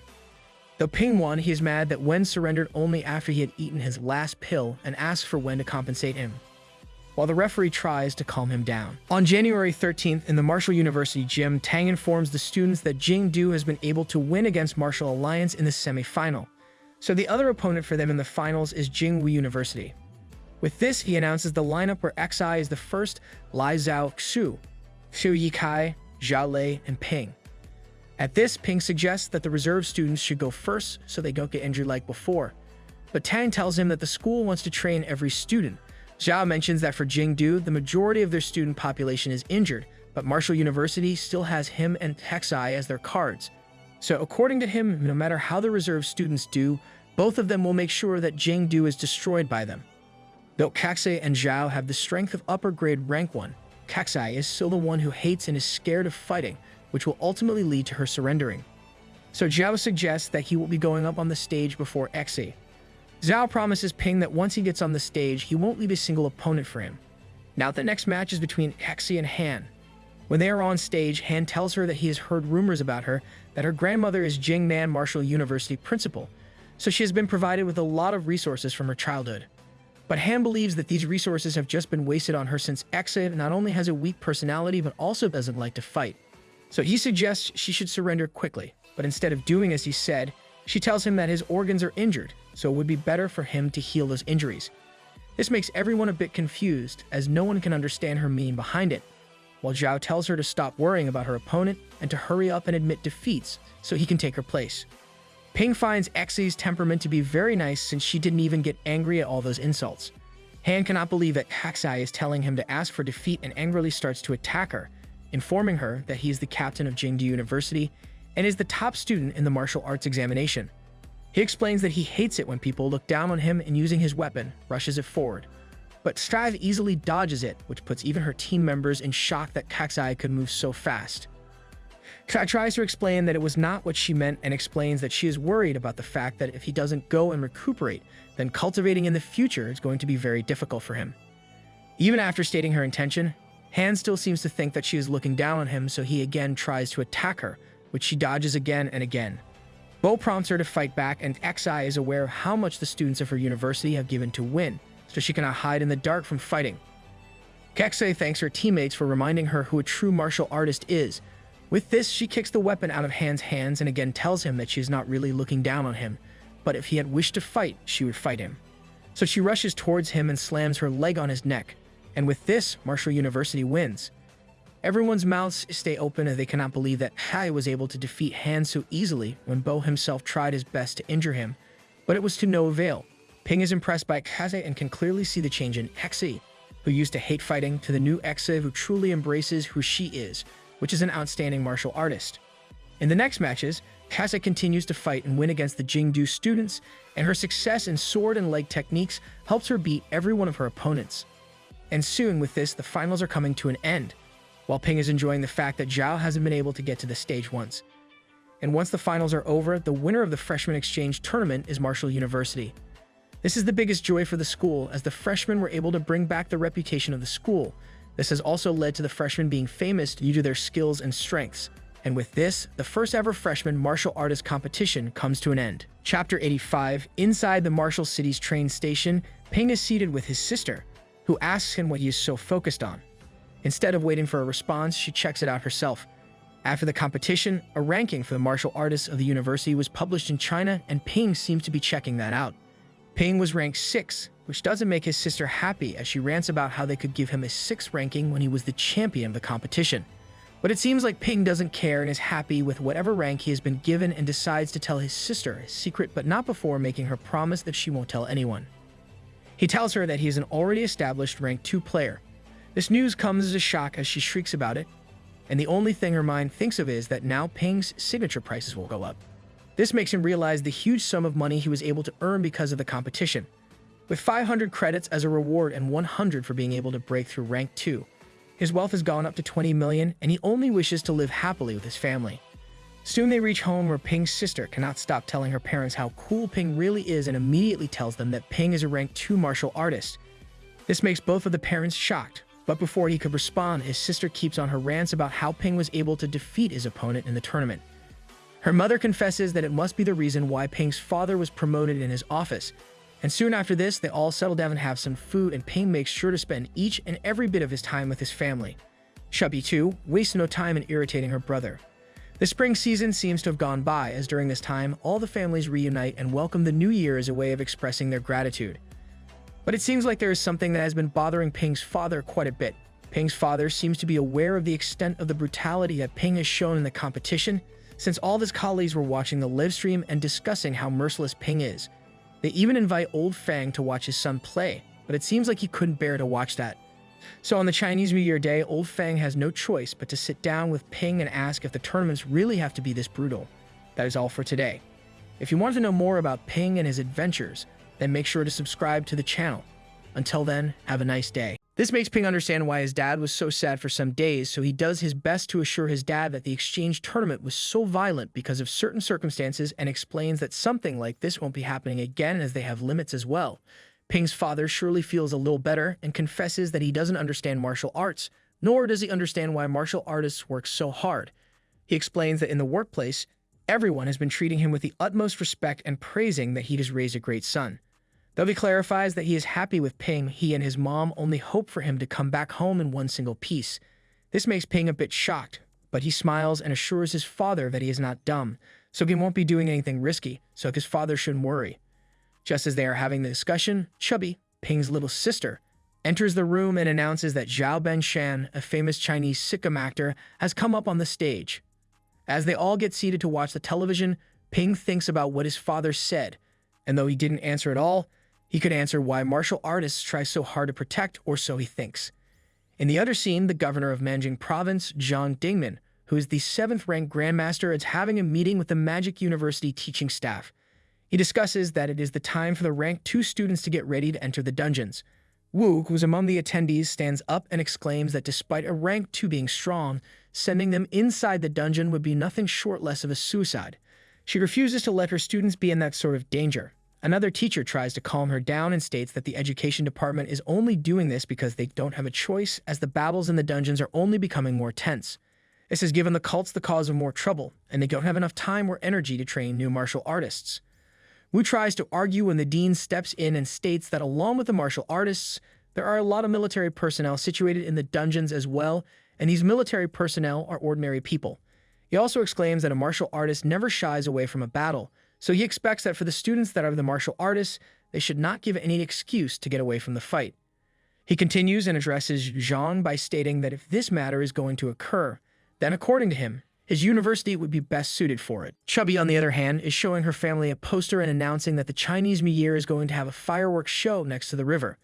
This makes Ping's mother excited as well, and she informs them that there are going to be a lot of people since a lot of preparation has been done, and wants to go early so that they can get a good spot. Ping's father chimes in as well and whines that since the fireworks have been banned, the magic of Chinese New Year is gone. So Chubby goes up to Ping and asks if he is coming as well. He refuses to go as he doesn't want to go in between a crowd and would rather watch it at home. His answer makes Chubby try to convince him with puppy eyes as she states that they haven't gone anywhere as a family in a long time, and Ping does realize that the last time they went somewhere together was before he had started school. In the next scene, Ping, along with Tan, is gathered in Yang City's big hotel where Ping asks why they are in the hotel. Tan answers that he had gotten the news of gathering the martial artists of the city in the hotel as there is an announcement. Just then, Yang City's governor Bai Jinshan with the rank 3 comes up to the mic and introduces himself and goes straight to the reason for their gathering. He informs them that Zhejiang province has issued a document to impose the Quli and blood martial artists with double control. Each city is required to have a civilian martial arts warrior team that is going to go through a month-long tactical training. Moreover, an annual Kai and blood and fighting techniques assessment will be taken to evaluate a person's rank. This makes the whole presence of the martial artists burst into murmurs, where some are complaining that they have already reached a certain level, so why should they practice more? So one in the audience exclaims that they are against this, which makes one more agree with it. They complain that there are already enough situations when it comes to family and company, so how would they have time to practice? And that martial artists now are the ones who want a stable income, so they most probably won't be going to battle. This makes the governor announce that this is a command and warns that any martial artist who doesn't want to go along with this will have their martial artist identity revoked, along with the benefits they have will be taken away. This warning is enough to make everyone in the room shut up, while Ping realizes that there are, in fact, people who use the Qi and blood to get fame and enjoy the benefits that come along with it. He also agrees with the fact that if Yang City wants to improve, then they should change this factor. However, this also makes him wonder if there is another story behind this announcement, as this is happening way faster than anyone could have expected.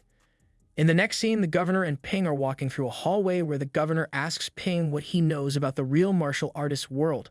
Ping tries to answer if this is related to the dungeons, which makes the governor call out that Ping does have the knowledge about it.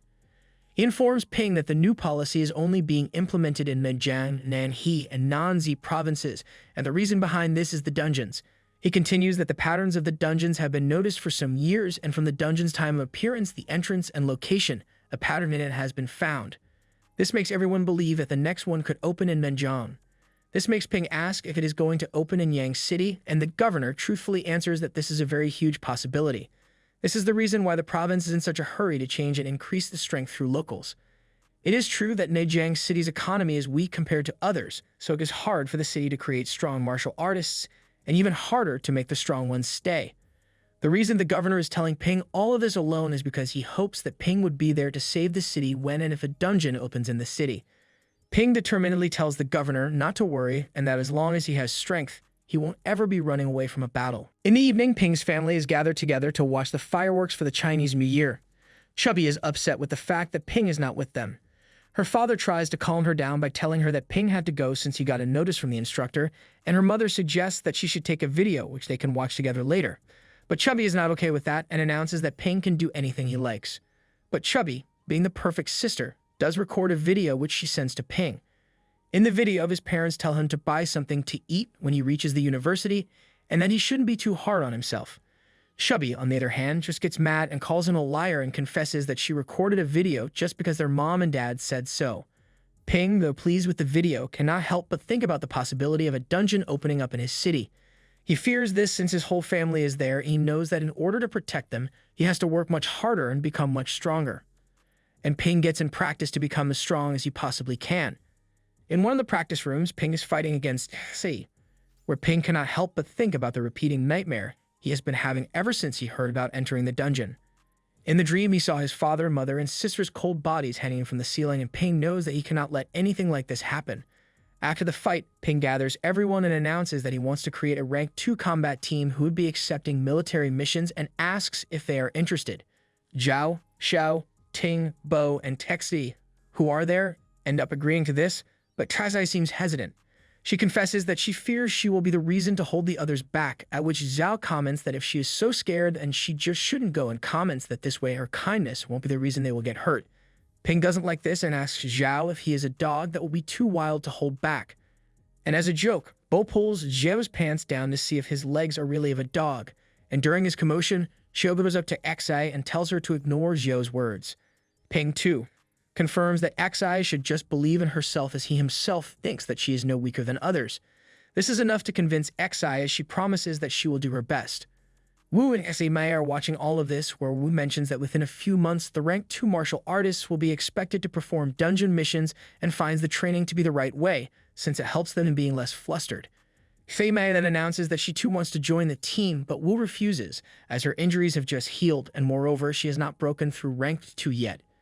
In the night, Ping, Xiao, Zhao, Bo, Ting, and Taxai are all gathered together, where Ping informs them of the mission whose target is one of Genesis Church's strongholds. The stronghold is rank 2, and along with this, there are 3 other rank 1 martial artists. Ting wants to make sure that the information for this mission is correct, as he doesn't want to suffer like they did last time. But instead of answering, Ping takes the map that was spread between them and tears it apart. This makes Xiao shriek and call Ping crazy, but he just tells everyone to keep quiet and also warns them not to trust the information completely. So if there's by any chance one more rank 2, then Ping would be taking the strong one and Zhao will take care of the other one. He also tells them a principle that is if they can fight, then fight, and if they can't, then just run, as they are there to earn money and not lose their life. And with this in some time, everyone settles in their position, and once everyone is confirmed, he orders everyone to wait until he tells them to get ready to take action.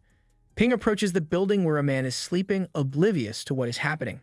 As he approaches, Ping reverse counts from 3, and as he speaks one, Ping rushes towards the man and covers the man's mouth with his hand. After Ping has taken care of the man, he starts to approach the door when suddenly a cracking sound comes from behind. This sound comes when Zhao steps on a small branch, and Ping instantly realizes that this is not good. They all stand in silence to see if something is going to happen when people come flying out and bursting the door.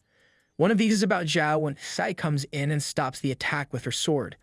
3 people come out of the building, and Ping, Sai, and Zhao start to fight them when Ping suddenly gets aware of something. He looks back when he sees 2 swords coming towards him, which he is able to block. When he looks for the one who did this, he is shocked to see that the ones who threw this were actually 2 people, and both those were 2nd rank. As these 2 rank men approach, Ping becomes aware of the fact that his strength is limited. Moreover, his stance has already reached the air step realm, so he is not afraid of facing them. And as these 2 men attack, Ping is easily able to dodge the attack, and Ping is sure that with the powerful team that he has, winning this fight won't be a problem for him. The cherry on top is that he won't even have to use his strength. All he has to do is hold these 2 men off until his team can come to assist him. But as he is thinking all of this, his distraction causes him to be hit by a sword that he saw a bit too late, and that makes him worried if there are more enemies. But it is not the enemies who attacked Ping, but Zhao, who has kicked the enemy's sword away, which accidentally hits Ping on his head. Ping sees this and screams at Zhao. Meanwhile, Bo is fighting another enemy who was able to dodge the attack by Bo, at which Bo screams for Zhao to get out of the way as the attack continues in the direction where Zhao seems to be standing. As Zhao dodges the attack, he screams at Bo and accuses him of trying to stab him, while Bo tells him that he is the one who appeared in front of his spear. While they are arguing with each other, a small blast occurs, which sends them flying away. This small explosion seems to be orchestrated by Xiao, who didn't properly control her strength.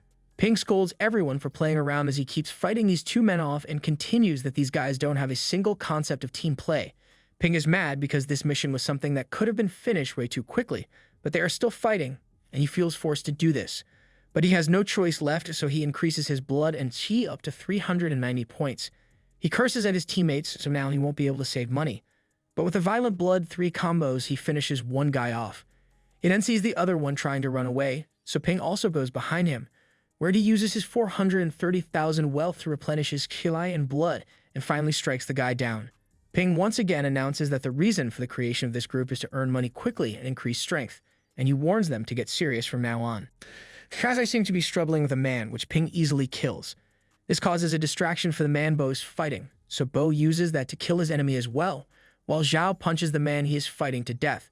Ting and Xiao make their way towards the group, announcing that they are there to help, but by the time they reach there, all the enemies have been finished off. After the whole thing, they all collect the spoils of the war in a bag, where the total wealth counts up to 6 million, and the total cost of the battle would be 2 million. So they have all in total earned 4 million, which they now have to split among 6 people. This makes Ping wonder how long they can earn money with a team like this. Soon, half a month has passed by where Ping is in the Sioux City's big hotel, and he is complaining that for the past half a month, during which they have been doing 12 missions, all of them have received relatively lower rewards than expected. He announces for the team that it would be better if they just come and choose a mission, and he expects the rewards to be big. Vo chooses one, which is number 508, with a reward of 10 million. Moreover, is a familiar mission that involves the cult. Seeing the information makes Xiao call Bo crazy, as the target is the cult chief, who is a rank 3 culprit, and she wonders if they will even be able to beat him. Bo assures that Ping is already a rank 2 pinnacle, and since it's 6 versus 1, their victory would be sure. But then Shai tells everyone to flip 2 more pages for mission 511, whose target is Pan Xiao Yang, a researcher at the Institute of Research affiliated with the Martial University in Nanjing. This makes Xiao go even more crazy, as Bo chose a guy who was at the beginning of rank 3, but Sasa chose a guy who is at rank 3 pinnacle. Actually states her reason that the yellow-haired cult chief is a criminal who has surely killed people, so he is clearly dangerous, while the second one, Xiao Yang, who is a bald man, is the one who has only trafficked confidential information, so he most probably has never killed someone. Ping too agrees that the bald man would be easy to fight against. However, the problem is that his last known location is unknown. They don't have a head start, so Ping ends up deciding that they will catch the yellow-haired cult chief. On March 20th in the Sioux City Garden, Ping and the team took their positions, where Bo and Xiao instantly recognized the yellow-haired man as the one selling the balloons. Ping tells everyone to be careful and make sure to surround the target, and this has already made everyone quite excited to catch the guy. But just then, hearing the yellow-haired man scream that he has cheap balloons, children start to come around him, which makes Ping quickly order everyone that they need to be ahead of the children. But as Ping is making his way through the crowd, Ping sees the bald man and instantly tells his team that he has found the man, which makes the team ask which target they have to catch. As Ping is deciding between the targets, a kid goes up to the yellow-haired man and clutches his leg, demanding a balloon. All of them wonder if the kid is going to be in danger, but when nothing happens, Ping tells his team to relax, as he believes that the yellow-haired man must have some sort of mission on his hands, so as long as they don't disappear, the kids will be fine. But this again raises the question about what they should do, and this time Ping gives the clear answer, which is to catch the bald man. The bald man inside the park seems to have made his way through an underground tunnel where he picks up a bag, but then suddenly he hears a noise. And as he looks up to see who it is, Ping attacks him from the ground level, which the bald man is able to dodge, and the man himself tries to attack Ping. Ping instantly is able to realize how strong the force is, and now he understands what peak 3 rank is like. The bald man has come out of the tunnel and is running away, while not being able to believe the audacity of Ping, a rank 2, trying to attack him. Just then, the whole team comes and is able to surround the bald man, but the man is not scared and believes that it would make no difference. But Ping can see the blood and Kai that the bald man is releasing, which is also so powerful. The man turns his gaze towards Xi and states that if he is going to kill someone, he is going to start with Xi. As Ping expected, a peak 3 rank is able to recognize the weakness in the circle with just a single glance. But the man also states that he doesn't want to kill anyone, at which Ping chimes that they don't want to kill someone either, and that they just want him for the 10 million reward. Ping has confirmed that a civil martial artist is weak since the man had an advantage, but he still took the initiative to look weak. The man then states that they should make a deal. That is, the man will give them 10 million, and in return, they have to pretend that they have never met him, which makes Ping realize that since the opponent is trying to work something out, he too can work something out. Everyone else is just watching and waiting for Ping to make the decision, and Ping drops his weapon and calls for everyone to drop theirs down as well. Zhao starts to get angry at this, and this makes Ping realize that he should steady Zhao first, and claims that the matters that can be solved with money don't need to be remedied with a fight. The man gives Ping the money, which Ping immediately starts to count and comments that he knew from the start that the bald man is not a bad one. Hearing his comments makes the man tell him that if he is done counting money, he would like to leave. But as the bald man starts to make his way out of the circle, Ting stands in front of him, which makes the bald man curse at Ping for trying to play tricks. But Ping just laughs and tells him that he has got it wrong. Ping then proceeds to give the man $1 million while telling him that it is out of their sincerity. Moreover, they are 6 people, so dividing 9 million would be much easier. With this, the man leaves, and the team watches him leave, where Xiao and Zhao cannot believe that Ping had let him go, while Hai blames herself for their letdown. But Ping ignores all of that and calls Yang, and when he picks up, Ping informs him that the traitor of Nanjing University has been found and Ping has put a tracker on him. This makes the whole team shocked to hear that Ping actually had a motive behind all of this, and not just pure greed. The team then gathers around the money, which they can start dividing now, and after the division, Ting cannot help but compliment Ping as he was able to extort money even from a criminal. Zhao chimes that next time Ping should tell them the plan as well. Otherwise, they just look like a dumbass. Xiao, in between, questions Ping if Nanjing University will give them some information fees after they have caught the man, at which Bo chirps that they should just go and find Yang and make him show them the way. This makes Ping realize that Yang is surely a rank 4 now, so finding him would end up with them earning a lot of money. The team and Ping have made their way into the Nanjing University, where Yang is teasing Ping that their ranks have surely lifted the atmosphere up, while Ping tells him that all of them are about to go insane since they are poor, and that they want to find Yang just so they can earn some money. Yang at that moment informs Ping that he has a way for him to be able to earn money and fame as well, which makes Ping a lot more interested in it. Yang reminds Ping of the time when he told them about controlling their emotions and informs them that the anger that comes along with grievance can not only increase one's blood and Kai to become powerful in a moment's life, but it can also help people improve. He continues while playing with a football that Marshall University students have no thought of improving and are greedy for fun. So the upper levels of the university wanted to change this, but the implementation has been very slow.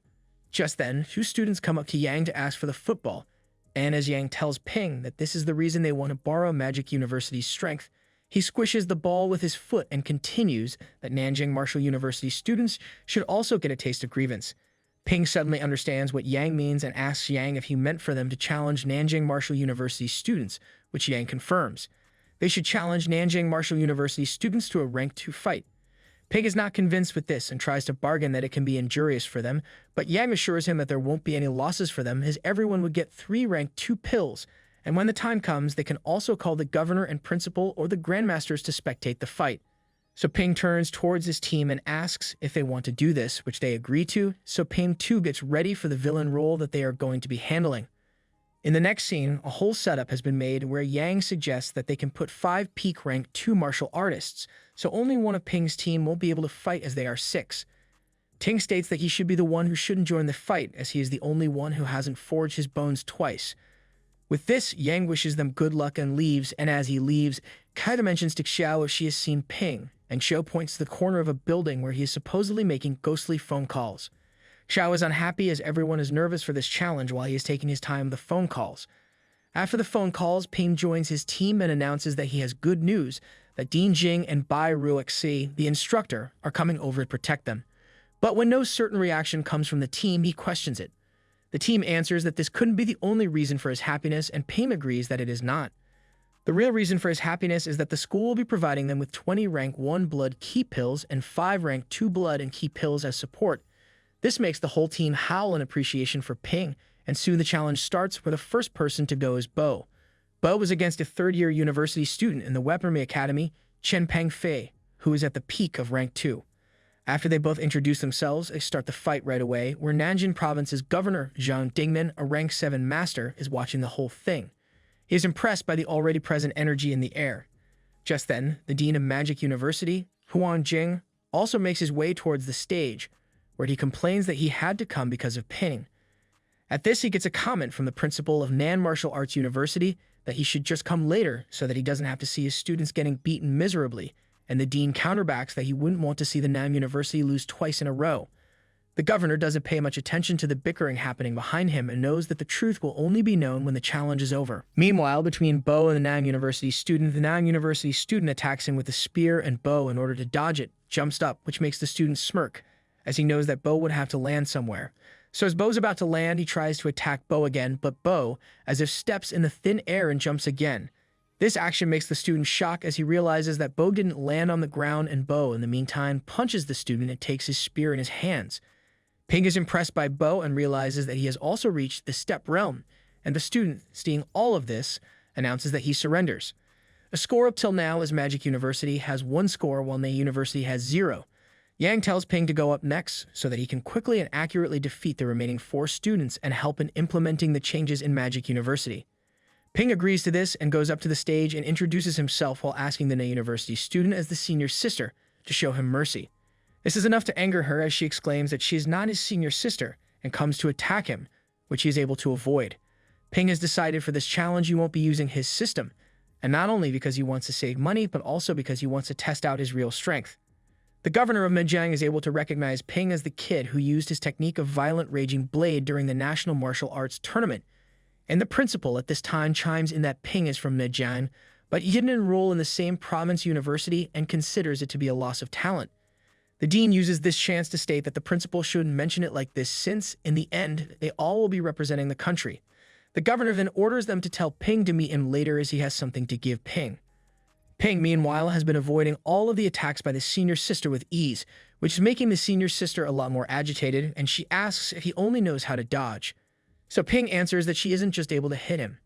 Hearing this makes her even madder, and she tells him not to run if he has the balls. That is enough for Ping, and he states that he will let everyone know how much the senior sister deserves to bear the second rank. With this, Ping rushes towards her with a violent blood triple hit and finishes her in a single hit. The governor is impressed to see the technique being used by Ping, while Ping arrogantly asks for the next one to come up on stage. As the next one comes up and starts to introduce himself, Ping interrupts to comment that he shouldn't say his name as he won't be remembering weaklings. This is enough to anger the student who comes to attack him, and Ping again finishes him in one hit. The score now has Magic University at 3 points, while Yang University is still at 0. Yang also feels proud of Ping for bearing the villain role properly. The next student comes up on the stage and comments that the Magic University students have a lot of arrogance and is not happy that May University students are being underestimated. Ping instantly sees that the student is different from the previous two and wants to use this opportunity to not use his system or his blade. He announces to the student that he will be using his bare hands to fight against him. As the fight starts, the student and Ping interact in a bare fist fight. Ping realizes that the student surely has some tough fists, and as the student comes to hit him, Ping tries to kick him, which the student is able to dodge. Wasting no time, the student comes to punch him again, and this time Ping becomes aware that he won't be able to dodge this attack, and that is what happens. Ping gets punched in the face. Instructor Bai exclaims who the student is and if he has gone to battles before, and Yang confirms that the student is Bu Xiong, and he comes from a military family. This means that Ping is in danger. The student again comes to attack Ping, and now Ping is angry enough to kill him. Ping and the student are deep in the battle. Both of them are refusing to give up. They both try to punch each other's punch, which causes a loud noise. Kexi notices that when forged bones clash together, a metallic collision sound is produced, which she finds terrifying. Even the governor seems impressed by all of this, and the dean, as if trying to gloat the fact that Ping is an amazing fighter, gloats at the Magic University student, don't simply rely on resources to improve, and this is why Ping is among the top one in the freshmen. Dean then suggests that they should call the fight a tie, as if continued then it would only lead to major injuries, but Governor hasn't had his full yet, so he tells Dean to wait for more time. Ping, on the other hand, is on the verge of bursting with anger, as he exclaims for the opponent to come at him while he headbutts him, and without missing a single beat, he does it again. Ping is furious about the fact that without the system, he finds himself to be quite weak, and in order to get that frustration out of his head, he kicks his opponent, which makes the student fly off the stage. Ping calls for the next one when Yang comes up and tells Ping to stop, as he has already proven his strength, which makes Ping state that Yang himself told him to suppress them, and Ping still has the strength to suppress them for a few more matches. But Yang assures him that this is enough and informs him that the governor wants to meet him. In the next scene, Ping is in the governor's office, where the governor states how Ping has been using his explosive blood-raging blade technique. Ping chimes that the technique is simple and effective, so it works well for him, in which the governor informs Ping that he created the explosive blood-raging blade when he himself was a rank 4. At this, he picks up a book through his spiritual power and tosses it to Ping, while explaining that the book has the new and improved technique for explosive blood-raging blade, which the governor improved after he had his break through the master rank. Ping at first is amazed by how Governor was able to take the things from the distance, but feels grateful to be getting the technique. After this, the governor tells him to leave, and when Ping leaves, Dean comes in stating that he hopes Ping doesn't disappoint the governor. Governor, while looking at a distance, exclaims that the dungeon crisis in Nanjing is getting serious, so all he hopes is that the younger generation grows faster. Meanwhile, the challenge is still going on, where Xiao defeats the last one, and Magic University is declared as the winner of the challenge. As she comes down, everyone praises her, while she exclaims how her opponent was just a chicken. This makes her opponent mad when Yang too exclaims that she is not wrong. Yang goes up to the stage and announces how Nanjiang students lost so terribly, and tells them that they should think carefully what their purpose for being in Martial University is. This is enough to make everyone silent, as Yang continues that the weak will always be inferior to others, and asks his juniors if they are willing to become weak. The juniors reply that they are not, and Ping realizes that Yang is trying to wake his juniors up and motivate them to work harder. He finds it inspiring that Yang is giving them such a good lesson, but he feels as if this lesson is for him, while Yang states that if one is not willing to be weak, then they should think carefully about the path they want to choose for the future. Ping knows that his path is just becoming stronger, and decides that once he returns to the university, he is going to break through rank 3. In the next scene, Ping is in the Magic University's southern part where he is checking up on his system wealth and is happy about the fact that the challenge in the university wasn't all in vain as he was able to earn some money, and his wealth has accumulated up to 21,080 credits. But even then, he is not sure how much he would require in order to break through rank 3. Just then, Wu comes up and asks him to follow her, and Ping follows her inside, where he is shocked to see the senior students, Qin, sparring with someone. Wu informs Ping that Qin is at the peak of rank 3, and that Ping should take a look at rank 3 strength. Ping questions who the other person Qin is sparring with, and Wu answers that he is Lei, also an upper rank 3, and the one except Ping in the university have forged their bones thrice. Xie is mad at Qin and screams at his arrogance for being at rank 3 and goes on to attack him, but Qin is able to resist the punch and instead throws the strength back at Xie, which makes him go flying back. Qin comments that reforging one's bones 3 times is not a big deal. Ping is impressed by Qin's strength as he wasn't even injured the slightest after confronting such a sturdy force. Wu assures him that this is the magic of being at the peak of rank 3 and also questions what else he saw. Ping answers that he noticed how Kai and Blood can freely attack and defend at will, and Wu also chimes in that for a rank 2 martial artist, tempering their limbs so the power is scattered and trying to concentrate on Kai and Blood can be difficult. But when one reaches rank 3, all of this becomes much easier. In the third realm, the torso bones are tempered while the limb bones are connected, and all of this improves strength as a whole. This is the reason why third-rank martial artists are called the elites. The reason why Qin is standing so durably is that the peak rank 3 also tempers with tendon, skins, and blood, so Qin right now is like an Iron Man. But Xie has only completed tempering his torso bones, so his flesh is considerably ordinary. Ping is amazed to know all of this information as he never thought that the stage would not be divided by the numbers of bones being tempered and considers rank 3 as interesting.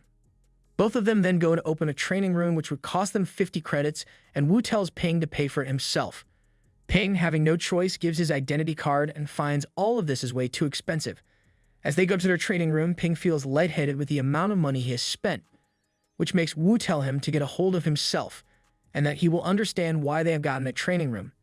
Ping understands when he enters the room and he feels so much energy around him. Wu informs him that this is the effect of burning energy ore, where blood and Kai recover quickly, and tempering of the bones will happen with much detailing.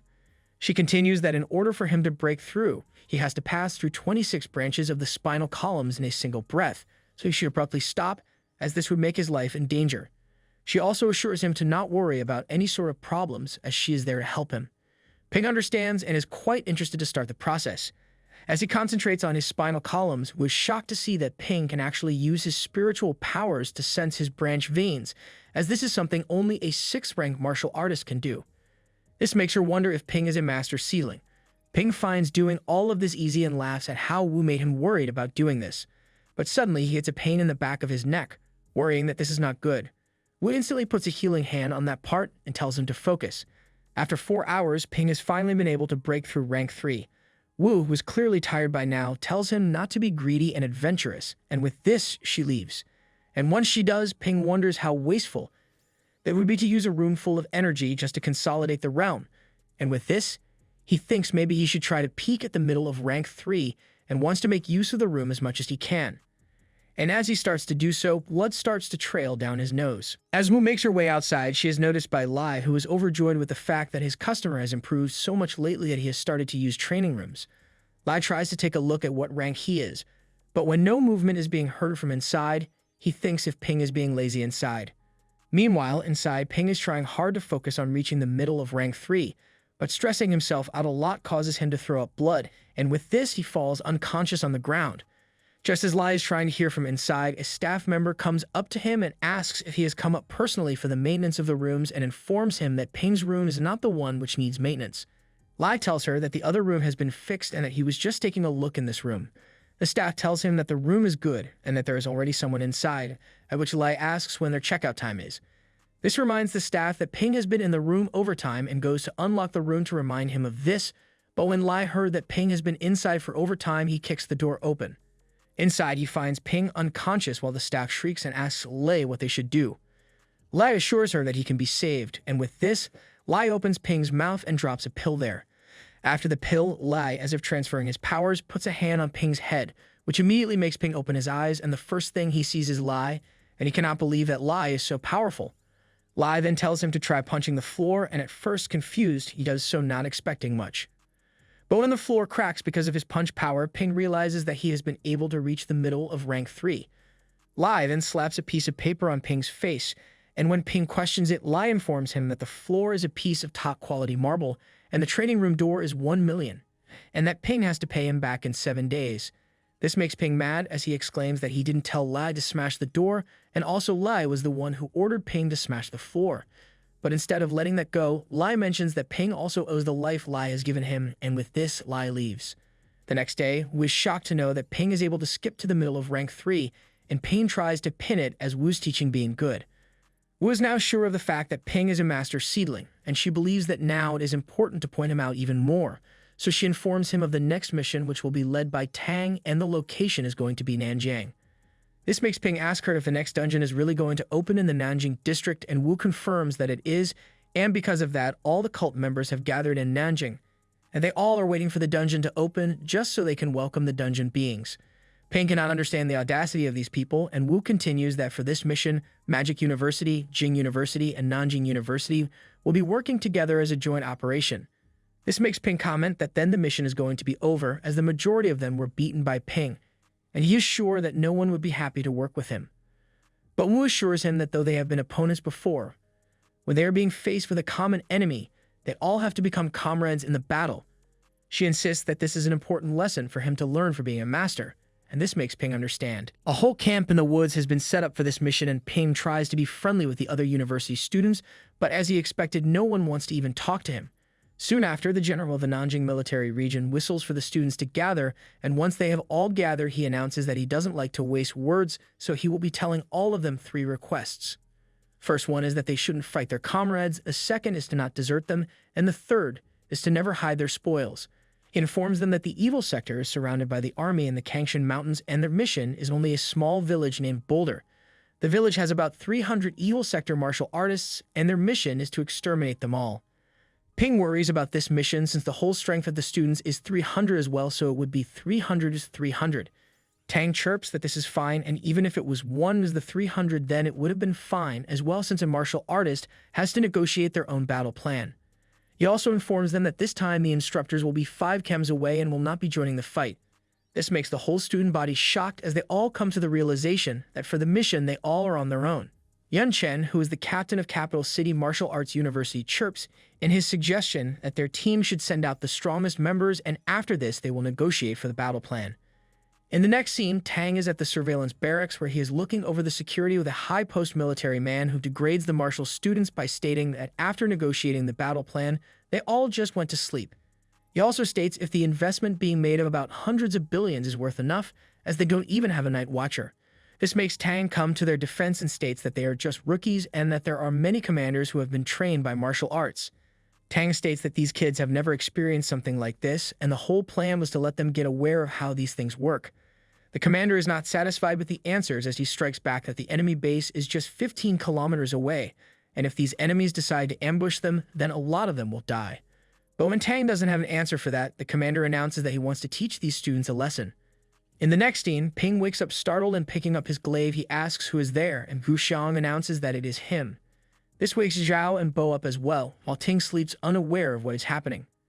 Zhao accuses Gu of trying to come to their barracks for revenge, but when Gu refuses that wasn't his intention, Bo comments if Gu is so scared that he wants to sleep with them. Gu just wants to inform them that there might be an ambush issued by the martial artists, and if they are not sleepy, then Gu wants them to go night watch with him. This is enough for them to follow Gu, and as they make their way through the forest, Gu informs them that when it comes to large-scale battles, a possibility of being ambushed is very high, and when it comes to military or martial artists, they always have to sleep with one eye open. Ping asks Gu if he has been in the catacombs, which Gu answers that all rank 3 artists have to go to the catacombs, and the last time he did there was an ongoing battle between 2 armies because of which the death and injuries had become much more serious. And when Gu had gone in the catacombs, he had realized that their grudges against the catacombs were a never-ending thing. But Gu tells him to not speak of this anymore, and that he only called Ping with him because Yang told him that he can take Ping. This makes Ping happy to know that Yang respects him, but just then, Ping suddenly stops and exclaims that someone is coming. They look around for who it is when it can be seen that 3 people are looking down on Ping and others from up a tree. These people seem to be from the cult, as one of them mentions to their boss that there's a military camp ahead of them and blames some students for purposefully leading them there. The boss is mad that not only the military but students as well are bullying them. Another one looks down and notices Ping and others and calls that they look different from the ones who led them here, and they know that they cannot just leave the encirclement, so they should just kill the students. At this, the boss orders them to kill one, then the other, and then keep one as a hostage, which would provide them the leverage to get out of the encirclement. But before they can make a single move, Ping kills one of the cult people, and soon Bo, Zhao, and Gu follow along to fight them. The boss is angered by the arrogance of the students, so he goes on to attack Ping, which Ping is able to block. Ping then understands that the leader is a middle rank 3 holder, and this is supposedly the first time he is meeting the same ranked martial artist after he was able to break through. Ping orders Gu to leave the leader with him and to help Fu and Zhao, and Gu does exactly that. He helps Fu from getting killed while Zhao kills the guy himself. The leader keeps on trying to attack Ping, which makes Ping comment that consuming their power is a waste of time and wants the leader to show him some good combat skills. The leader feels as if Ping is looking down on him, so he comes at Ping with his full energy, while Ping is able to dodge the punch. He feels that it was a good one. The leader then throws his swords towards Ping, which again Ping is able to dodge, and now finally having enough, Ping uses the violent blood blade to finally attack the leader. Meanwhile, in the camp, an announcement is being made from the speaker that there is an assessment whose base score was going to be 100 points, and among that, 10 points would be deducted from the School of Tactics and Strategy, while 5 points would be deducted from other schools. Another announcement follows that Gu and Fu are being awarded 15 points and Zhao 30. Meanwhile, Ping is awarded 80 points. In the next scene, everyone is discussing last night's raid, where one comments that they were being too optimistic. So now they have to discuss what is going to happen next. Gu mentions that the evil sector is aware of them, so they cannot treat the evil sector as if they are deaf or blind, and he proposes that they should attack Boulder Village instantly. Ping also agrees with this, as he doesn't want to wait for the possibility of being ambushed again. Another one questions how they are supposed to go, which makes Fu and Bo point out that the camp is 15 comes away from Boulder, but the cars have already been driven away by the armies. Gu chirps in that this would mean that they are going to let them mimic the battle environment in the catacombs, and since there are no means of transportation in the catacombs, they can only move around on foot, and this is what they all do. They all make their way together by foot through the forest, and there Xiao is screaming at Ping for not calling her or Kaxai out with them, and Kaxai is sulking because she is not even aware of what happened, but she still got her points deducted. Ping clarifies that he cannot come in the girl's tent, so he couldn't call her, and Xiao just screams that he is spitting excuses. Actually states that she just wants to finish the assessment with 85 points and is sure that she will get scolded when she returns to school. But when Bo comments that she will finish with 60 points, Xiao becomes angry, and keeping Bo in a chokehold, orders him not to mock them. Ping tells Xi that if she doesn't want to get scolded, then she should kill some heretics, which would increase her points, but she needs to be mentally prepared for that. And as they are making their way, huge rocks come crashing down on them, and everyone screams that they are being ambushed and to spread out. But it seems like Xi is frozen in her place because she believes that where the first huge rock had fallen was where Ping was standing. As the rocks come down, Xiao tries to grab Xi to take her away, but she seems to be a little slow as the rock comes down towards her, and all Kai can do is stare.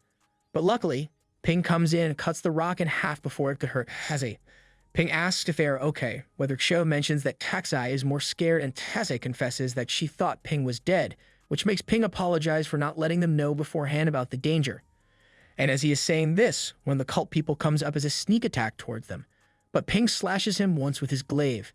However, as the cult man drops to the ground, Ping, Sei, Xiao, and Bo get surrounded by more cult people. Seeing them surrounded, Ping orders his team to kill. They one by one fight the cult people surrounding them, and Tsai even manages to kill one as well. Once they are done, Gu comes over to ask how their situation is going, where Ping informs that 2 of the cult people ran away, all the others are dead. This makes guys shocked as he shows them their condition, where 9 of the students are injured while 3 are dead.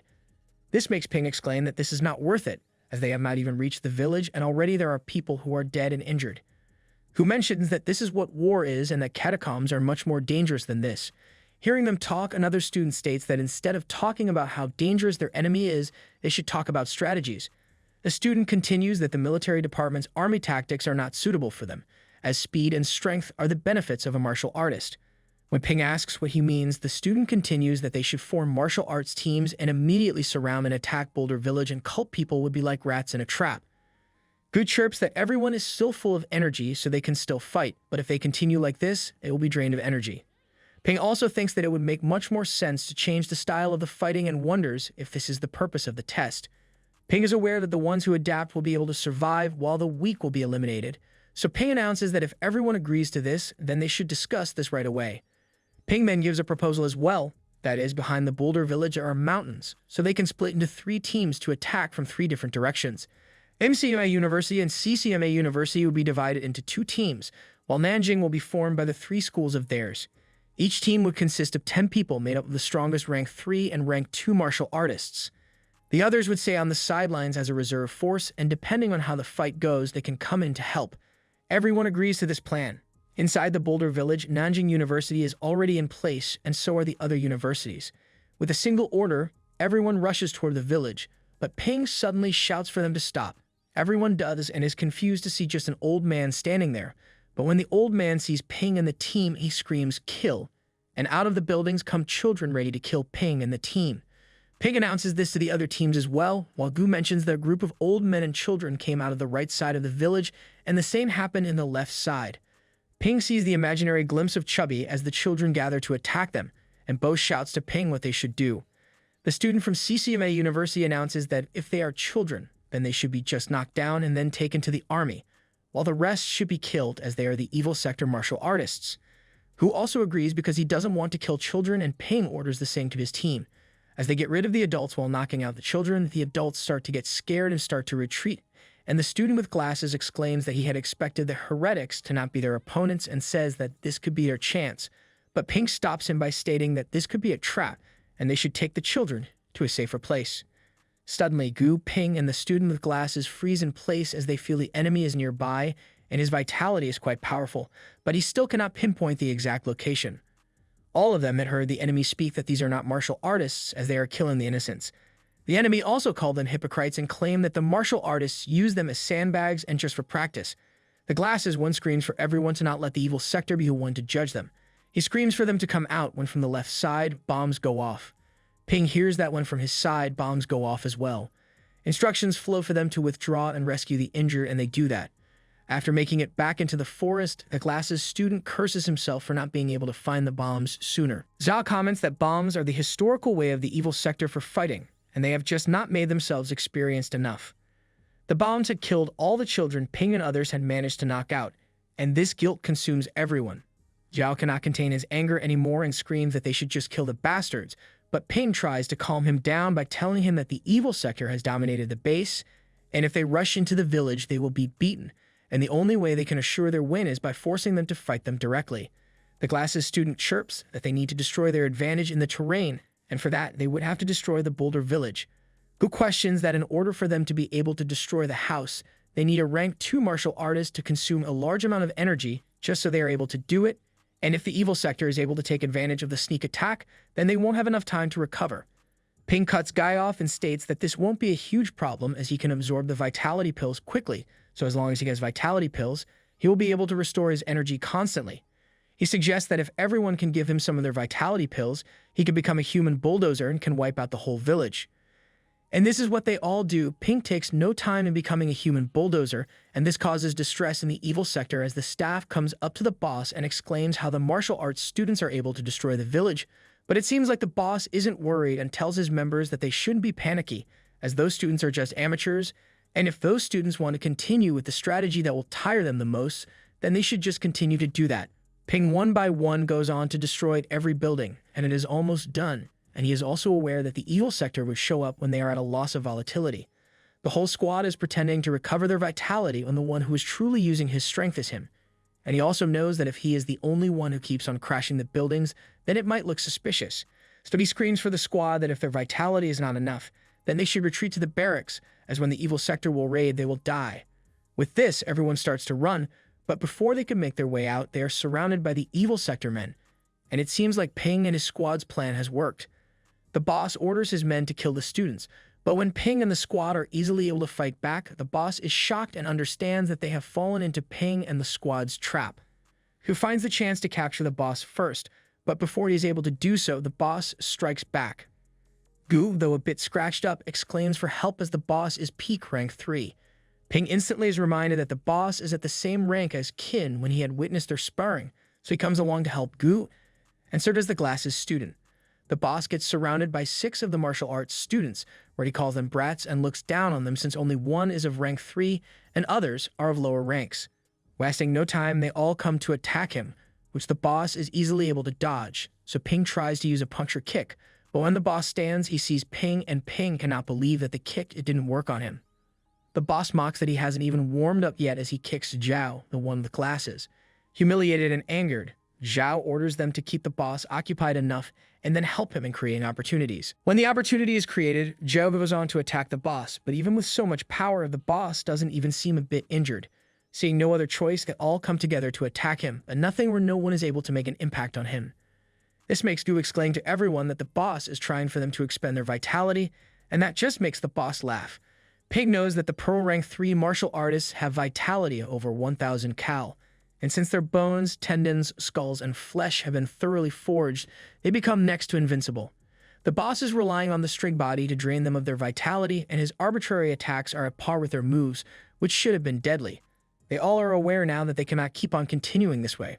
The main panic starts when others announce that there is another high 3 rank present among them and asks for some rank 3 martial artists to help them. Nobody knows what to do as a peak rank 3 has already managed to keep 6 rank 3 martial artists busy, and if they keep on going like this, then they will be besieged. So Ping orders others to take care of the other rank 3 while Ping will take care of the boss. This shocks even the boss, so he questions Ping if he wants to go solo with him, and the boss isn't necessarily minding it since Ping is mill rank 3, so his vitality according to him would be 600 points and peak rank 3 is higher than middle one by about 3 times. And if the boss continues to fight, he will be able to kill 6 or 7 middle rank 3 students. Seeing Ping as being the only one, he believes that he can finish Ping in just a few strokes. Ping doesn't want to waste any time and comes rushing towards the boss with the violent blood blade, who mentions to Ping to be careful. The boss crazily mocks Ping that all 6 weren't able to beat him, and Ping alone thinks that he will be able to beat him and asks if these martial arts students are a bunch of brainless people. Ping doesn't answer, but he too is aware that the difference is way too big, and now the only thing he can do is risk it. Ping tries to strike him with a glaive, which the boss is able to stop with his hands and comments that Ping overestimates his own strength. But Ping doesn't wait for anything else as he strikes the boss again, which the boss tries to block with his arms. This time, however, Ping is able to cause damage to him, and even the boss stops to think how Ping was able to do this.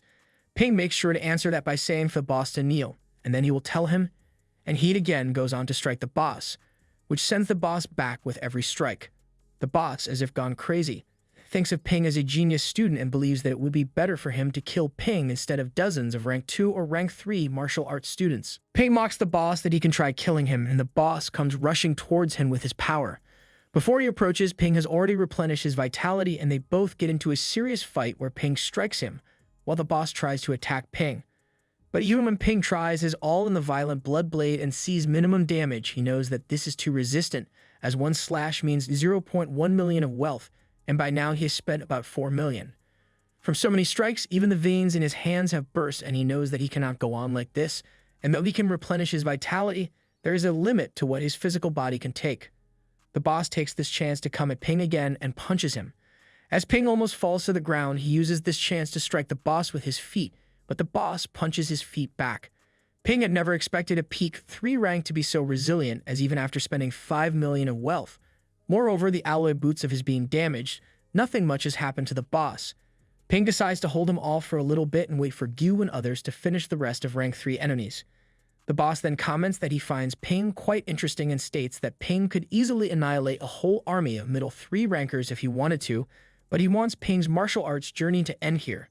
With this, the boss comes and strikes Ping with a punch on his stomach, and though Ping tries to block most of it by his glaive, it isn't enough as he goes flying back while coughing out blood. The boss shrieks in laughter after seeing the unconscious Ping and exclaims that he has killed the genius student. His exclaims are enough to gather everyone's attention, while the boss keeps on exclaiming that his special move can crush the internal organs. This shocks everyone, and Tsai cannot believe that Ping is dead as she rushes towards Ping.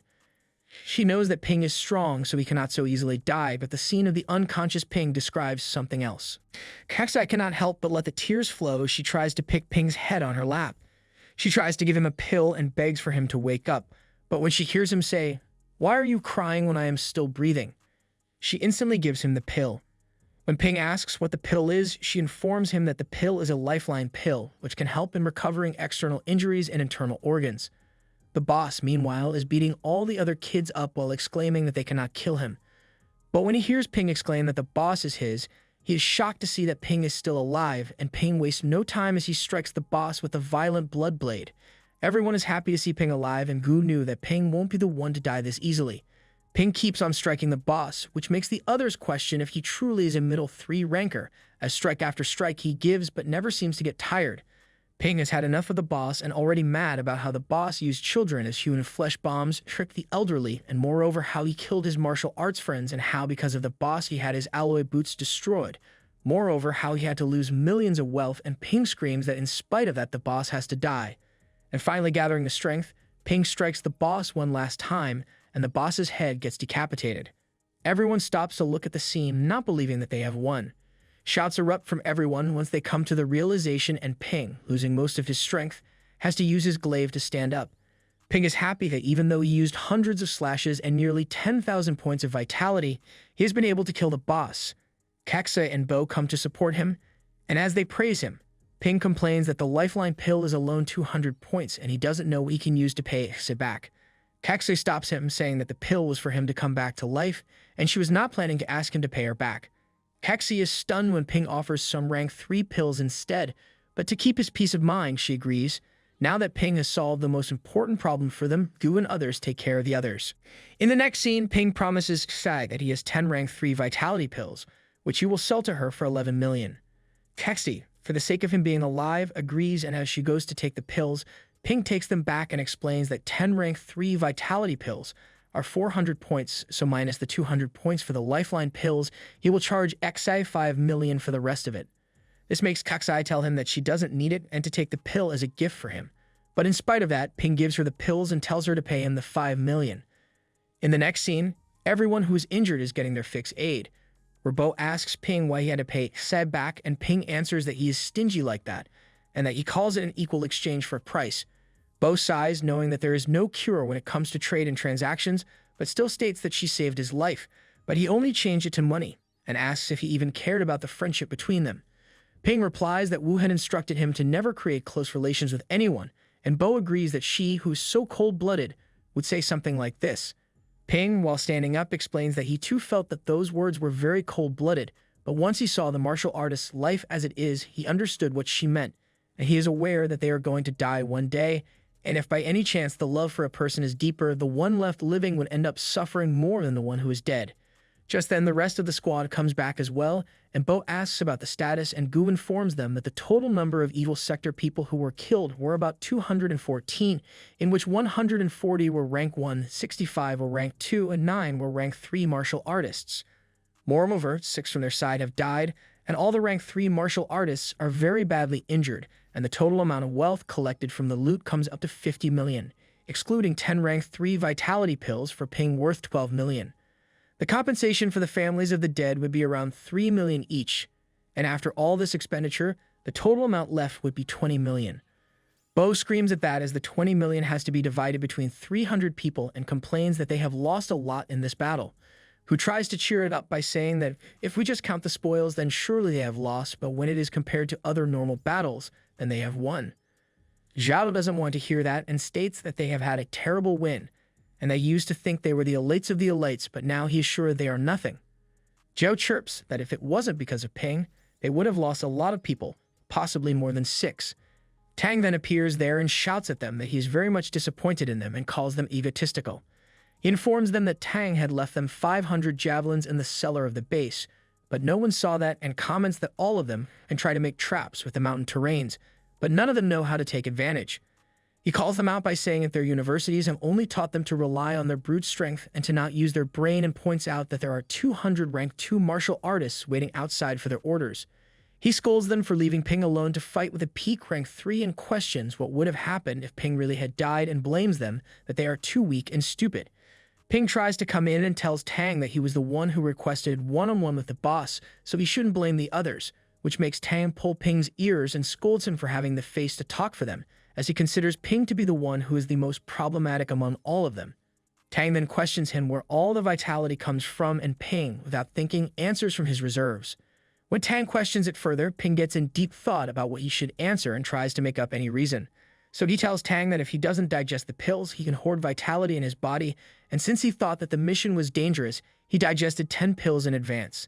This makes Tang scream at him even harder and exclaims that Ping is just waiting for death and wonders how his body didn't burst from the amount of pills he had taken. He then tries to take Ping for a checkup, but Ping refuses, stating that that is his secret, and that other people cannot inquire about his skills when he wants to keep it private. This makes Tang stop and confirms that he won't ask any more, but also warns him that the rest of them have seen that, so he should make sure that he has an explanation for it, and if he doesn't, the time will come when he will be caught as a test subject. Ping knows that Tang is right. A lot of people have seen this, and also realizes that if Wu forces him to give it a try, then he would have to swallow 10 pills, and that would surely lead to his death. Ping realizes just how much trouble he is in and is deep in his thoughts. A soldier informs Ping that he has a phone call. This confuses Ping and wonders why the person just won't call him on his phone. He searches for his phone when he realizes that his phone is broken after the mission, but he again wonders why someone would be calling him. And to answer that, he follows the soldier. Ping picks up the phone and it is Wu calling him. So when he asks what she called him for, he was expecting that Wu wouldn't stop praising him for his victory. But when she just screams at him, he is confused. Wu shouts that she heard Ping had hacked hundreds of times in his opponent, and every move was around 100 calories.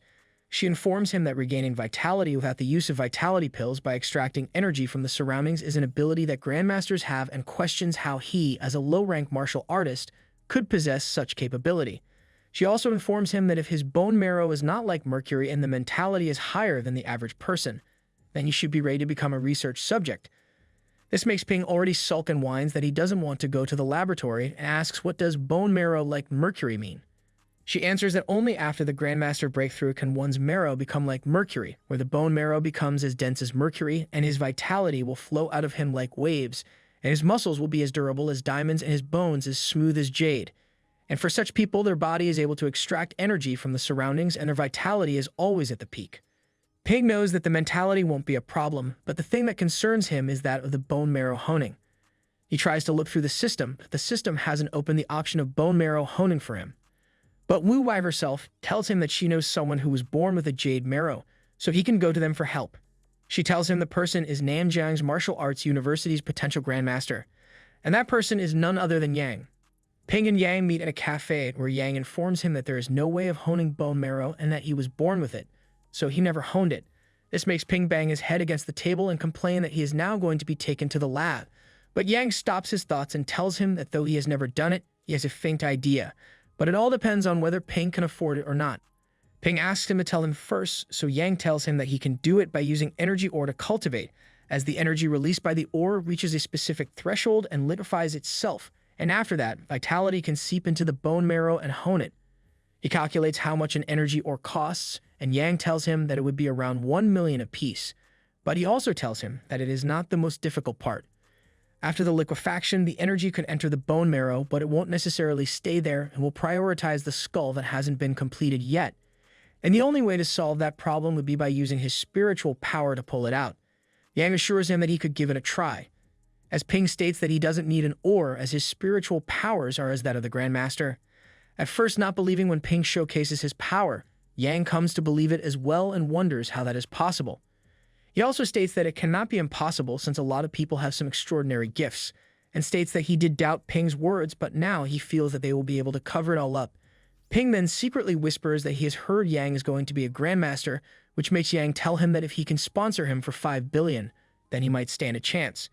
Ping is glad that he has found a way, but the energy ore is a restricted ore and is not only expensive but also difficult to obtain. He hopes for his system to be a bit more reliable.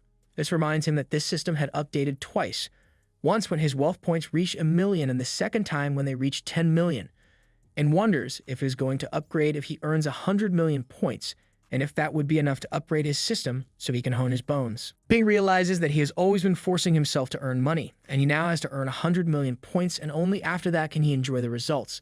In the next scene, Ping makes his way to Lai and tells him that the quality of Magic University weapons is very poor, which makes Lai comment that he cannot come to complain after fighting a peak 3 rank alone. Knowing that Lai is aware of this as well, he shows Lai his injuries and states that he made a victory for his school, so he was badly injured because of that, not to mention the treatments that cost a lot too. Lai gives him leverage and tells him that the sword can be repaired, but his shoes will only be taken if he gives the repair fees, and this makes Ping complain that the shoes he had bought for 40 points. Moreover, the repair fee is more than 1 million. Lee asks if he wants his shoes to be repaired, which she agrees to, and Ping asks if a university has considered building an online shopping channel, which makes Lee ask, what channel? Ping suggests that since everyone buys things online, the Marshall University should do this as well and evolve with time, and states that they have to go back to school every time they have to change the resources, and that can be considered annoying. So Ping wants to introduce an online channel for the logistics department for free, where he will be responsible for delivery, and asks if the university would support this. He tries to back it up by stating that he has opened a delivery company, which specializes in running errands for people, and also assures that the school won't even need to spend any manpower as he will take care of it. Lai exclaims that he understands and accuses Ping of trying to steal the school's resources, where he's going to snatch a big batch and then run away. Ping, at first offended, tries to calm himself down and tells Lai that his family is poor, so he wants to earn money any way he can. And though he doesn't mention Lai, he plans on keeping the delivery fee to be 100, and as martial artists are rich people, they won't be able to notice. He tries to convince Lai that e-commerce channels are emerging way better than before, and it could be considered good for the development of the company. He goes deep in persuasion by trying to ease Lee's nerves and tells him that if Lai is worried about the cost of the items, Ping will only be doing deliveries on the campus for now, and if something happens, Ping will compensate for it. Moreover, he has already thought of a development plan. Once the channel is running smoothly, the school would allocate the credits of the platform to open credit loans, which would allow students to spend in advance. Lai finally becomes interested and asks how these loans would work, where Ping answers that the students will have so little pressure that they can spend as much as they want, and as long as they borrow points, they can use the items. The majority of the supplies for the logistic department are brought by the students from the catacombs, and through this loan, the students can not only increase their strength afterward, but the value for the items brought from the catacombs would increase in higher value as well. So the students would be bringing high-value items to buy low-points items, and this would be much more profitable. Ping considers this to be important in order to motivate people. Moreover, the people who were in debt would work harder so that they are not burdened. Lee knows that what Ping is saying makes much more sense. And though the old martial artists don't know their way around e-commerce, by giving a chance to Ping, it could bring a huge change. But Lai also knows better and asks Ping how he would be benefiting from this, and Ping states that he doesn't have much benefit except for charging a little interest as channel management fees. Lai is surely impressed by this, but also states that this is a big deal, so he cannot decide on his own and instead takes Ping to the director's office. Ping there states all of his plans and assures the dean that if the plan is according to what he said, then the Magic University would be able to surpass other universities in no time. Dean, instead of praising Ping, states that he is just a big mouth, and that he should instead focus on cultivating, which makes Ping point out that doing business can stimulate vitality growth. In order to prove his point, Ping uses his spiritual energy to block mental strength, and Dean's reaction is to use his own power to throw Ping backward onto a wall. Ping finds his reaction to be much scarier than Yang's, while Dean cannot believe that a middle 3 rank can block someone's mental strength. The Dean also states that whether it be business or politics is a type of cultivation, and the brain should always maintain a state of fullness, and wonders if this is the reason why Headmaster Wu's mental strength broke through so quickly. Lai then asks the Dean if he will be providing a factory for him to manage, but the Dean just tells him that he shouldn't be so greedy, as the Magic University's fortune is earned by everyone, and it is not as easy. Ping laughs at the verbal slapping he is giving Lai when Dean asks Ping if he is sure that because of the business he can feel the mental energy, which he agrees. He also tells the Dean that he falls into difficult situations when the business is not going well, and he needs a way to rack his brain to think of a way, which forces his mind to focus. The Dean can see the truth that a rank 3 student can possess mental power, so knowing that it would be the best, he agrees for them to do this. But he also states that he is not in favor of profiting from the students, and that borrowing points should only be for the students to be able to improve. Ping states that the interest is not much, and the main idea behind all that is letting people know that they cannot sit idly and just benefit. Understanding Ping's point, the Dean agrees for Ping to do as he had planned, and that the school will give him a quota of 1 million course points where 90% of the benefit would belong to the school to compensate for the loss, while 10% would be Ping's management fees. Ping is happy with this, as he understands that with a quota of 100,000 points in 1 year, they can earn more than 10,000 points in profit. So the 10% profit would be worth tens of millions.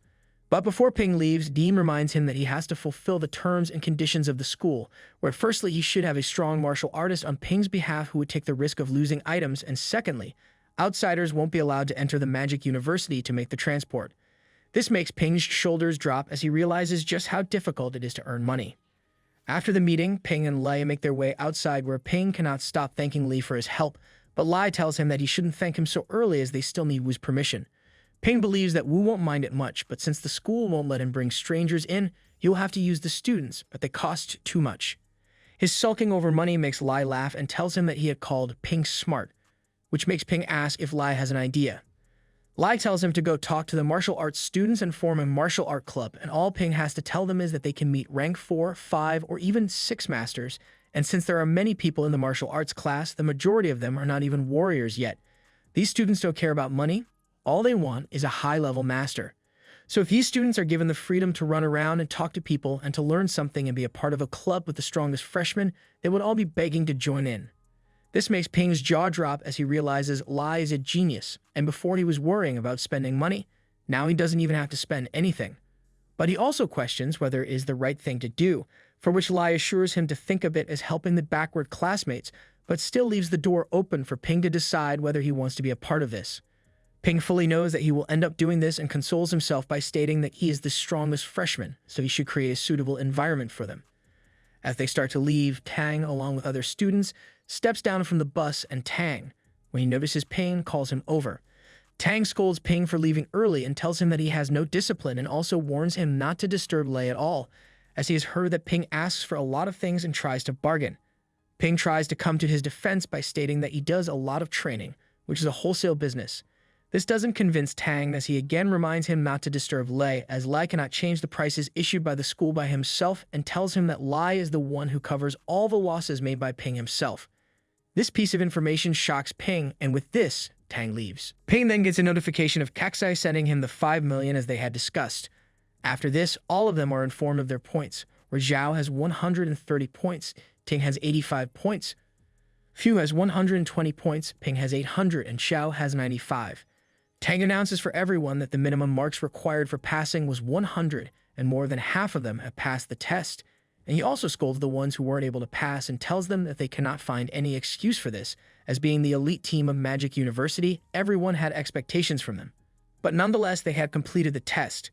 The task for encirclement and suppression, and for this, the reward is 25% of the assessment score, and there would be no reward for those who scored lower than the basic score. Ping, however, chimes in that the reward is not enough, as the reward would only be able to get one reviving pill. Tang then informs them that there must be additional rewards from schools as well, but is not certainly an obligation, as fighting against evil is their duty, so they should be asking for money. Ping whines that how will they be able to compensate for their loss and continues that they are just students and they had all missions to do, so if they are not rewarded well, this might affect their cultivation. Ping explains that not everyone comes from a rich family to be able to afford such consumption. Zhao also chimes in that this is not enough for them, as they didn't get much from the distribution either. This makes everyone else complain as well. Irritated, Tang shouts for them to be silent and announces that everyone will be getting 50% of their scores. This is it for today, and if you want to know more about Ping and his adventures, then make sure you subscribe to the channel, and until then, have a nice day. Tang continues the announcement that students who have scored lower than the basic score will have to do at least 3 rank 3 missions in a month. Ping asks Tang if the date for entering the catacombs has been decided, and Tang replies that it is going to happen in June. Until then, they have to complete their respective missions, and the e-course regarding the humanities, geography, the types of creatures and caves would be starting tomorrow. Ping realizes that the time is running out and he wants to collect as many points as he can. So he calls Wu and tells her that there is something he needs her to guarantee for him. In the next scene, Ping is trying to establish his club by setting up a table on campus and waiting for the new students to come up to him. One named Gu Sheng comes up to him, where he tells Ping that his teacher told him that Ping is a genius. Ping informs him that he wants to form a club where he wants to recruit comrades that will train with him. Gu is not a warrior, and knowing that he is just a normal student without the title makes him believe that Ping only wants his money. He tells Ping that he doesn't have money to afford this club and starts to leave. Ping, watching him leave, exclaims for everyone to listen to him. Once everyone's attention is on him, Ping announces that warriors are the only true students in the Magic University, and it is not easy for a new student to become a warrior. He continues that the Magic University students are golden children, but he worries about the fact that the students do not have enough money, material, or enough guidance from high-level masters to be able to become a warrior. Trying to persuade the crowd, he asks everyone if they just want to graduate as rank 1 warriors and be inferior to everyone else. Gu shouts that he doesn't, and that he wants to become a warrior who has the respect of the people. His confession makes others announce that they too want to become warriors. So they all ask Ping what they should do, and Ping informs everyone that he became the best freshman even though he didn't have any financial help from the family. He announces that he is a third-rank martial artist who plans to challenge the leaders of the martial arts club and declares that he will become the leader. His declaration causes a murmur in the crowd, when a senior, who has been watching the whole thing from a window, calls his declaration ridiculous, as according to the senior, Master Zhang is at level 4 and tells Ping that he should learn where to stop spitting nonsense. Ping counters the senior that just because the senior himself cannot do it doesn't mean that Ping cannot.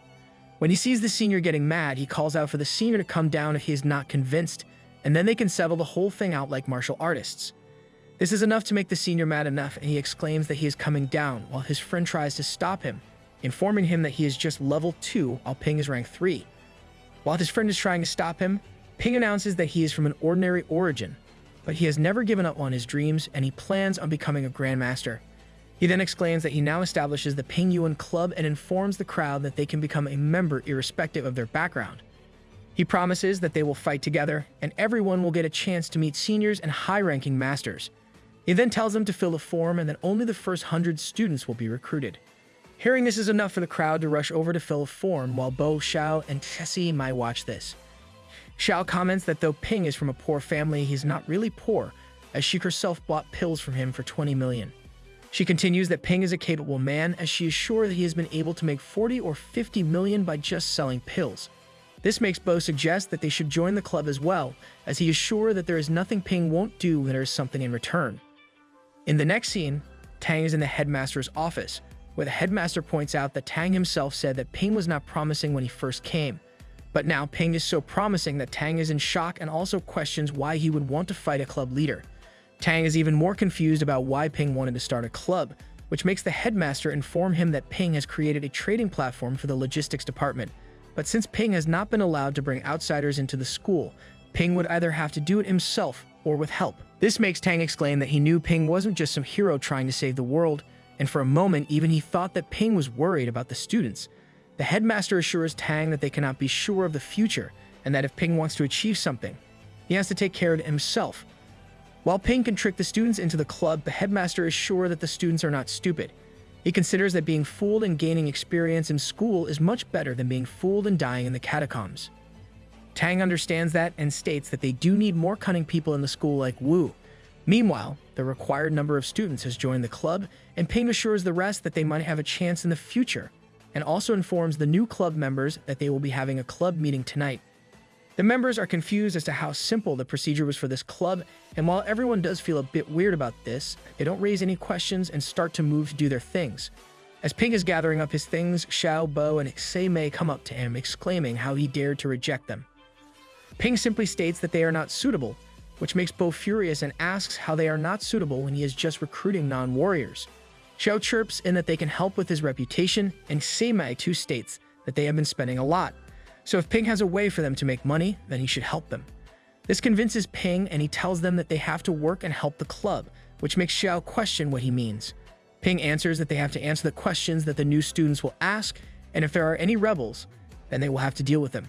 Seeing them ask for help, Ping couldn't refuse them exactly, and he doesn't regret it since he is sure that it will work in his favor.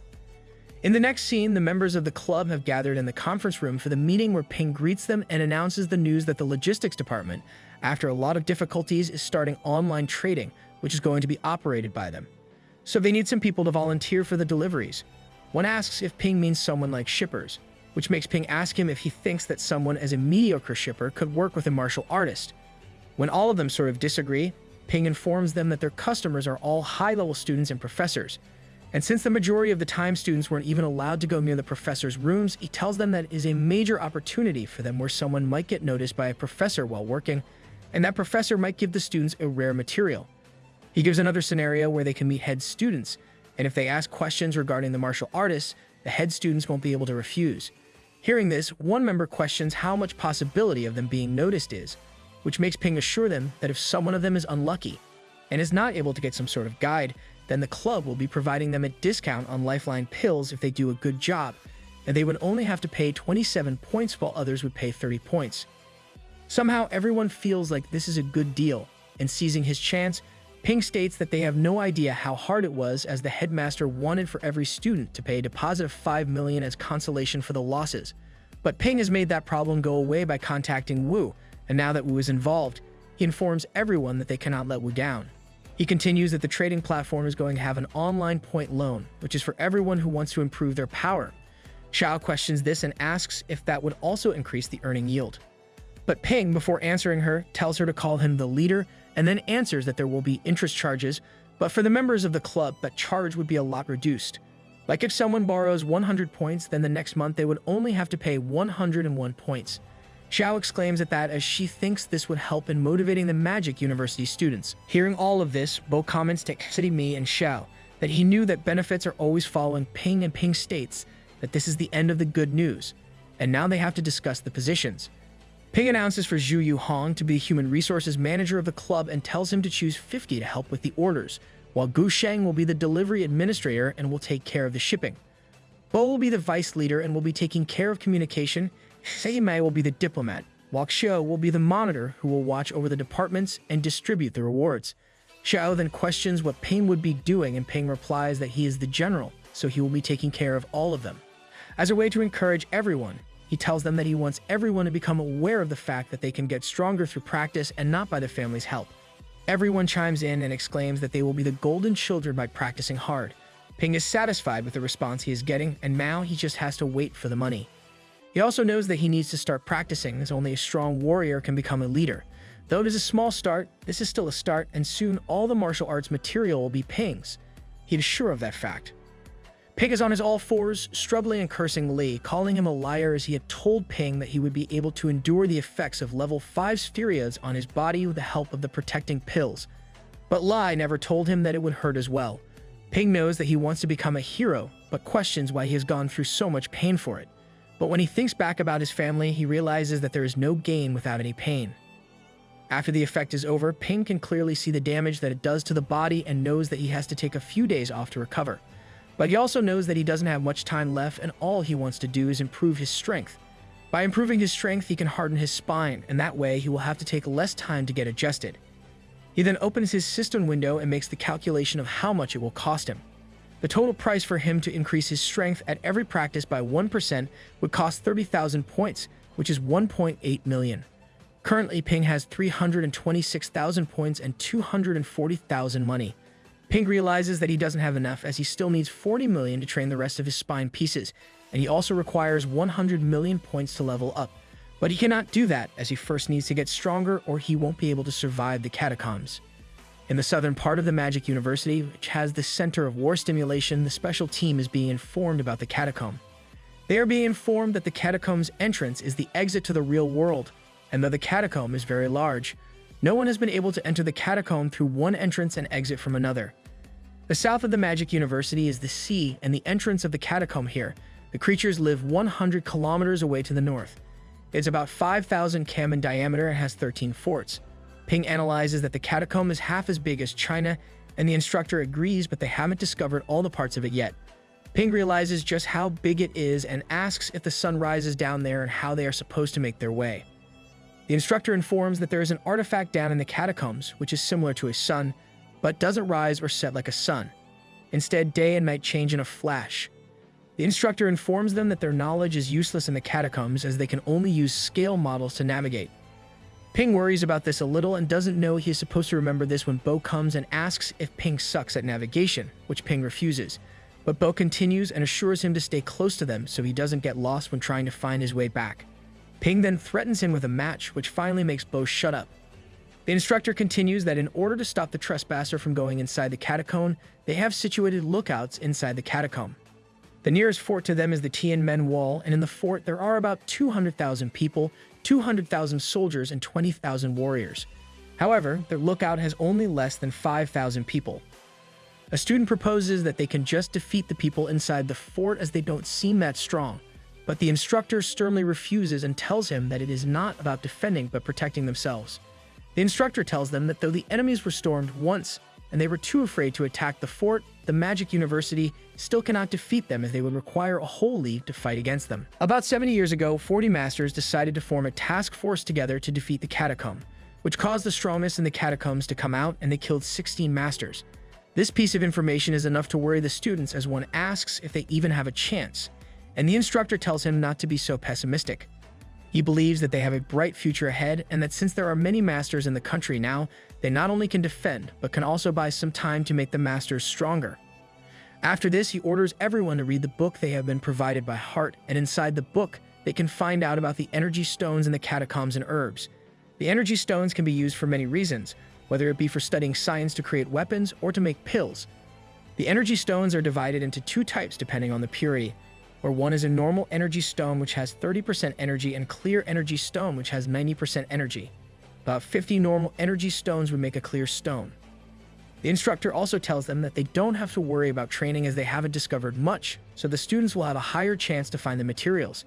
He even proposes that this could even get them the chance to become a master instantly as well. This shocks everyone, and the instructor tells them that this is the nation's secret, and the more the masters, the more people will find out about it. Though the instructor cannot tell anything more than this, he just tells them that they are not strong enough yet. This piece of information motivates everyone as they ready themselves to slay whatever comes in front of them. Ping, after deciding to study the place carefully, hopes that he will be able to find something worth thousands of points and can increase his score to 100 million. As they are preparing to leave, a student comes rushing inside the room and announces for everyone to gather at the classroom's door as the headmaster of the University of Magic, Yu-Ren, a peak level 8 warrior, has come. The ambulance carries out injured soldiers, and 6 soldiers each hold a wooden box. When one soldier steps in front of you and announces that they have fought the battle for the country, where they have assassinated 3 level 6 warriors of Lan Sai Wei, killed 11 level 5 warriors and 27 level 4 warriors, while they themselves have lost 6 members in total. The soldier announces this with tears in his eyes, and you go up to him and assure him that he is home now. You then announce for everyone to salute the soldiers, and with this you leave. The instructor watching the headmaster leave states that they would have to fight someday as the headmaster is old now, and a single injury could be deadly to him. Kaze then sees instructor Bai and rushes towards her, crying with happiness to see her instructor alive. Though Bai had lost her arm in the fight, Kaze was happy that she was still alive. Wu exclaims to her why she is crying when Bai is alive, and also states that people die, so they will probably will too, so they should be shedding tears and instead should take revenge by clearing the catacombs. Bai tells Wu that she would have to take care of Kaksai from now on, which confuses Kaksai. So Wu informs her that Bai's internal organs have been injured as well, so she needs 2 years to completely heal, and because of this, she will not be able to teach anymore. She assures Bai that she will take care of Kaksai, but she cannot protect her like she has done, and points out that if Bai would have been able to become a 6-rank warrior, then she might have been able to save her arm. This makes everyone shocked as they realize that Bai has been protecting them all along. Bai assures them not to think about this too much and explains that the new students must have a guardian with them when they are on a mission, especially when the students are the best ones. But now Bai is assured that her students are not new anymore, and the sadness is quite evident on everyone's face, while Bai tells them to go inside as she and Wu have to visit some graves. As they leave, Ping cannot help but wonder if that is it, whether this is how they are going to end. They all are aware that all of them have seen their friends die in the catacombs, and someday they will be the ones who will come back, or they won't be the ones. Many people died in those catacombs, and all of them can just feel resentment and the urge to become as strong as possible, and everyone is sure that no one will be able to sleep a blink tonight. Kaksai, Seimei, and Ping are standing in Wu's house, where Wu points out that Ping is at mid-rank 3 Zhao and Bo is at mid-level 2, and Kaksai was able to have a breakthrough at 199 points. She points out that Kaksai does have talent. Moreover, she has a load of materials from her family, but she is still at mid-level 2, and she is not satisfied with it at all. She makes sure to tell Kaksai that if Bai hadn't asked, she would have never taken someone like Kaksai under her.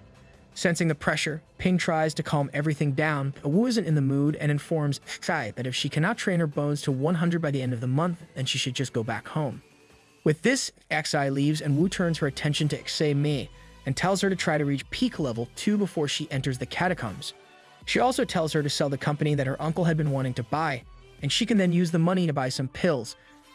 Seimei tries to argue that the company is her father's, which makes Wu call her a fool and asks if she wants to die in the catacombs like her father did.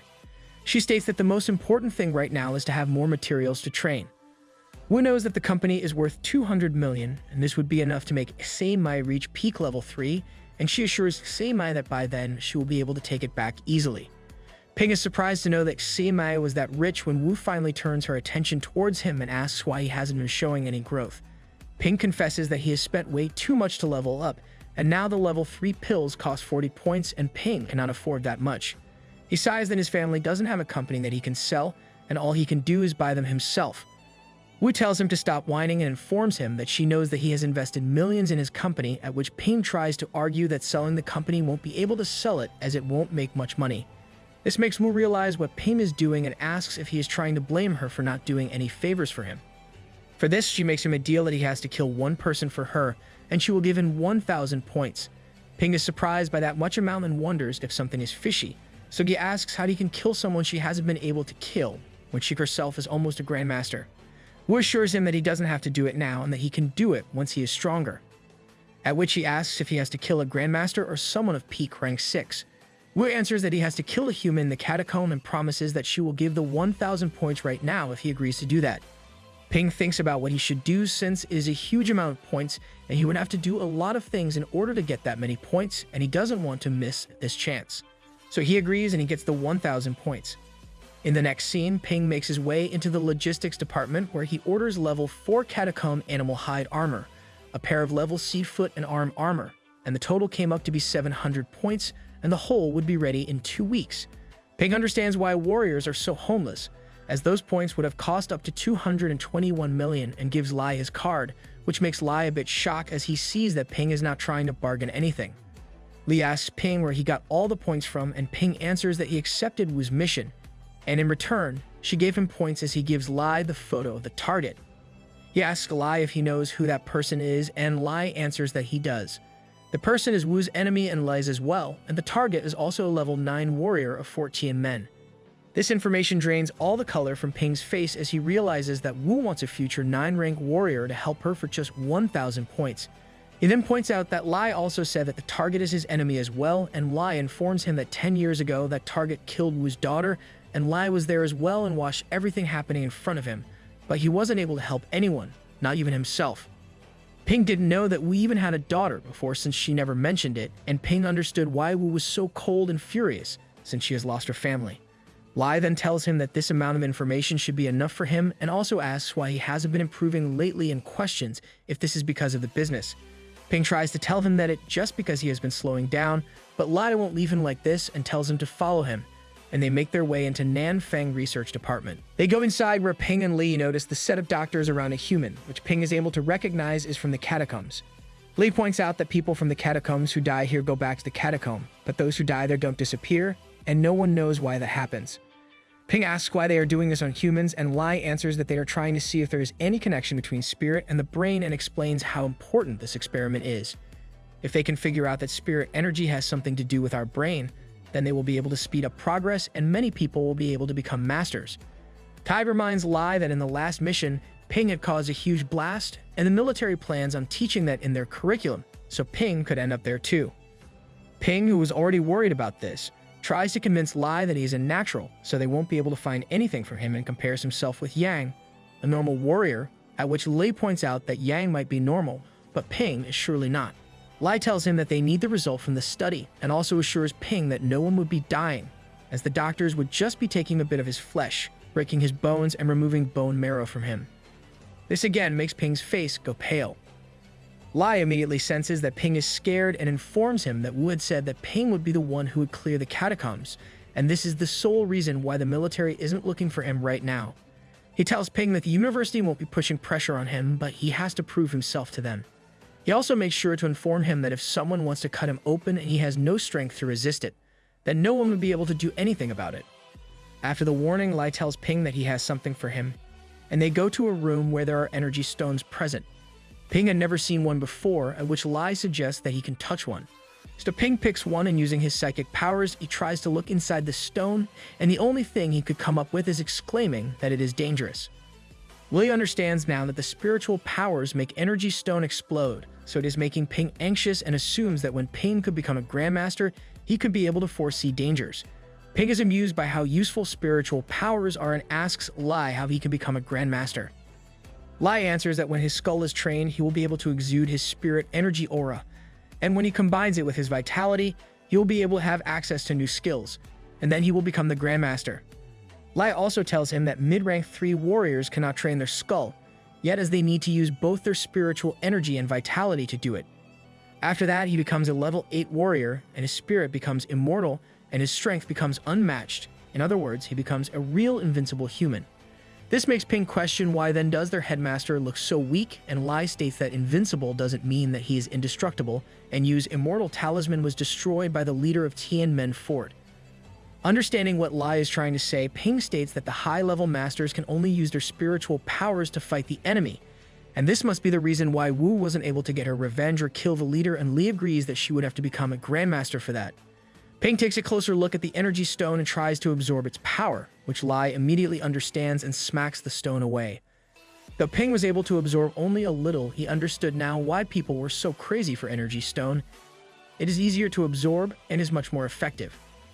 Li drags Ping away before he could do something and informs Ping that he won't be able to afford these and takes him into another room. Various types of fruits have been shown, and Ping thanks Lei for opening his eyes. Lai tells him that the school is counting on him, so he has to become the Grandmaster, and Ping, agreeing, states that he has to make as much money as he can. This makes Lai irritated and asks Ping if he didn't understand what Lai has been trying to make him understand. Lai took him inside the research center to show him why martial arts always come first and money comes second, and also warns Ping to not spend way too much time on his platform. Though Ping agrees, you couldn't tell Lai that he literally cannot level up without money. In the next days, Ping attends all the classes that were required for the catacombs, from humanities to fighting, geography, and soldiery theory. He aims to do his best in every one of them. In the next scene, Ping makes his way into the southern block of the university, where he tells Song, who is at the reception, that he wants to rent a practice room for 3 days. The total comes up to be 720. Hearing that, Ping tries to bargain and tells Song that he is already at mid-level 3, so he can be considered quite a genius, and asks for that reason if he can get a discount. Song is amazed to hear that Ping has already been able to reach mid-level 3 and sure calls him a genius but doesn't lower down the price. Ping tries again, but when Song refuses to budge, he has no choice but to give his card. After the payment has been done, Wu makes her entrance, which only entices Ping since she came after he had already paid. Once inside the training room, Wu informs Ping that once he has finished training his spine, his bones will get connected and his body will form a cocoon, and then it would be the time for him to train his marrow. This whole ordeal is going to be observed by Lai, the dean, and the deputy principal Wu Geishang, who is an epic level 8 warrior.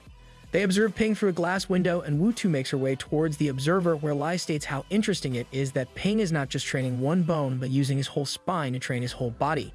Dean questions if training 26 blocks altogether is even possible, and that with the vitality Ping has, he will only be able to last 1 hour. Wu at that chirps in that Ping has not brought any pills with him, as his body doesn't seem to accumulate any vitality. Lai is excited to watch and is curious to see how Ping was able to blast 10,000 vitality in the Nanjiang. Then Ping starts his training method, and using his full concentration, he uses his spiritual energy to catch the energy radiation. This action comes as a shock to Shang, but Dean states that Ping's spirit energy is still weak, so he would be able to catch the radiation but won't be able to absorb it. Lai and Song are also shocked by Ping's actions, while Ping uses the system to recover his spiritual energy. Ping on the inside cannot help but feel like he's their toy now, and is fully aware of the fact that they all know that Ping has a problem, but they all are pretending not to know. Ping is using his spirit energy to freeze radiation energy, as this is the only way he will be able to explain himself as to why he can recover his vitality by himself. He checks his system and finds his spiritual energy to still be at 499 and wonders if he should push it, and after not being able to take it anymore, he decides to push it, believing that a single point won't kill him. Once Ping does that, everyone observing him stops and watches closely, not understanding what's happening when Shang runs towards the door, ordering to open it. They all rush inside, where they find Ping frozen in his position. Wu tries to wave her hand in front of Ping's open eyes, but when no response comes from him, she even gets worried, as she has never seen something like this. Shang explains that Ping is able to sense, but he cannot move the energy radiation. But when he had a blast of energy abruptly, too much spirit energy was released, and it is now attacking his mind.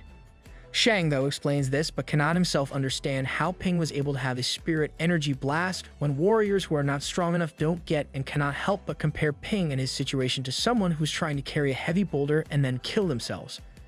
Li asks what they should do now, at which Shang uses his power and states that Ping is not completely unconscious yet, so he can use his spiritual power to wake him up, and also warns that if he doesn't wake up, then he may die, and only his spirit will be able to decide that. Li asks if he means Ping's spirit will decide his will to survive, and Shang agrees. Lai then steps in, tries to whisper things in Ping's ears like whether he would like to get 10,000 points or if he wants 500 vitality pills for free. Everyone's eyes focus on Lai and his method, questioning whether it is going to work or not. Lai then, again whispering in Ping's ear, states that if he doesn't open his eyes, they will take him to the experiment room and then cut him open. And this warning is enough as Ping's fingers start to move. Ping subconsciously wakes up, where he understands that he must have been temporarily unconscious because he pushed his spirit energy limits. He then checks the system and finds that his spirit energy has increased, and glad with this fact, he decides to try one more time, and he is amazed by how a single particle of energy is able to recover 5 health points. Dean is really amazed by the fact that Ping can move the energy particles, and Shang confesses that he never thought that a mid-rank 3 could be able to do this. Dean then chirps in his concern that Ping's spirit energy is still weak, and even if he tries, he cannot recover more than 40 to 50 points, and this only makes it more mysterious how Ping was able to recover thousands of them in Nanjiang. At this, Shang tells the Dean to look closely. Ping has been trying to recover his spirit energy and complains about how this costs more than restoring health points, but he also knows that spent and restored energy cannot be seen, so he hopes he will be able to fool them. When the Dean notices carefully, he's finally able to see the endless flow of spirit energy, and Lai suggests that Ping might be a mutated warrior.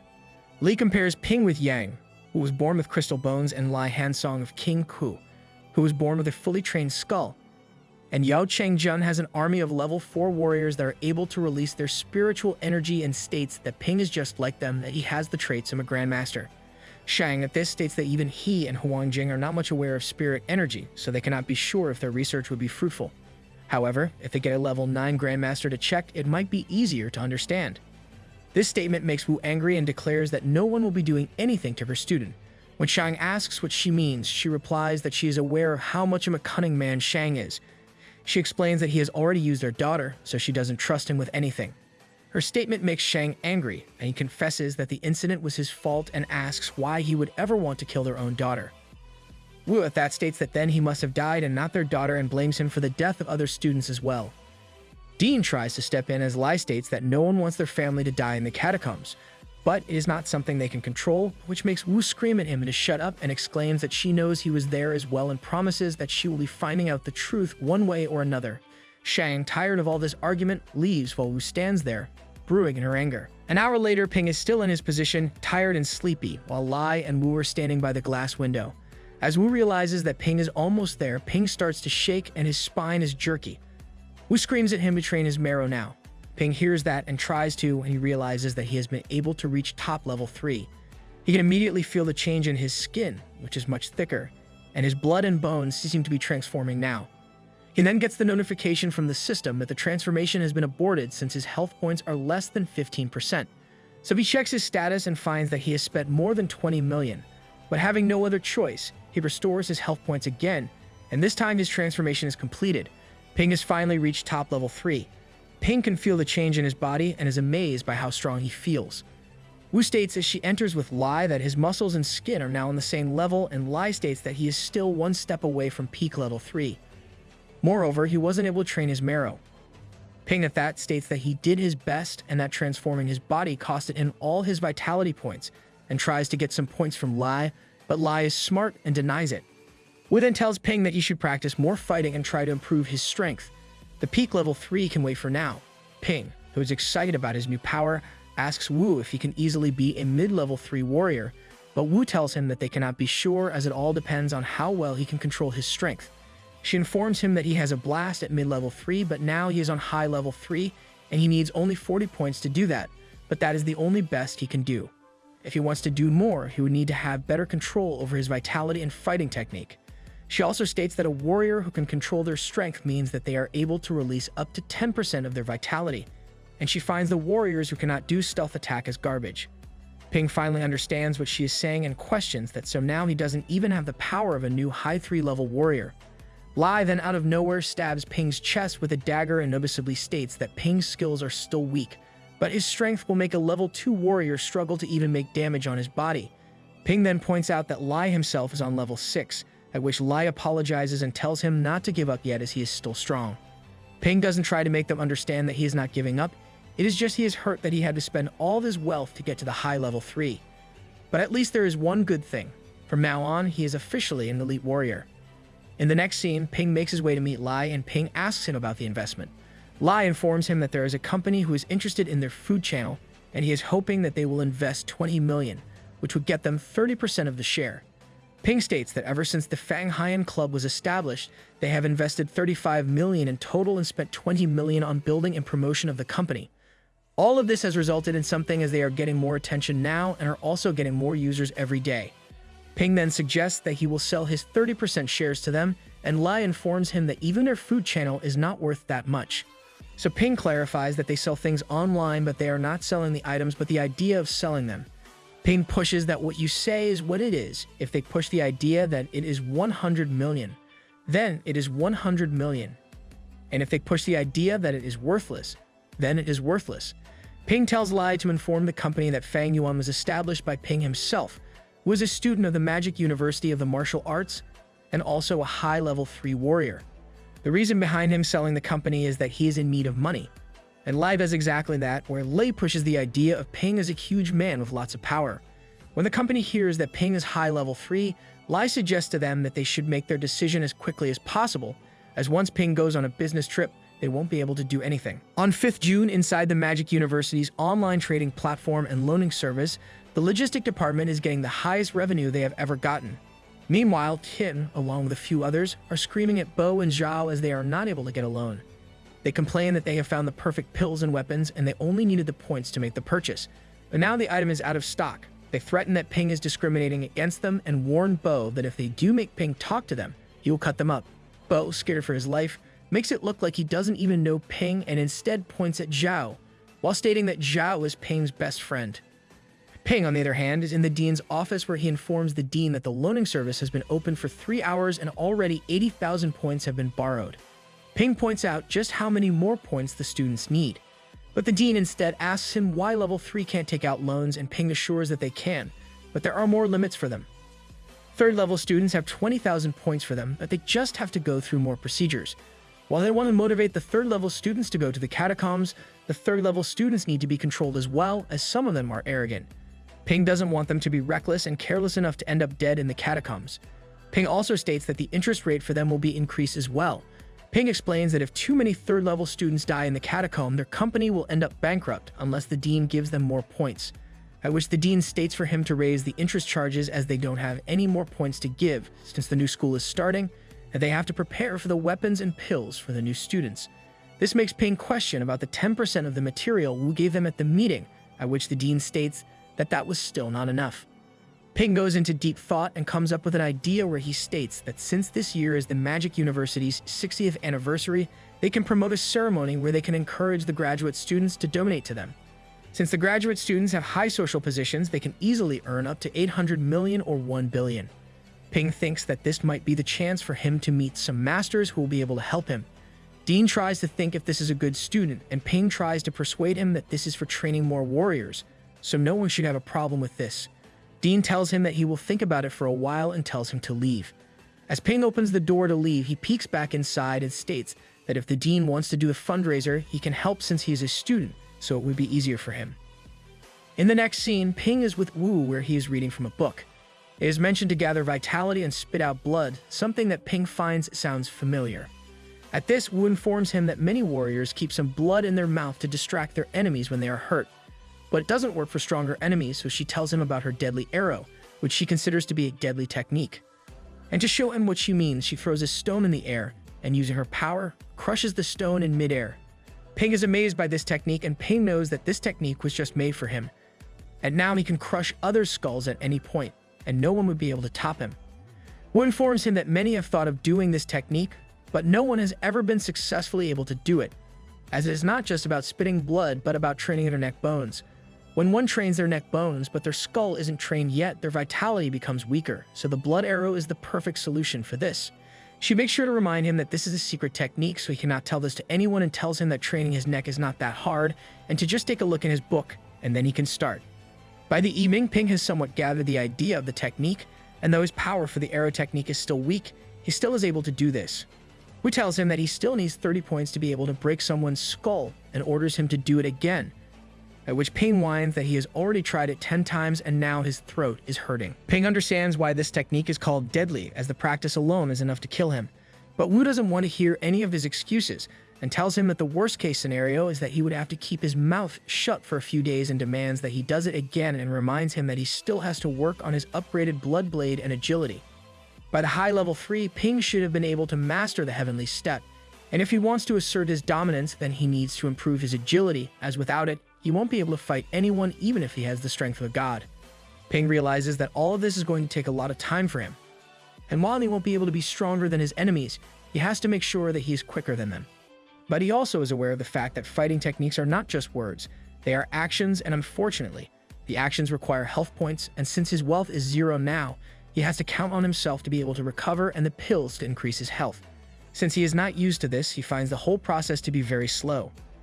So he tries his hand at Wu and asks if she can give him some extra pills for the intense practice sessions, but Wu throws the request away.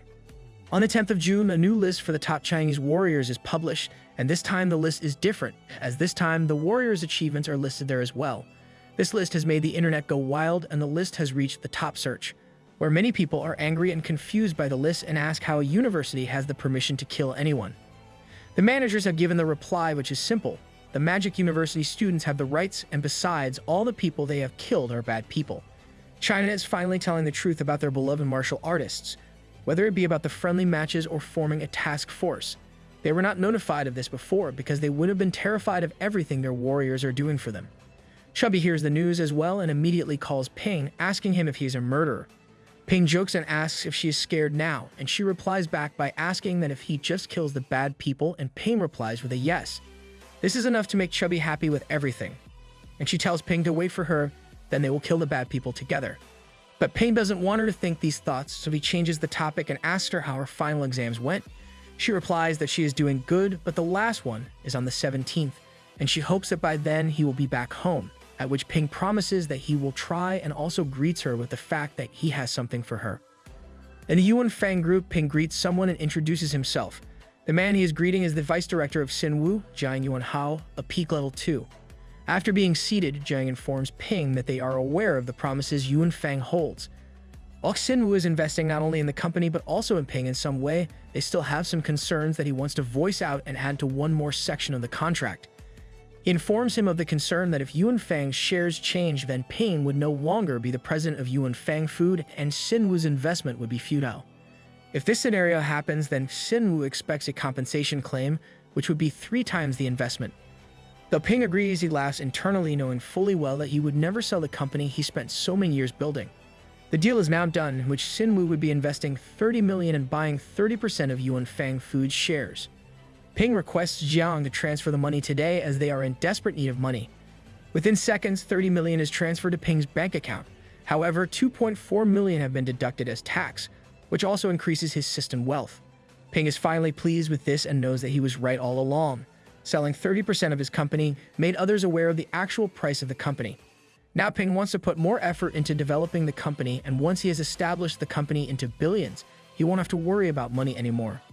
As they both bid their goodbyes, Ping realizes that the cost of him being in the catacomb would come up to 10 million, and he is still in need of 30 million in order to get to 100 million. Now all he can do is make sure he spends his money carefully. Ping is aware that Qin is looking for him everywhere and wishes that he stops soon, as it would only lead to more problems for Qin. In the next scene, a few students, namely Ye Jing, a junior in the weapon major of high level 3, Liu Mengdao, a junior in crafting major of mid-level 3, Liang Huabao, a sophomore of weapon major of mid-level 3, and Liang Fenghua, a junior in weapon major of peak level 3, are gathered in Wu's office along with Ping, Ximei, and Texei. They greet each other, and Ye Jing points out how they have heard so much about Ping. Their praising session is interrupted by Wu, who tells them that she had 15 students in total and now only 7 are left, so she wishes for them to just stop dying. She continues that Feng Hua is about to become a level 4 warrior soon, so she wants him to work for them and not the military, which he agrees to. As for Hua Bao, Meng Dao, and Ye Jing, they won't be going into the catacomb. As for Ping, Ximei, and Texei, they have never seen the catacombs before, so she wants them to focus, as she reminds them that there is no future for those who have died. She is aware of the fact that inside the school, a lot of professors tell students to fight like a true warrior and to not be a coward, and in the catacomb, they are told to fight till their last breath, but she finds that to be stupid. She turns to Ping and tells him that his safety comes first, so he shouldn't worry about his teammates when he has no chance left and should just run away if it can save him. As for Excitement, she tells him to remember this. If Ping is running, then she has to run faster than him. Ping doesn't understand if that is a compliment or an insult, but he promises that he won't leave anyone behind, as Ping understands that Wu is being worried about them. Wu then shoos everyone away from practice but tells Ping to stay. Once Ping settles on the couch, he asks if Wu has something to give him, at which Wu informs him that his time has been set, and he has 5 days. She tells Ping that the date for him to go is on 20th June, and Tang would be her leader. Ping is not happy with Tang, but Wu tells him that he is the level 6 warrior, and though his mind is not at the same level, he can still protect Ping and others.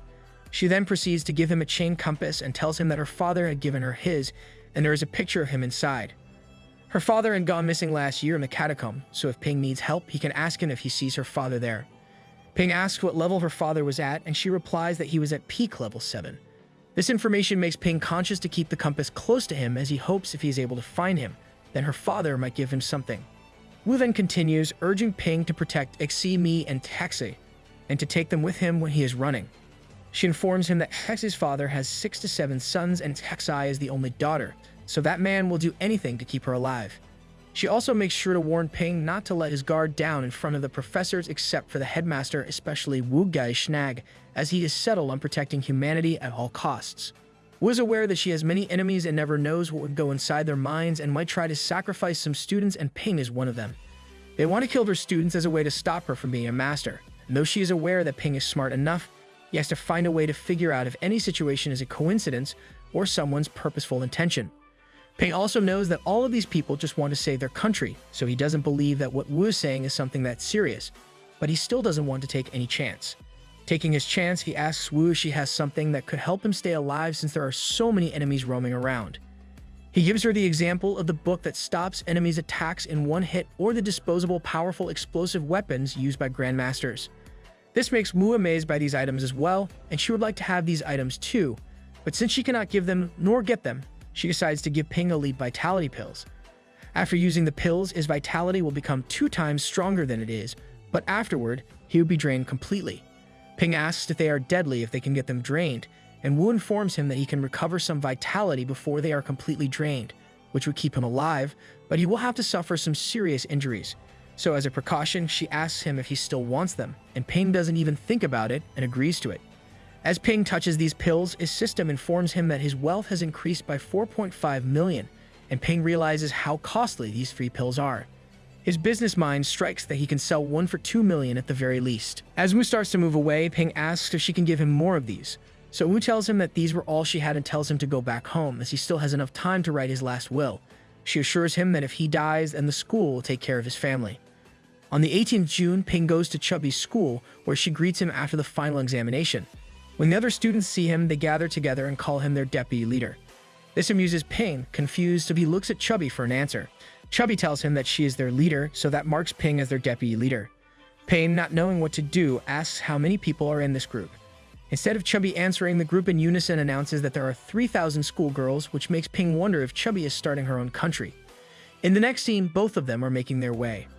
Chubby assures Ping that the girls themselves wanted to join the group, and as Ping pulls her cheeks, she tells him that she didn't even want the group, but they created it anyway. Moreover, they took the entrance fees and gave it all to Ping's family. Ping asks if she had tried to change her mind about the money. Chubby informs him that she did try to refuse it, but the girls had said that if she refuses the money, she would be refusing them as well, and then they started to cry at the school gate. Ping is not at all satisfied by this and asks how she is going to manage so many people and warns her that he will tell Tan about this. Chubby instantly tells him that Tan is the one who asked her to let his own daughter inside the club. Knowing he has no other way, he tells her to just be careful and to avoid creepy weirdos and to not be kind with strangers. He then gives her the gift that he had talked about before and seeing a gift for her. Chubby's eyes fill with stars as she takes the gift and opens it. All of her enthusiasm stops when she realizes that there are books inside the gift. Before she could even start being angry with him, Ping informs her that these books have the greatest combat techniques and reminds her that a true warrior knows more than just bloodshed. He is excited to present her with these books and tells her that once she becomes a true martial artist, she can start with piercing dash and then can try the explosive dagger and blood arrow when she reaches level 2 or 3. He continues that if she wants to become a true fighter, then she should go to either the Magic University or Nanwu. And if she goes to Nanwu, then Yang can help her with her tests. But if she goes to the Magic University, then she should find his teacher Wu. Chubby then excitedly tells Ping that she has a friend who works for Mei's linguistic department, but she cannot remember his name but still insists that if he ever wants help, he can ask for her friend's help by stating that he is Chubby's brother. Ping then randomly blurts out that Chubby is old enough now to take care of their parents, and when Chubby questions what he means, he reminds her that he is a warrior, and because of this, he has killed many people. As Chubby's eyes fill with tears, he keeps on that he might have to go away for some time. And though he doesn't plan on dying, he still can get lost there, and if he does, he won't be able to find his way back. Hearing this, Chubby hugs her brother and tells him that she doesn't want gifts as long as he stays, but Ping still continues for her to keep on practicing and that the next time he sees her, she has to be taller than she is and tells her to be the best warrior of her generation. On 19th June in the evening in the Magic Town, Ping and his team are having dinner together as they are all leaving for the catacombs the next day, so the tension is very much visible in the air. Bo chimes in, trying to cut the tension, that they shouldn't worry as they are warriors, and this is their journey, so they should just relax and let nature take its course. But Zhao is not happy with the statement and tells Bo that they are warriors and that means they have to risk their lives, which makes Ping question what is wrong with surviving. He continues that once they go inside, they would have to use their brains to survive and to learn as much as they possibly can from the surroundings. He makes sure to tell them that he doesn't want some heroic act as no one can just run into battle without any chance to win or survive, so they should take care of themselves, and when they are running, they should make sure to look and see how many of them are there. All of their eyes then fall onto a couple, which makes Bo ask if they have thought of finding their significant other in the catacomb and turns to Ping, asking what his type is. Though at first whining, he still answers that for him, a martial artist would be good, someone who has common things with him and doesn't necessarily have to be too much stronger than him. Xiao chimes in that she wants someone who is 180 centimeters or taller, should be good looking and stronger than her, and her parents had conditioned that they want someone who is caring and good at cooking. While she is listing things, Bo interrupts her and goes to ask her type. Kai tells him that she doesn't have a type, and Xime chirps in as well that she doesn't either. Bo then gets annoyed, announcing that he wants a good-looking one and doesn't care if she's a martial artist or not, but she must have a good physique. Zhao then comes in and states that this is his turn that Bo took. They all have a discussion and fun as the food starts to come in. Though warriors are not supposed to drink, Bo's grandfather always used to drink some wine before going into the catacombs, so he tries it as well, which he ends up regretting as the taste is terrible. Ping hears him and asks who his grandfather is as Bo has never talked about him before. So Bo tells him with pride that his grandfather is the headmaster of Jingwu.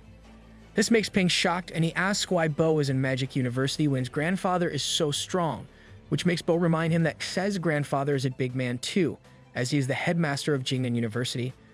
But she too is in the Magic University.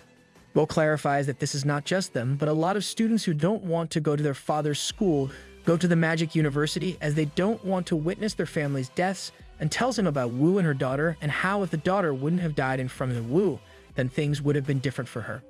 Ping understands and agrees that this doesn't make sense as Bo tells him that his grandfather didn't want him to be a martial artist, but he still decided to become one anyway. And now that it is time for him to go into the catacombs, he realizes that his grandfather just didn't want him to die. Catacombs are a totally different world than the one they live in, and he does want to see it once with his own eyes, but he is terrified of dying as there are many things that he hasn't finished yet. He is also aware of the fact that there are going to be way many level 2nd warriors for Tang to be able to handle alone. Ping, after hearing everything, stands up and states that he doesn't know if he is going to survive or not, but the danger is going to be everywhere, whether it be a natural disaster, a car accident, food poisoning, or a falling object. He declares his gratefulness for being able to sit and talk together while having dinner, and the only thing they can do is to survive. They all cheers to that notion, and with this, they have their dinner. On the 20th June, the warriors equipped to go into the catacombs are standing all together where he announces that if it was in his hands, he would have never let anyone go into the catacombs, but unfortunately, there's nothing he can do as withdrawing and escaping is not something warriors do. He informs them that the catacombs army is stronger than most, and since Ping and the team are the finest warriors, they are the ones who are going inside, and with this, he tells them best of luck and to do their best. Buses filled with Ping and the other warriors make their way towards the catacombs, and as they reach the entrance, they all see around them in awe as they find the whole army and their weapons stationed there. As they reach near the entrance, an army official informs them that all electronic devices and mobile phones are not permitted as they only help their enemies. Once everything is called normal, the official reminds them that they are fighting for their country and that the victory is theirs. They all gather in front of the true entry, and Bo there confesses that he is stressed now with all the rituals, farewells, and others too state the same, but Ping tries to tell him to calm down. They head downstairs and see that there is a mission center there as well, and they look around to find the place filled with other warriors who salute them as they walk by. They all stop in front of a gate, at which Ping asks if this is the entrance to the catacombs, and Tang answers that they had built this gate to stop the trespassers, and it is a rank alloy. Hearing the material, Ping questions that their training spot doesn't have a rank alloy, and as he is checking out the door, a warrior comes up to him and asks if he wants the door. Ping excitingly answers that he does, to which the warrior states that he should try harder then. In the next scene, Tang and the team stand in front of the true opening of the catacomb, and Ping is ever so ready to be in there. Ping is the first one to enter the catacomb, and all he can see in front of him is a vast space of nothingness. But Ping is already able to feel that this is a powerful entrance, something Tang didn't think Ping would be able to do so. Ping can feel the solid energy radiation, and he wonders if he can capture it as well. His words make Tang mad as he screams at him not to do something like this and tells him that it doesn't matter how strong he is, using his spirit energy here could be the reason for the gate to lose its balance. He explains that the gate needs to be balanced or no one else would be able to use it. Last year, the Tiannan catacomb was in danger because some masters tried to use the spirit energy to close the gate as they wanted to stop people from coming out of the catacomb. Ping asks why they can't just do that, as this way their enemies won't be able to reach them and their people won't be going there as well. He asks why they just cannot isolate the catacomb from the rest of the country and not worry about it. In response, Tang explains that they cannot do that since the gate grows stronger over time and eventually would be able to form a very stable connection. The whole passage was about 1,000 meters long, and it was the connection between the two entrances. Both sides had the same structure of two alloy chambers, and the only difference was that there was a small door on one side. After the travel, Ping and the team finally emerge from the passage and into the catacombs. The first thing Ping notices is the solar catacomb. As others come out, they also take notice of their surroundings. Some find it big, while some find it hideous. They soon reach Axiwang Fort, the residence where the humans live in Mandu. There everyone gathers, and the advisor and general of Mandu Catacombs, Exu Mofu, a peak-level-sized warrior, addresses them and announces that there isn't much time left. He goes on to provide information stating that their fort has about 50,000 soldiers and less than 8,000 warriors, while Tianmen's fort has 4 times the soldiers, and they attack the humans 5 times every year.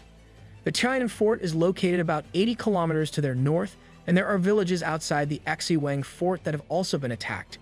The general tells them that they have to make this place safe for the warriors, the upper world, armies, and the catacomb animals, and that this is their duty as the warriors. Tang adds that this is their first time in the catacombs, so they will have one mission to make themselves familiar with their surroundings.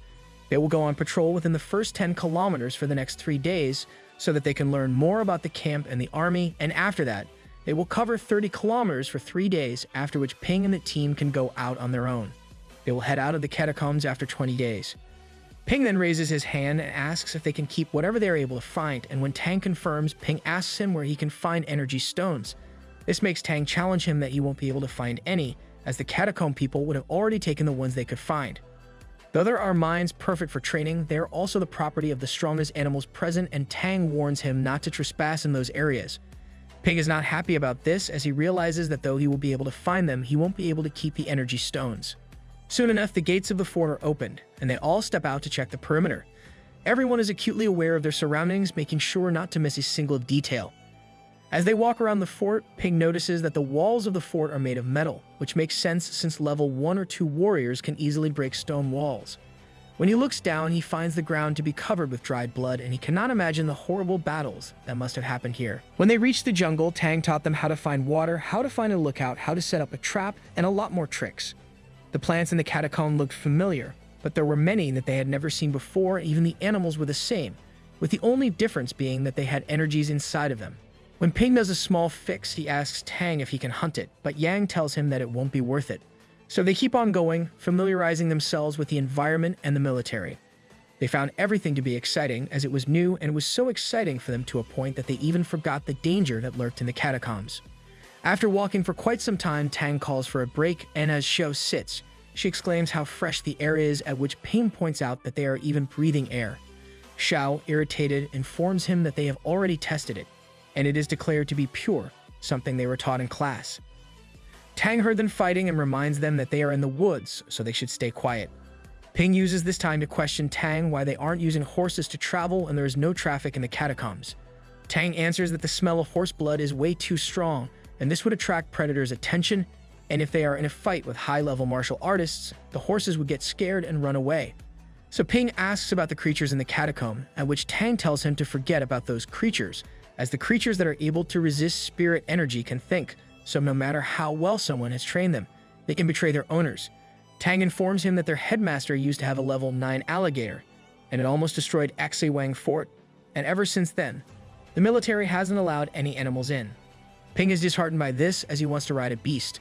However, Ping is aware that if a level 8 warrior wasn't able to control a beast, he would have to be a level 9 or above.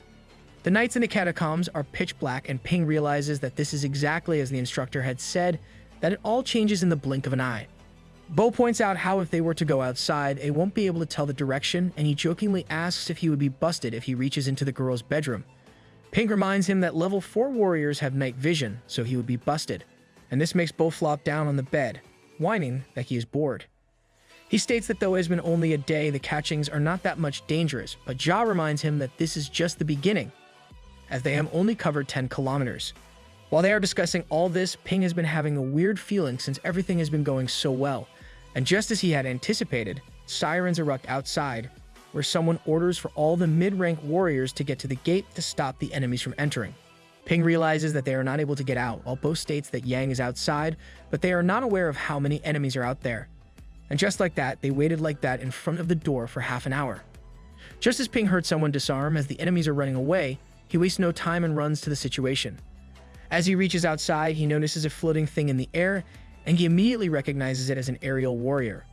Others name their way out as well, where he pointed out the high-level warrior in the sky. Meanwhile, Tang and Lu make their way towards Ping and his team, where Tang shouts at Ping for coming out, while Ping notices the scratch on Lu's chest, which Lu claims is nothing much. Ping asks how the other professors are, at which Tang responds that they are slightly wounded, but they have been taken care of now. The enemies have killed one of the mid-rank warriors and 2 soldiers. This worries Ping, as Lu himself is a level 6 warrior, and seeing him wounded, he wonders what would have happened to others. He asks how often this happens, and Tang answers that it can happen anytime, and this time, this was a normal fight where luckily the enemy's loss was greater than theirs. Tang then orders them to go inside their room, as these questions won't help, and that they should keep on training. But before Ping leaves, he makes sure to ask if the Flying One was a Grandmaster. Lu is amazed that Ping was able to see that far, and Ping replies that it was not clear, but he was able to feel the energy radiantly moving above him. This makes Lu even more impressed, as he mentions that even mid-rank warriors need to train their internal organs before they are able to see in the dark. But Ping seems to have skipped that stage, and instead he used his spirit energy to sense things instead of watching from his eyes. Tang, however, tells him that his spirit energy is useless here, and that Ping is not needed here, so he should go back. Ping finally understands and makes his way back, while making a mental note that Lu is so helpful, and that once he becomes a Grandmaster, he will make sure to beat Tang up. Lu then states that teachers are seriously injured, at which Tang replies that they can still protect their students, and they are already lacking in strength, so they cannot ask for more. The next morning, everyone is gathered where they discuss what must have happened. Hearing everyone gossip, Tang screams at them to be silent and announces that they are going outside. One asks where his teacher is, at which Tang tells him that he is on another mission, so Lu and he are going to be in charge. On the 3rd day in the catacomb, the army gathers outside the Wang Fort, and this was the first time all of them had gathered around and watched Tang in an actual fight, and as above would have expected, he was brutal in the fight.